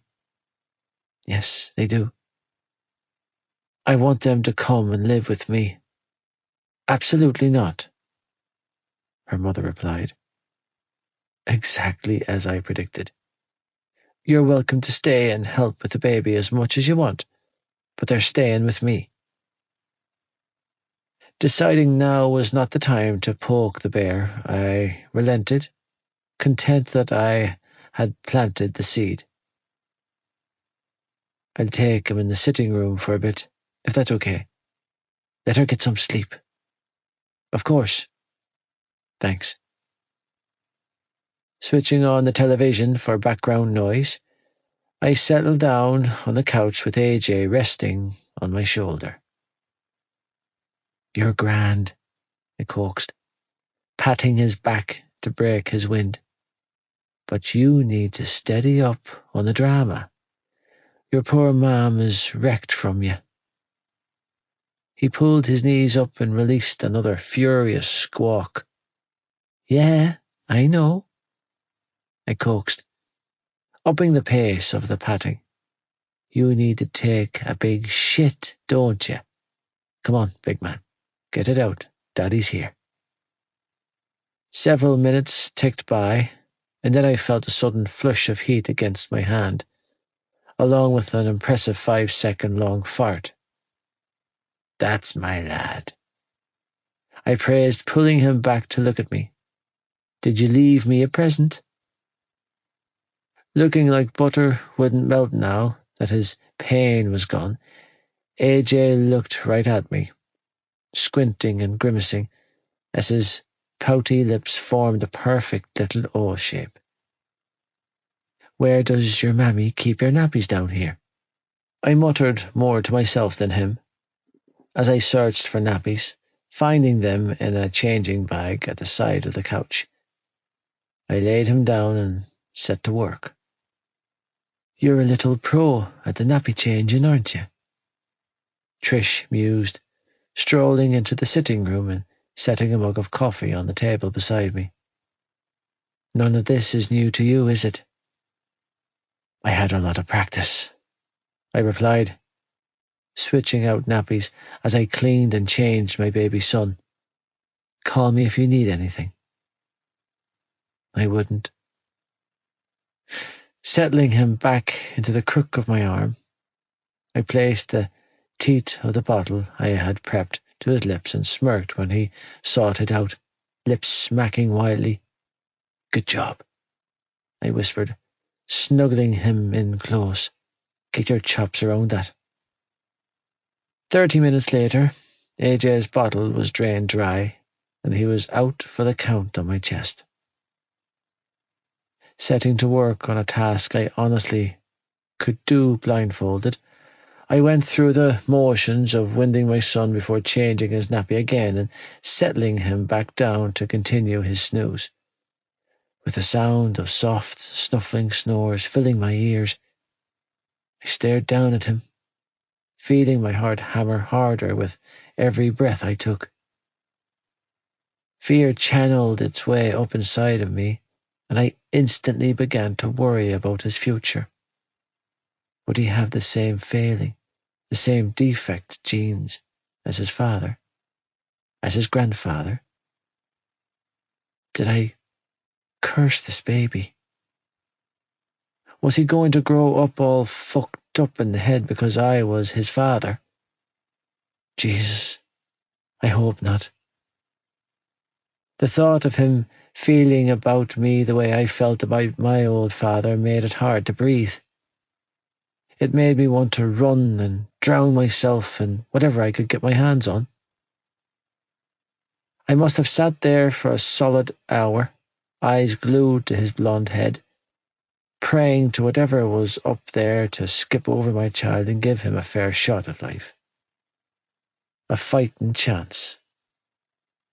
Vowing more than I could ever give, I offered it all up for this kid, promising the sun, the moon, and the stars for life to give him all the good in exchange for whatever was left inside of me.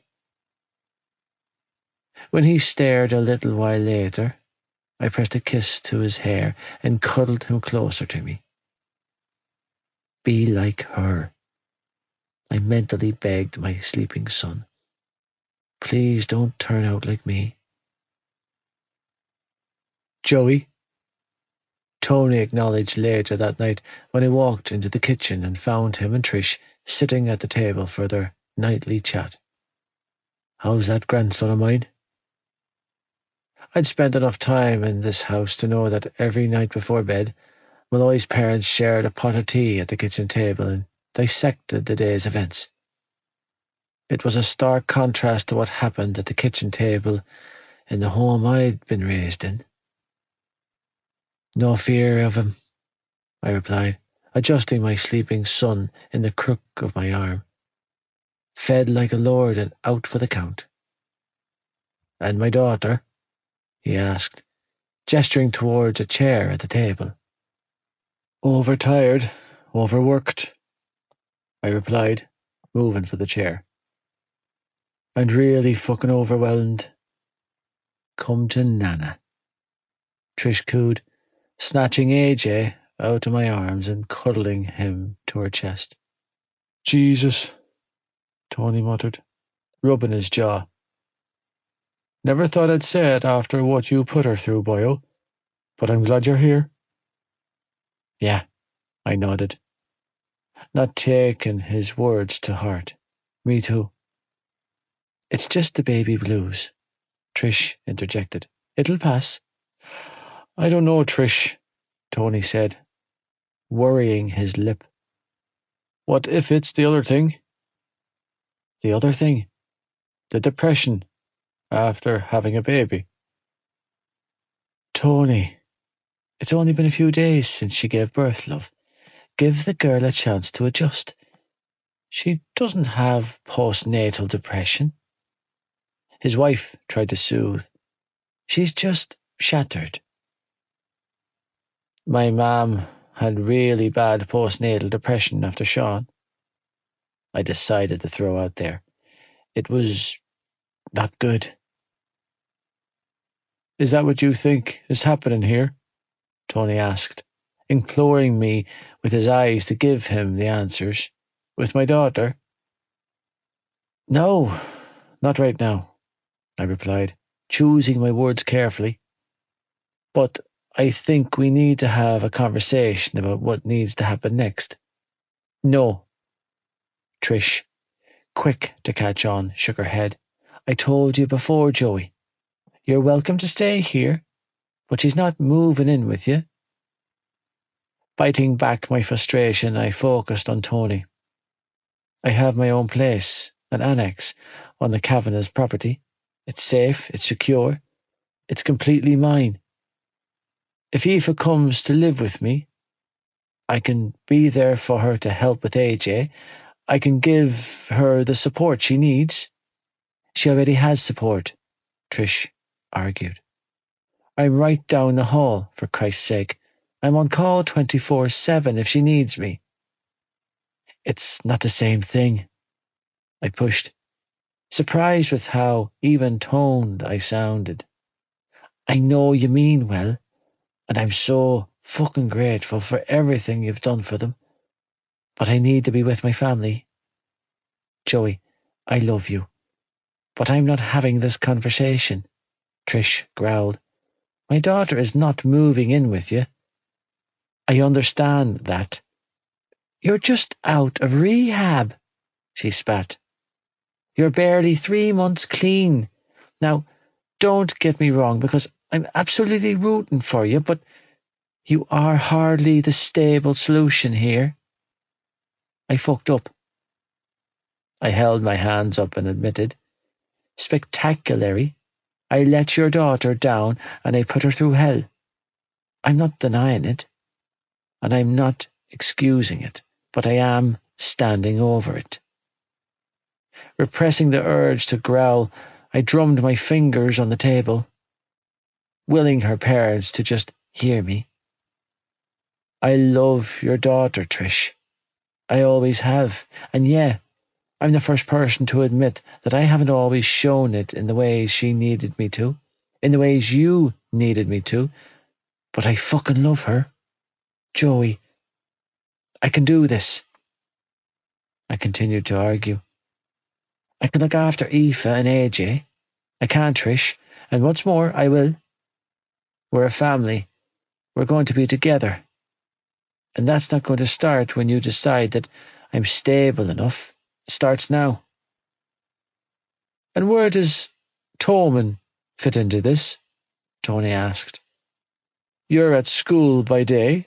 Aoife will be on her own in this annex with the baby until you get home in the evenings. And what about when she goes back to BCS in a couple of months? Trish interjected. What do you propose then? With you two attending different schools? I'm going to mind AJ for her while she attends her classes. We have it all organised. How does that fit in with your plan? There's another thing I wanted to talk about. Trish narrowed her eyes in warning. My daughter is finishing her education, and I don't want to hear a word of protest. I couldn't agree more, I told her. Aoife needs to finish school. Trish visibly sagged in relief. Good. Just not at BCS. Her eyes narrowed again. Joey Lynch. If you even think about putting notions in her head, I will. The words broke off when I reached into my pocket and laid the cash on the table in front of them. What in the name of Jesus? Where did you get that kind of money? My grandmother. How much is there? There's 15 grand, I said calmly. 4,000 of that is for Aoife's tuition for Toman. I swallowed deeply and looked her parents in the eyes. Let me do this for her. Joey. Trish's eyes were wild with panic. She doesn't even want to go back to school. If you heard the fights we have had about her returning to BCS. She shook her head. She's fighting me tooth and nail on this. I'll be with her at Toman.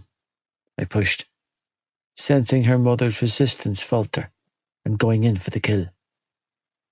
Nothing has to change regarding AJ's childcare. If you're willing to look after him for us while we're at school, then I would be so fucking grateful. You want her to go to Toman? That was Tony. Private school. I can't get back into BCS. If I could follow her there, I would, I told him. But Toman is the only school willing to take me. And she'll follow you anywhere. He answered for me. It's a good school, I added. She would get the best education there. Well, shit. Leaning back in his chair, Tony rubbed his jaw. You have this all thought out, don't you, boyo?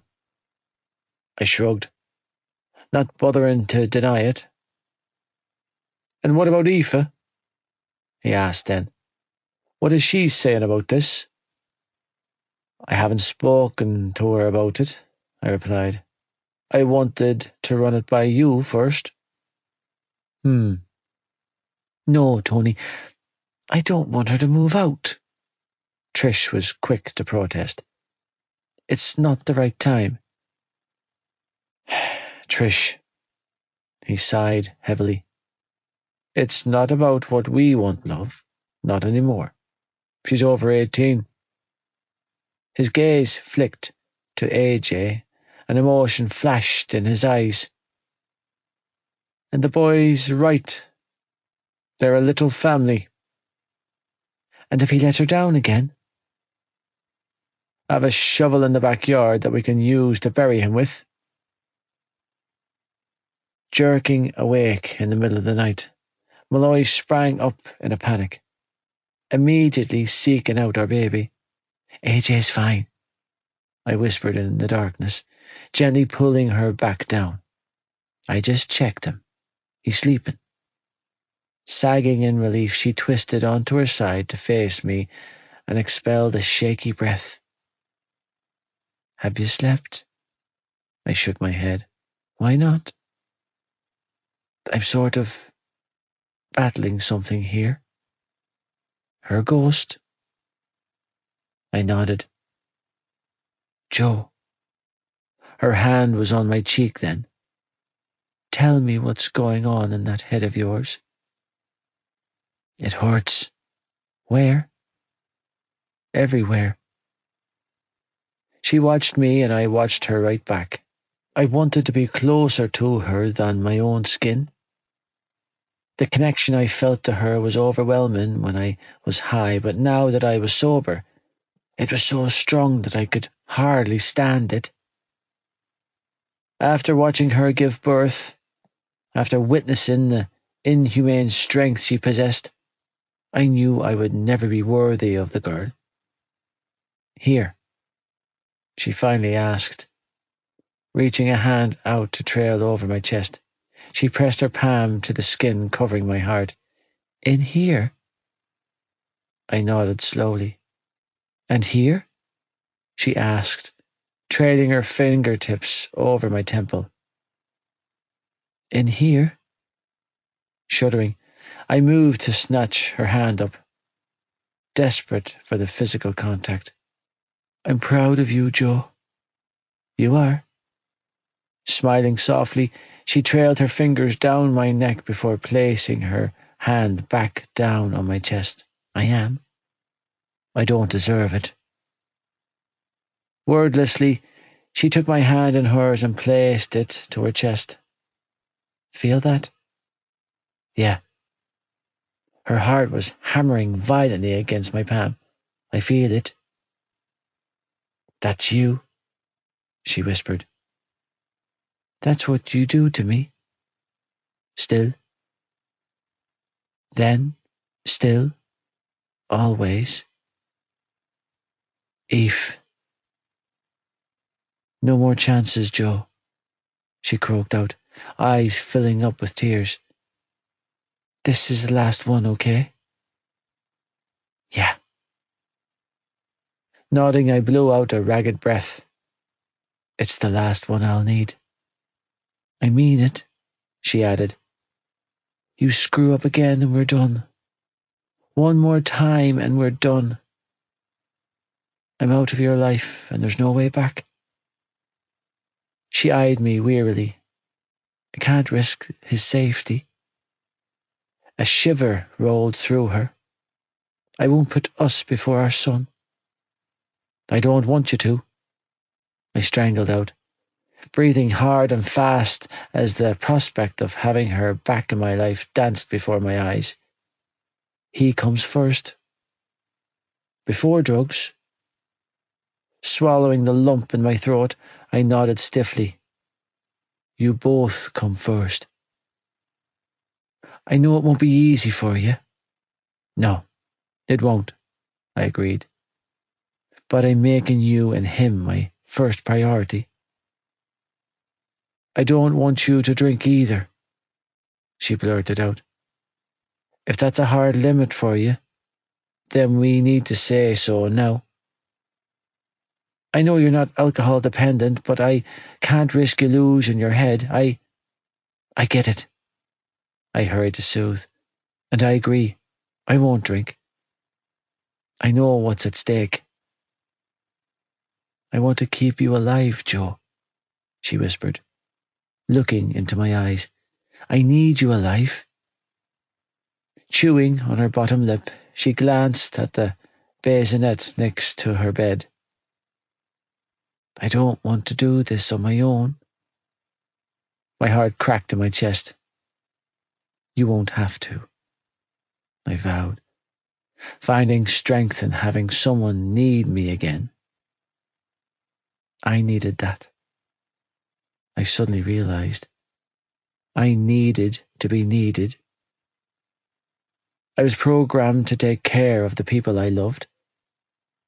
Not having that made me feel off balance. Maybe that was unhealthy, but I'd take it over sticking needles in my veins any day of the week. Good, she sniffled. Now kiss me and make it worth it. Wholeheartedly complying with her wishes, I leaned in and brushed my lips against hers, shivering when I felt the familiar jolt of excitement shoot through me at the feel of her lips on mine. Shivering, she wrapped her arms around my neck and whispered the words, Ride or die, Joe. My heart gunned ferociously in my chest, because I knew she meant it. And when I whispered the words, Ride or die, Malloy, I knew I meant it too, more than anything. Epilogue. King of my heart, Shannon. December 22nd, 2005. Shannon, love. Adele called over her shoulder from her perch at the stove while she balanced Sean on her hip. You wouldn't pop next door and see if your brother needs a hand with the baby before school? Mm-hmm. Nodding, I took one final bite of my chocolate spread on toast, munching it down before hopping off the stool at the island. Sure thing. Good girl, she called after me. You're my rock, love. Ignoring Tig and Ollie, who were battling it out in the kitchen doorway for dominion over a schlitter, while a frazzled-looking John tried to talk them down, I skipped out of the kitchen. The minute I stepped outside, the Arctic December morning air hit my face and I smiled, reveling in the sensation of the light dusting of snow as it fell from the sky. It wouldn't stick, of course, at least not enough of it to make a snowman, but it sure was beautiful to look at. Inhaling deeply, I took a moment to just breathe and take it all in. The calmness, the tranquility, the contentment, the Christmas spirit. Today was our last day of school before winter break, and I couldn't wait to spend 2 whole weeks at home with my family. And Johnny. Okay, so mostly Johnny. It was closer to 80-20 in Johnny's favour. Maybe 90. With my shoulders relaxed and a smile etched on my face, I tiptoed around a couple of ice-filled puddles left over from yesterday's heavy downpour, and then broke into a run, desperate to get to the safety of the annex before Bunny and Cupcake realised that I was outside. If they noticed me, then the perfectly ironed uniform I was donning would be toast. Muddy toast. "Joe?" I called out, hurrying inside without knocking when my foster mother's yellow-tailed demons came into sight, all muddy-pawed and ready to inflict affection on me. That wasn't to say that I didn't love Bonnie and Cupcake. I adored them, but those dogs gave Gibbsy and Claire a run for their money in the boisterous stakes, and that was an impressive feat. The minute I closed the door of my brother's glorified apartment, I heard a huge thud on the other side of it. "Did one of those dopes crash into the door again?" Joey called down from upstairs. "Yeah," I snickered, and then clamped my hand over my mouth, feeling bad for laughing at the poor thing's lack of coordination. After all, I didn't have room to talk. "I think it was Cupcake." "Something seriously fucking wrong with that one," he called back. "Why can't they be like the good one?" I grinned to myself.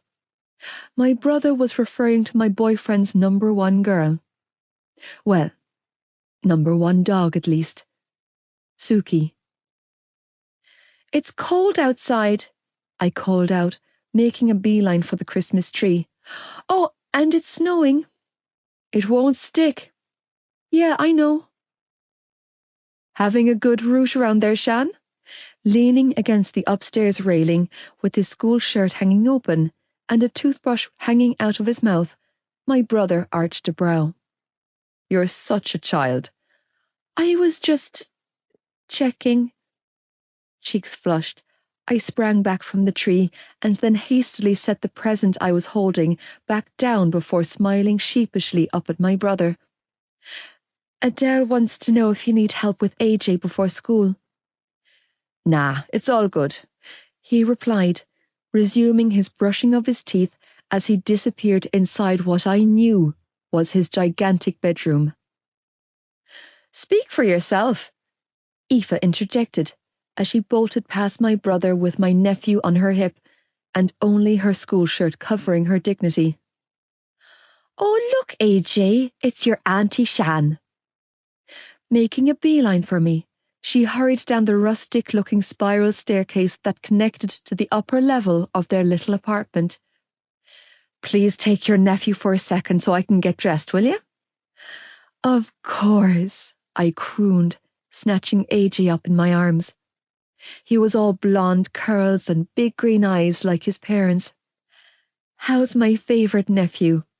"He's your only nephew," Aoife laughed, thundering back up the staircase like a woman on a mission. "For now," Joey taunted, blocking the bedroom doorway with a mischievous glint in his eyes. "And if you even think about putting another baby in me after what that son of yours did to my Fanny, then I hope you have the cash for genital corrective surgery." "It wasn't that bad, Malloy," he laughed, staggering out of the doorway when his girlfriend shoved him with her ass. "You healed up perfectly." "Not for me, asshole." She reappeared in the bedroom doorway, dragging a Tom and School skirt up her hips. "For you. Because if you put that weapon of mass temptation anywhere near me without a condom, I'll cut the damn thing off." "Sounds like foreplay, Malloy," Joey purred, prowling after her when she raced back into the bedroom. "Sounds like a stark warning, Lynch." I heard her warn, moments before the screams of laughter filled my ears. Mercy, mercy, stop! Fuck Joe! That tickles. Your mammy and daddy are crazy, I cooed, blowing raspberries on his chubby little cheek. The move caused him to release a hearty chuckle and reveal a wide gummy smile. I knew I was biased, what with being his aunt and all, but AJ Lynch was hands down the most perfect baby in the world. Yeah, my nephew was ridiculously adorable. How are you almost 4 months old already? I mused, shaking my head in wonder. So much had happened in such a short space of time, but it felt like an entire lifetime had passed since Joey returned from rehab. He'd barely been back 2 weeks when Aoife and AJ came for a sleepover. Clearly, it was an extended sleepover because they arrived in September and hadn't left since, much to our delight. Having AJ living next door was a huge treat for the rest of us, but it paled in comparison to how wonderful it was to see our big brother finally happy. Joe had been through so much that there was a point in time where I thought we might not get him back. But like a phoenix rising from the ashes, my brother was reborn the day his son took his first breath. Joey was living for himself now, for his little family. And it gave me so much peace to know that he was finally at peace with himself. When Aoife joined him at Tommen after Halloween break, it settled something inside of the both of them. I wasn't sure about soulmates, but if they existed, then my nephew's parents were a prime example. Joey Lynch and Aoife Malloy, both full of flaws and humanly imperfect, and yet so undeniably perfect for one another. I knew that my brother still struggled daily, and he probably always would, but he was so determined to get this right, to stay on track, that I didn't have a doubt in my heart that his sobriety would continue to flourish. When Joey and Aoife finally emerged from their bedroom 10 minutes later, the flushed look on both of their faces, not to mention their rumpled school uniforms, assured me that while they had no immediate plans to extend their brood, they had no problem with practicing the art of making a baby.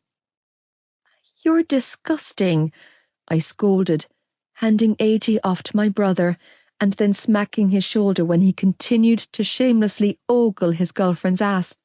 "Seriously, Trish will be here any minute to collect AJ. What if she caught you two?" "What if I caught those two doing what, Shannon, love?" Aoife's mother asked from behind me as she set her handbag down on the kitchen counter. "Actually, on second thoughts, don't tell me, Pet. I think it's safer, I don't know." When I stepped outside a little later, I had to blink several times before my brain accepted what my eyes were seeing. The snow that was falling earlier, well, it was heavier now, and it was sticking. Bubbling with excitement at the prospect of a snow day, I bolted back towards the big house at full speed, relieved when I spied Bonnie and Cupcake back in their impressive run. Seriously, they had a doghouse bigger than my bedroom back in Elks Terrace. I had almost made it inside the house when a huge snowball smacked me upside the head. Releasing the door handle, I staggered backwards from the force of the snowball before falling flat on my ass. "Ouch!" I choked out a pained laugh, feeling both startled and amused. "Tyke, that hurt." "Aw, shite," a familiar voice called out. "Sorry, Shan. I thought you were Gibbsy." Twisting sideways, I watched as a sheepish-looking Johnny peeked over the bonnet of his mother's Range Rover. "Quick, baby," he hissed, disappearing behind the Jeep, only to reappear a moment later, tumble rolling towards me like a ninja. "Get into the den," Johnny instructed, tucking me under his arm as he pulled me back to where he had claimed sanctuary. That bleeding assassin is on the loose with snowballs. Who? I laughed, eyeing up the impressive stack of snowballs he had stored up. Tig! Shan, get down! Throwing himself on top of me when a schlitter-sized snowball came whizzing past my head, Johnny released a battle-cry growl. You're a dead man, Gibbs. You'll have to face me to kill me, Cap. I heard Gibbsy call back as another snowball hurled past me and smashed into the side of Johnny's face. And we both know you're too pussy-whipped to leave little Shannon unprotected. Put your balls anywhere near my girlfriend and I'll kill you. Johnny snarled, launching a snowball of his own. Do you hear me, Gibbs? I'll take the bleeding face clean off you. I'm going to put my balls on her face. Gibbs, my big wet balls all over her face. Jesus Christ, Johnny! Appearing from behind the garage, Gibbsy clutched his head. There was a stone in that snowball. I know. Johnny shot back unapologetically. I put it there. That hurt. Good. I'm not playing anymore. Shaking off the snow dusting his hair, Gibbsy threw one last snowball at my boyfriend before stalking off in a huff in the direction of the house. I'm telling Mammy Kay. Who's the pussy now? Johnny called after him. You little rat. Johnny, I scolded, smacking his arm. Don't be so mean. You know he's a sensitive soul deep down. Ah, he'll live. Johnny chuckled, turning his attention to me. Smiling, he leaned in close and tucked a strand of hair behind my ear. Hi, Shannon. Shivering, I beamed back at him. Hi, Johnny. Sorry about the snowball earlier. He shrugged sheepishly. Apparently, I have a thing for hitting you in the head with my balls. Yeah, well, I waggled my brows teasingly. You could aim lower next time. Is that so? Johnny purred, leaning in to brush a kiss to my lips. How low? My lips. Which lips? You choose. Fuck. Johnny blew out an impressed breath and grinned. Forget school. Catching a hold of my hand, he dragged me off in the direction of the back field. Let's go down to the treehouse. Wait! I laughed breathlessly, struggling to keep up with his rocket-fast pace. Don't you want to build a snowman? Lips and balls first. He called over his shoulder. Snowman after.